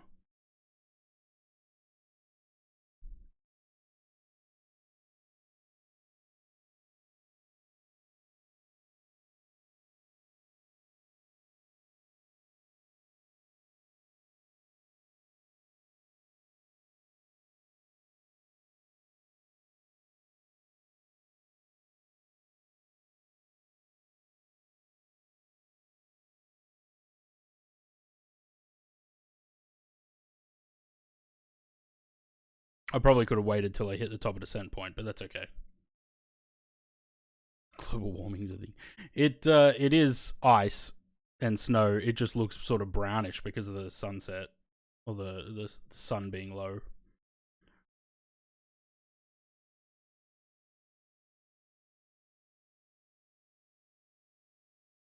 We'll be in an open descent anyway.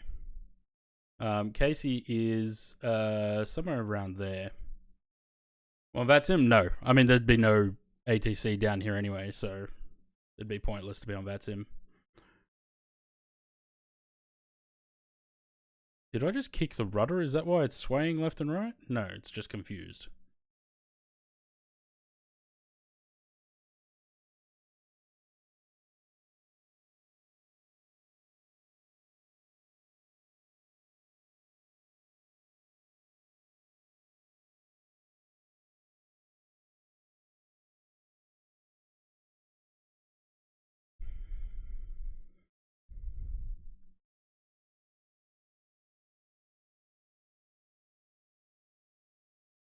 I think that Casey is there.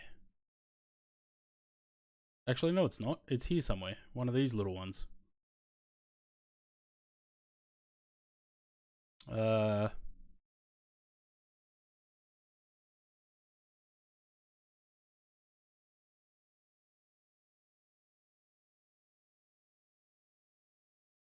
it's there somewhere.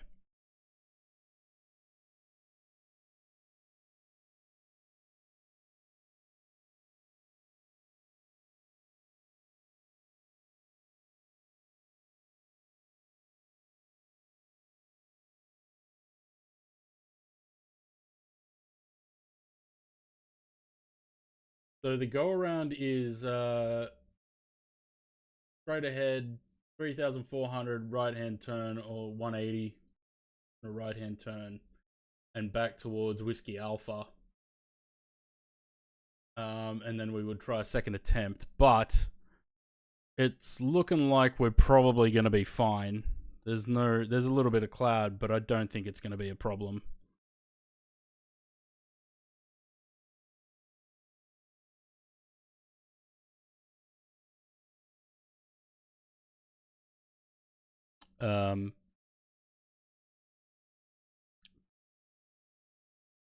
That's it there.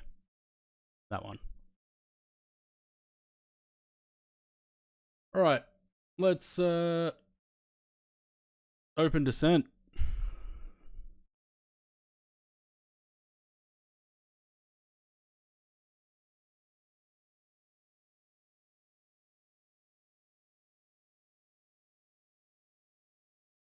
Imagine you go on VATSIM and there's ATC down here. It's just someone with a walkie-talkie. With an airband radio.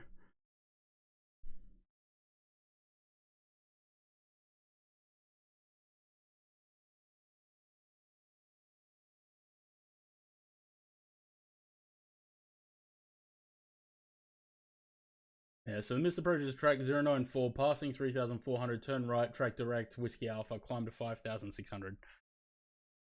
Time for, imagine.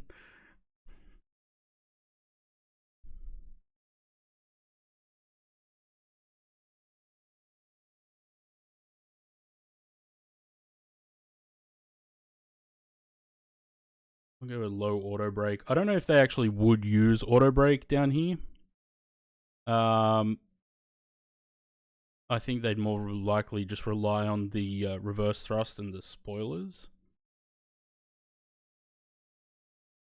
But we'll go with low anyway. I'm just curious to see if Casey Station's actually there, because Google has pretty good satellite imagery for it.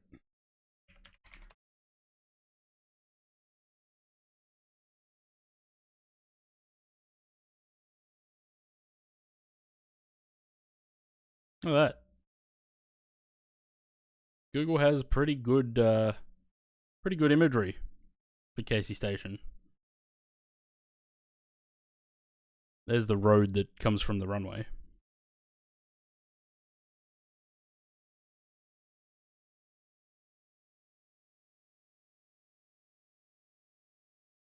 I don't think it's gonna...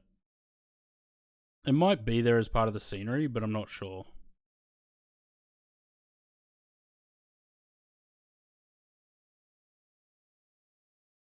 And I'll be back once I'm back on the ground. Nice.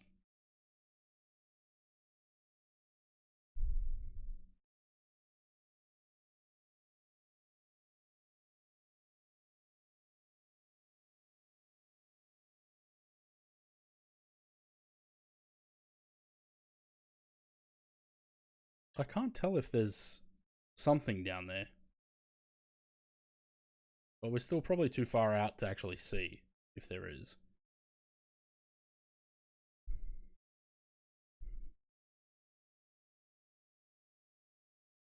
Alright, I'm gonna not use the auto brake because I don't think they would. We got 3 kilometers of runway and that should be more than enough.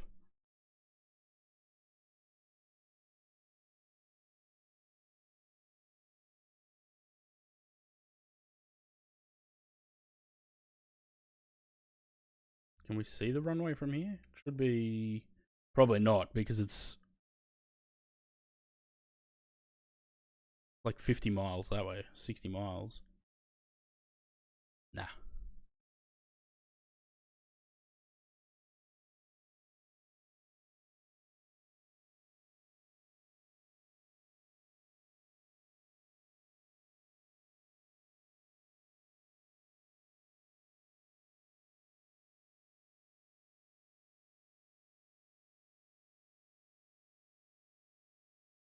It doesn't look like there's anything there, eh?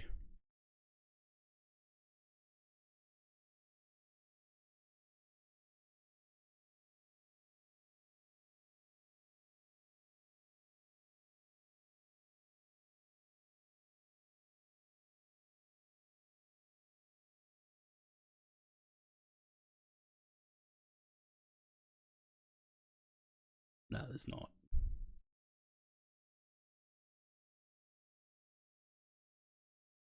Does one of those Aerosoft packs have the station in it?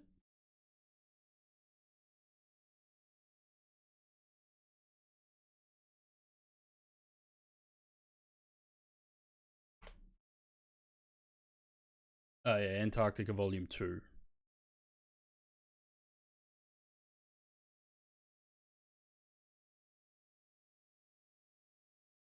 The Aerosoft one has it. Art Fang, hello. I bring you love. Cheers for the follow. Welcome to the channel. There's definitely no, definitely nothing there. Might have to pick up the Aerosoft pack for Antarctica Volume 2. Okay, let's go direct Whiskey Charlie.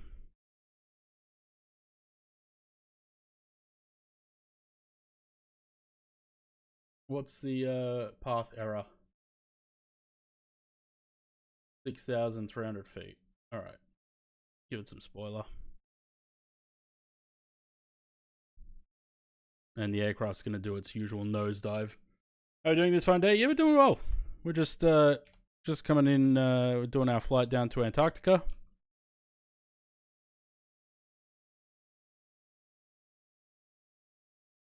Look at that. There's actually ice.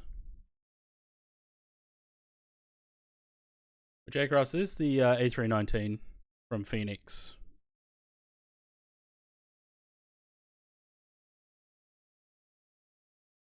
Oh, there is some little buildings there. Look at that. So that's the Australian Antarctic Research Facility, Casey Station. We're just heading towards the runway now, which is 40 miles roughly that way. Finishing a new PC build. Nice. What have you got? What's your specs? Man, have we got like 10 follows this stream? That's incredible.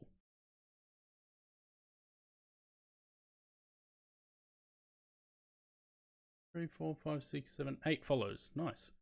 Ryzen 9 9950 X3D RTX 5090. Nice. That thing will be a beast. Good stuff. How's the path error? We're 4,200. We're catching it. Very steep descent. Let me give it more. Give more spoiler. And turn some lights on.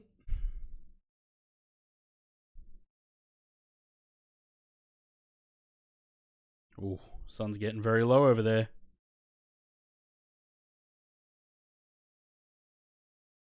Man, wouldn't it be incredible to actually fly over here? Wanted a rig that will not struggle. Yeah. I'm having a couple of little struggles with mine at the moment. It's behaving at the moment, but we had the past week we've had a lot of graphics card crashes.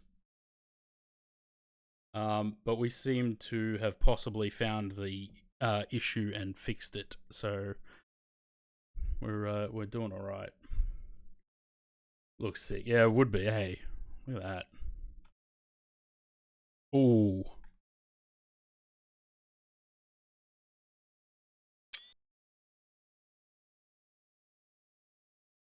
I reckon that's good for the YouTube thumbnail, eh? You on VATSIM? No, I'm not on VATSIM, but there wouldn't be any ATC down here anyway. We're down in Antarctica.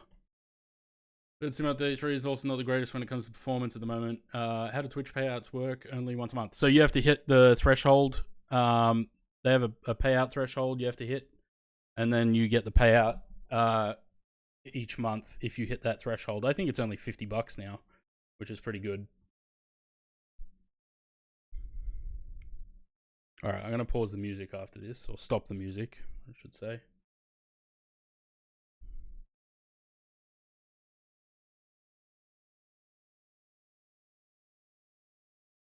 Staffing ground, enjoying watching the internet. I haven't flown out of Sydney I feel like I haven't flown out of Sydney on stream for a long time. Even though it was probably only last week or the week before. It just feels like a while. Now, nothing but ice. Predict ice. Get anyone that's in the chat. There's 18 of you, which is pretty good. Get a prediction in for the landing, because I am going to, if anyone gets within 25 feet per minute, whoever's the closest within 25 feet per minute of the landing rate, you'll win a €25 sim market any builds or contrail voucher. We've got 5 predictions in at the moment. You can do exclamation mark predict, get a number in, and Aaron and Corinne guess the same thing. Oh, I was going to pause the music. Okay, let's do that and unmute that.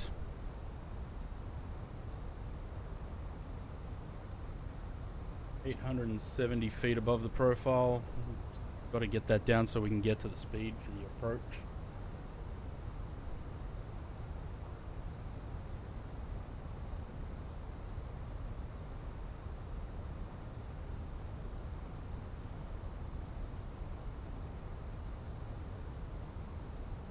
Good. I like having a lot of predictions. Yes. Like a smooth one is coming. We'll see. Do you guys want an insight into what I've done previously into Wilkins? Because I can do that.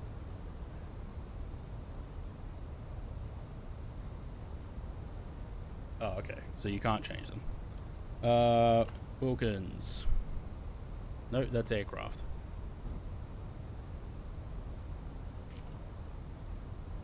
Last time we had a 45, and the time before that we had a 50.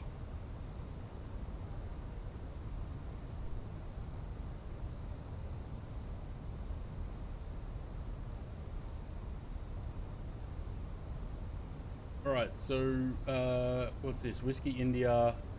We've got about 5,600, which we're not quite there, but we're on the VDEV, so that's fine. That's flap 1.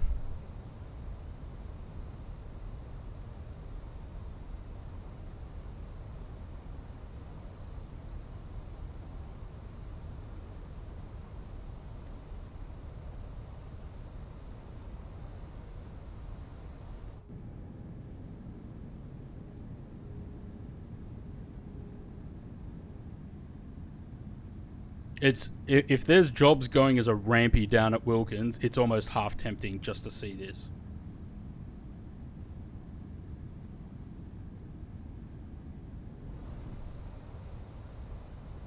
There's the runway.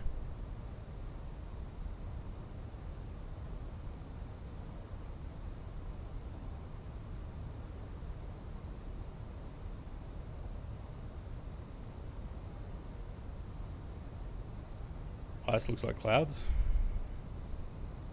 Does a little bit. Could be the third dead on ground at Sydney right now.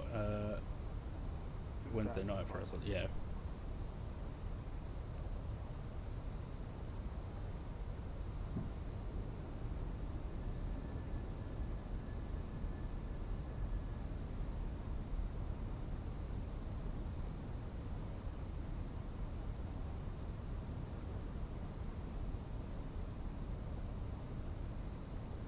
Come on. Need the speed to bleed off a little bit. Need to get below 200 for flap 2.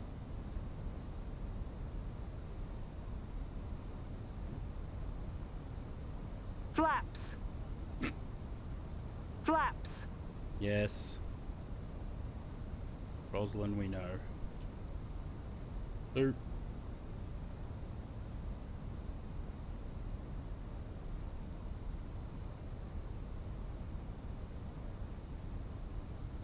Approaching 0, 9.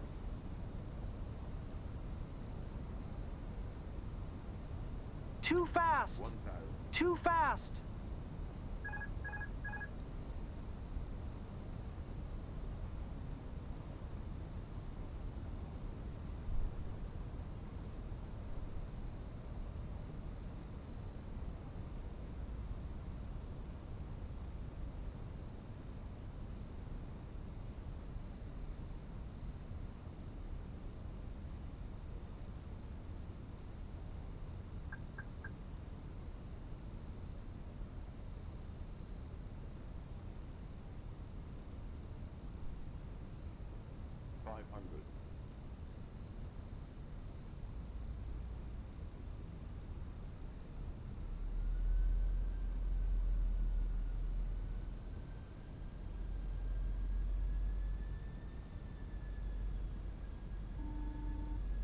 It's a bit late for the cabin call, love.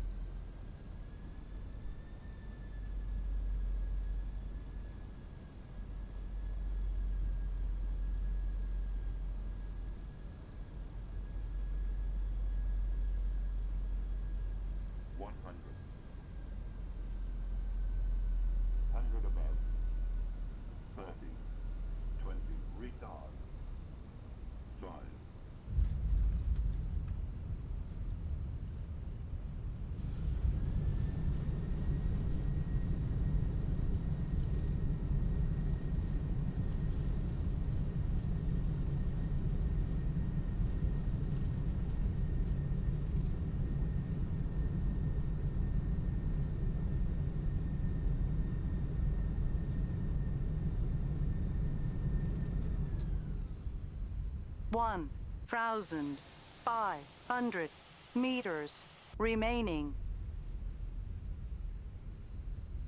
No one won.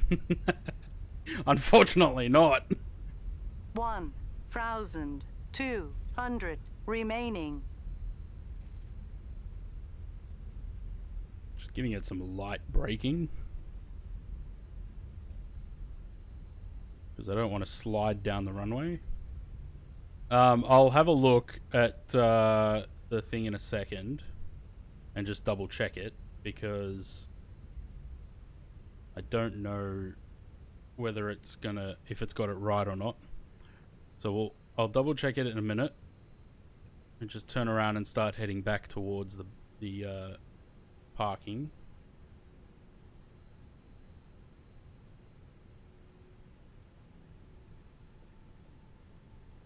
On runway 27.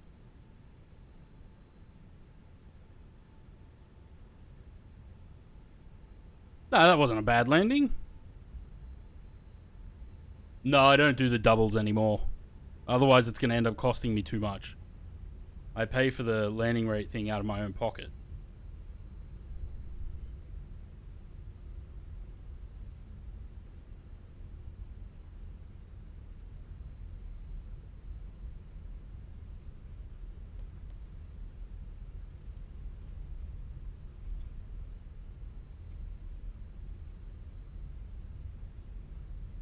Still on the plane for the return.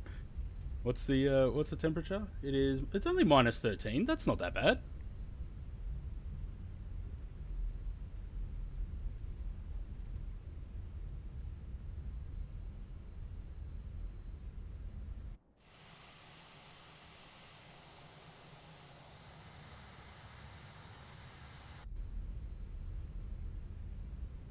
This runway must be slightly downhill because the aircraft's just picking up speed. We're at idle thrust.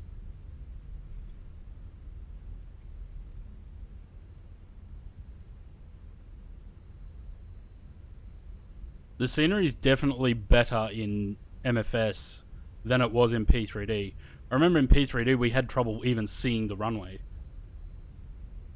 This is CFM's.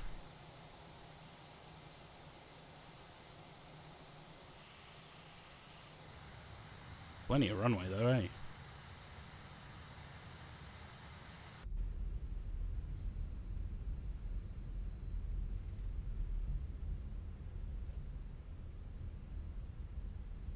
Anyone know how to bring the flaps back up? Just leave the slats out? Because the IAs have the tendency to idle. Yeah, so it must be slightly downhill. Because, yeah, it's just either that or it's because it's ice and it's just sort of sliding along at idle thrust. Oh, hydrate. I missed that. Probably no ground friction. Yeah, I'd say so. It's alright. I'll just ride the brakes.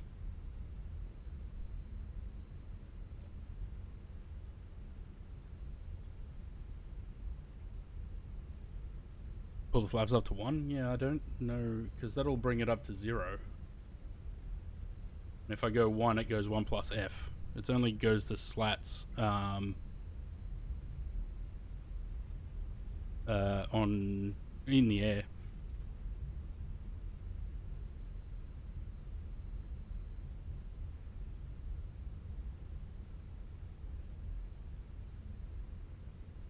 I'll have a look at the landing rates in a minute. Just let me park the aircraft up.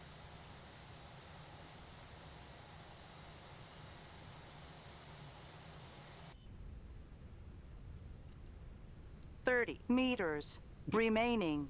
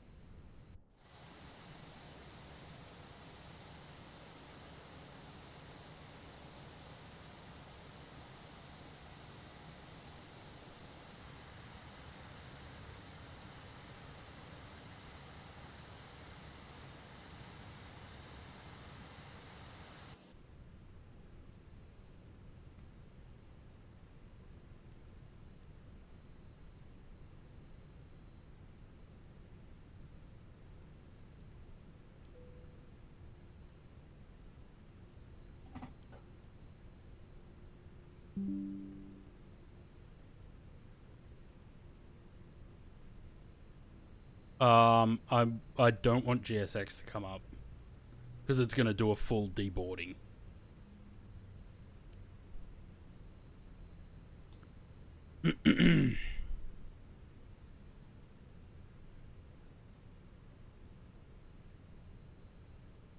They have got a GPU down here, so we'll connect that.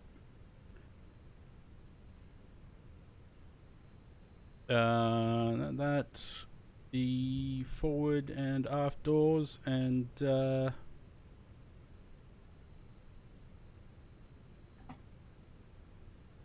get that, and we can shut down the APU, and that's it. We're done.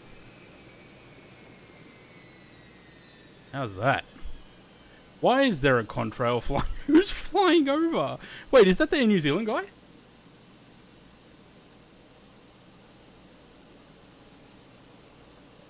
No. The New Zealand guy's over there. So who the fuck is flying over? Was someone actually following me? Okay, so...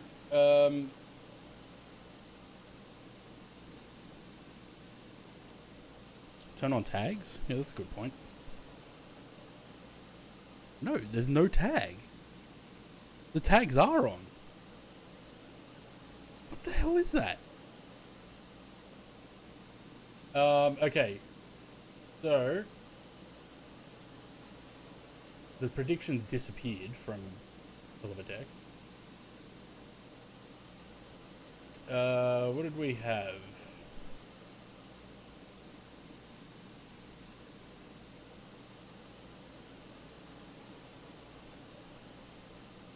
It would be good if the prediction stayed there.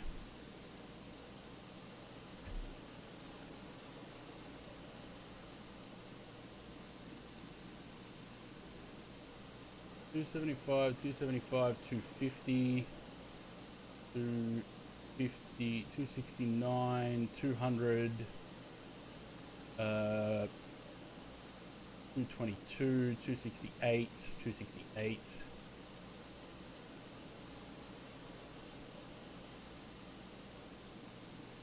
Minus 75.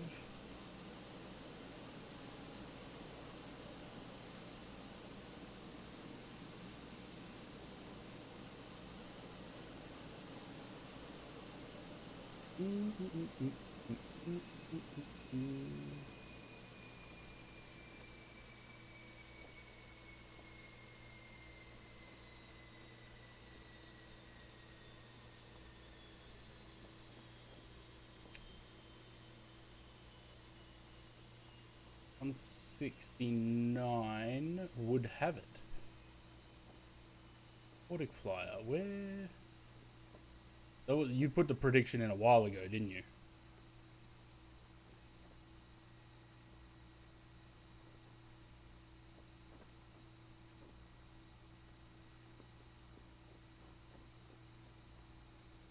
Hang on one sec. I can look at the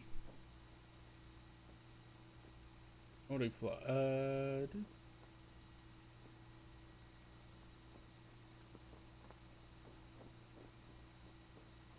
Predicts 169. Nordic Flyer got it.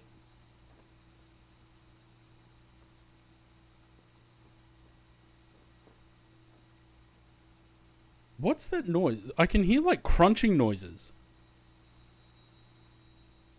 Oh, it's the windsock. Okay, that's what the crunching noises are. I thought it was someone walking on the snow. It's the windsock. Lovely.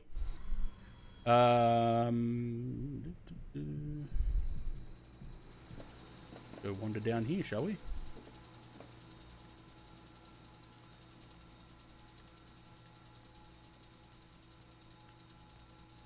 Look at that. This actually, the snow is a lot thicker today than it was last week when I was here having a look.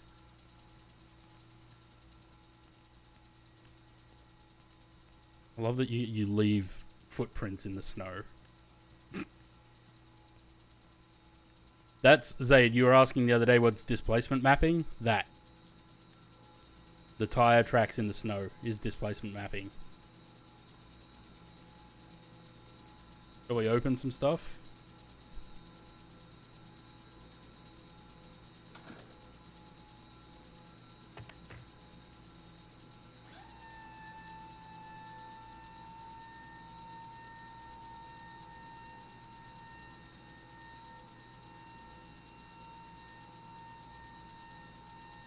As a low-cost airline now, you can purchase a jacket from the nearest flight attendant for $49.99. I'll just open up these cargo doors because that's fun. And then I'll send a message to Nordic Flyer.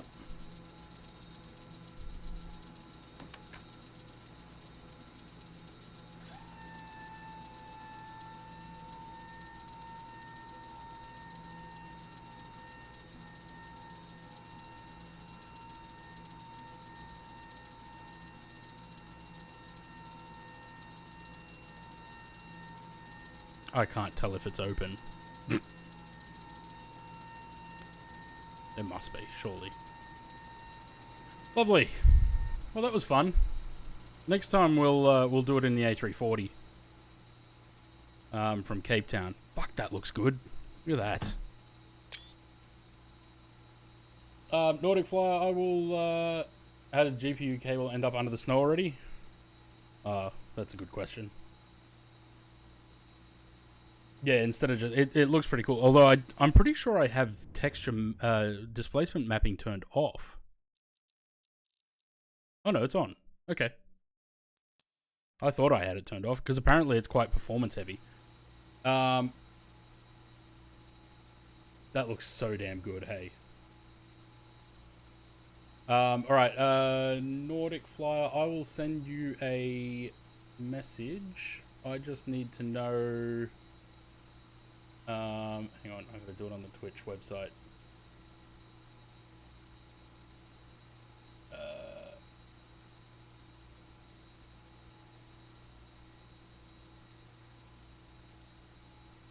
I just need to know your email address.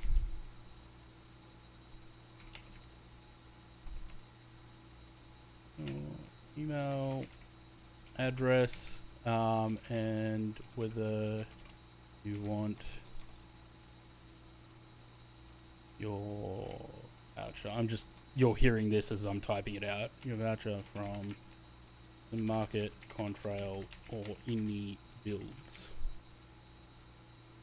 Oh. If we want to snow on the ground, we could only have it on nature unless the scenery came with winter textures. Yeah, it's really cool that we have that in the sim now.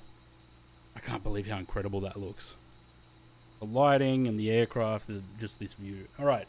It's a little bit too early for raiding Sackhead unless he started early, which it doesn't look like he has. So we're going to go raid Tristan. Who is...